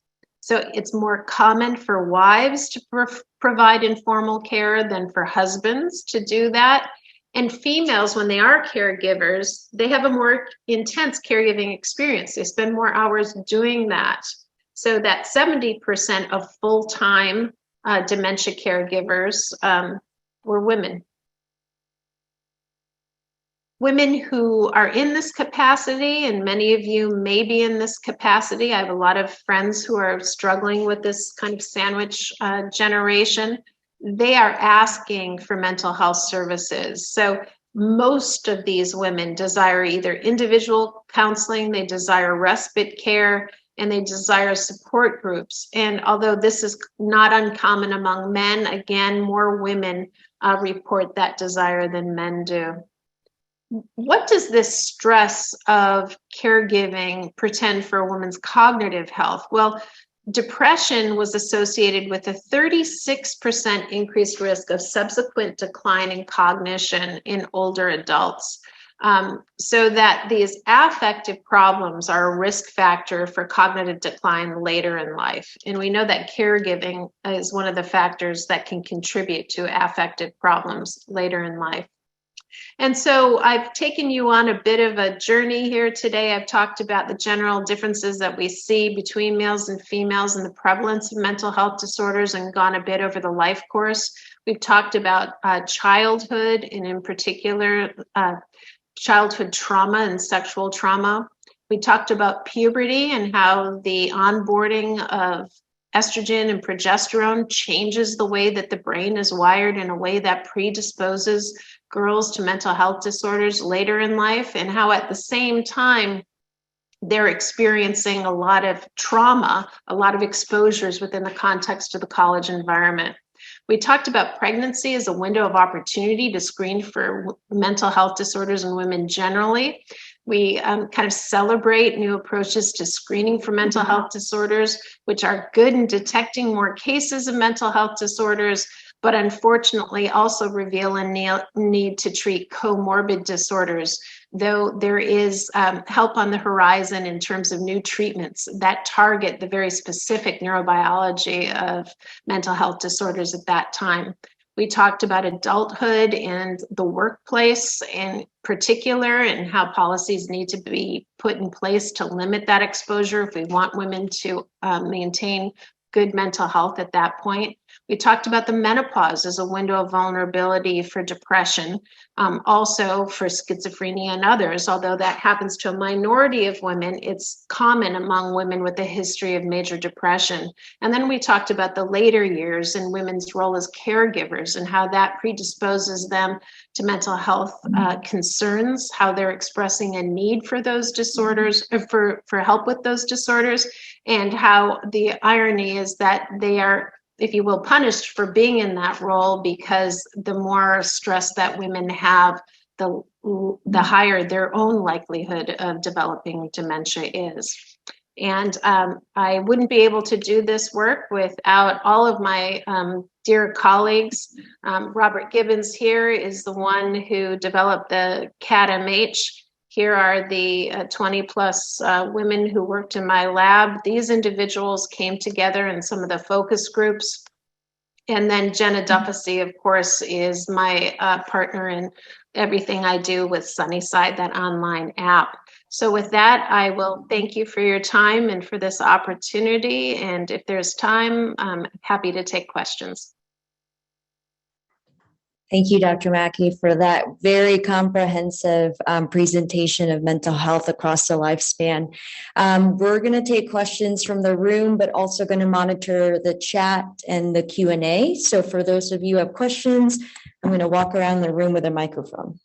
Hi, Dr. Mackey. That was great. Thank you so much for such a comprehensive overview. I actually sent your slide with hormonal to my friend who's very interested in hormonal changes across the life course. One of the questions I had is regarding, you put college as a sensitive window across the life course, which made me consider, I've always thought of it as considering like biological time points, but you put college because of the dynamic changes that I imagine that are going on. Why not thinking about retirement? I feel like it's a time period of great transition, and it's not quite later years, and it's not quite menopause. And so what are your thoughts about considering the differences in mental health by sex for the retirement ages? Thank you so much for that really insightful question. I appreciate the suggestion. It's not a topic that I've researched extensively, but we do know that from other work that mortality rates actually are higher in men post-retirement than they are in women. And you get this kind of peak in sudden death in men following retirement, which has led to a lot of the Fortune 500 companies actually enacting these programs to help individuals plan for their retirement. So it's interesting that perhaps some of the, and oftentimes it's cardiovascular risk factors, some of those may be more prevalent in men. I don't know about the depression rates between the two. It's a fascinating question, and I'm going to follow your suggestion for when I'm asked to do this again. So thank you so much. And it's actually, now that I think of it, it's actually a question that I haven't thought about examining in my longitudinal studies of women, but I most certainly could, because we have their annual rates of employment. So we can know if it gets better or gets worse. I suppose it depends on how much you like your job.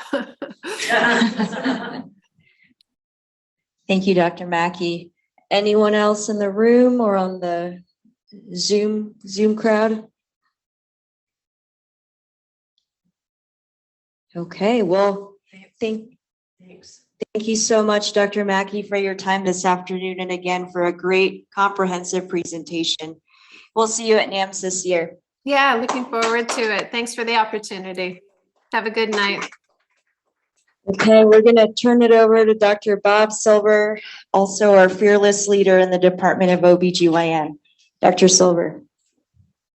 Thanks. I just let's say a few closing remarks and thank the people who are responsible for this. So first, thanks to Dr. Mackey and all of the speakers, and thanks to everyone who keeps the Center of Excellence in Women's Health going, and special thanks to Kathleen Digre and Karen Schliep for helping with this conference and keeping the organization going, and thanks to Camille, because you're going to keep it going after some others have quit doing this. So thanks to Dr. Moreno.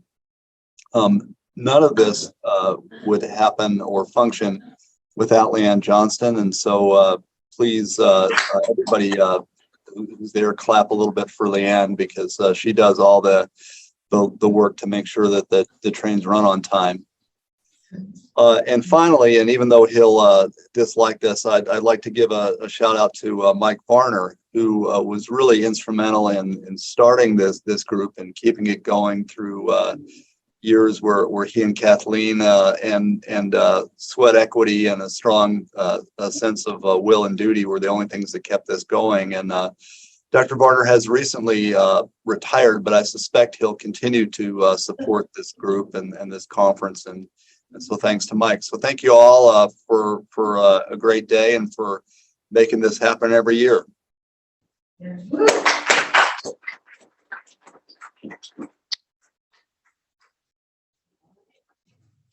Well, I just want to say thank everybody who's here and everybody online, and we'll come up with another barn burning conference for next year. This year was really spectacular. I think we really addressed some of the disruptions that we're facing for women in women's health. And I just want to thank everybody for all the efforts that everybody has put in. So we'll see you next year in this conference, and then come to our cram sessions every month, and we'll keep you on the news. We've got a listserv that if you want to be a part of it, just let Leanne Johnston know, and you can join us every month. We have a meeting.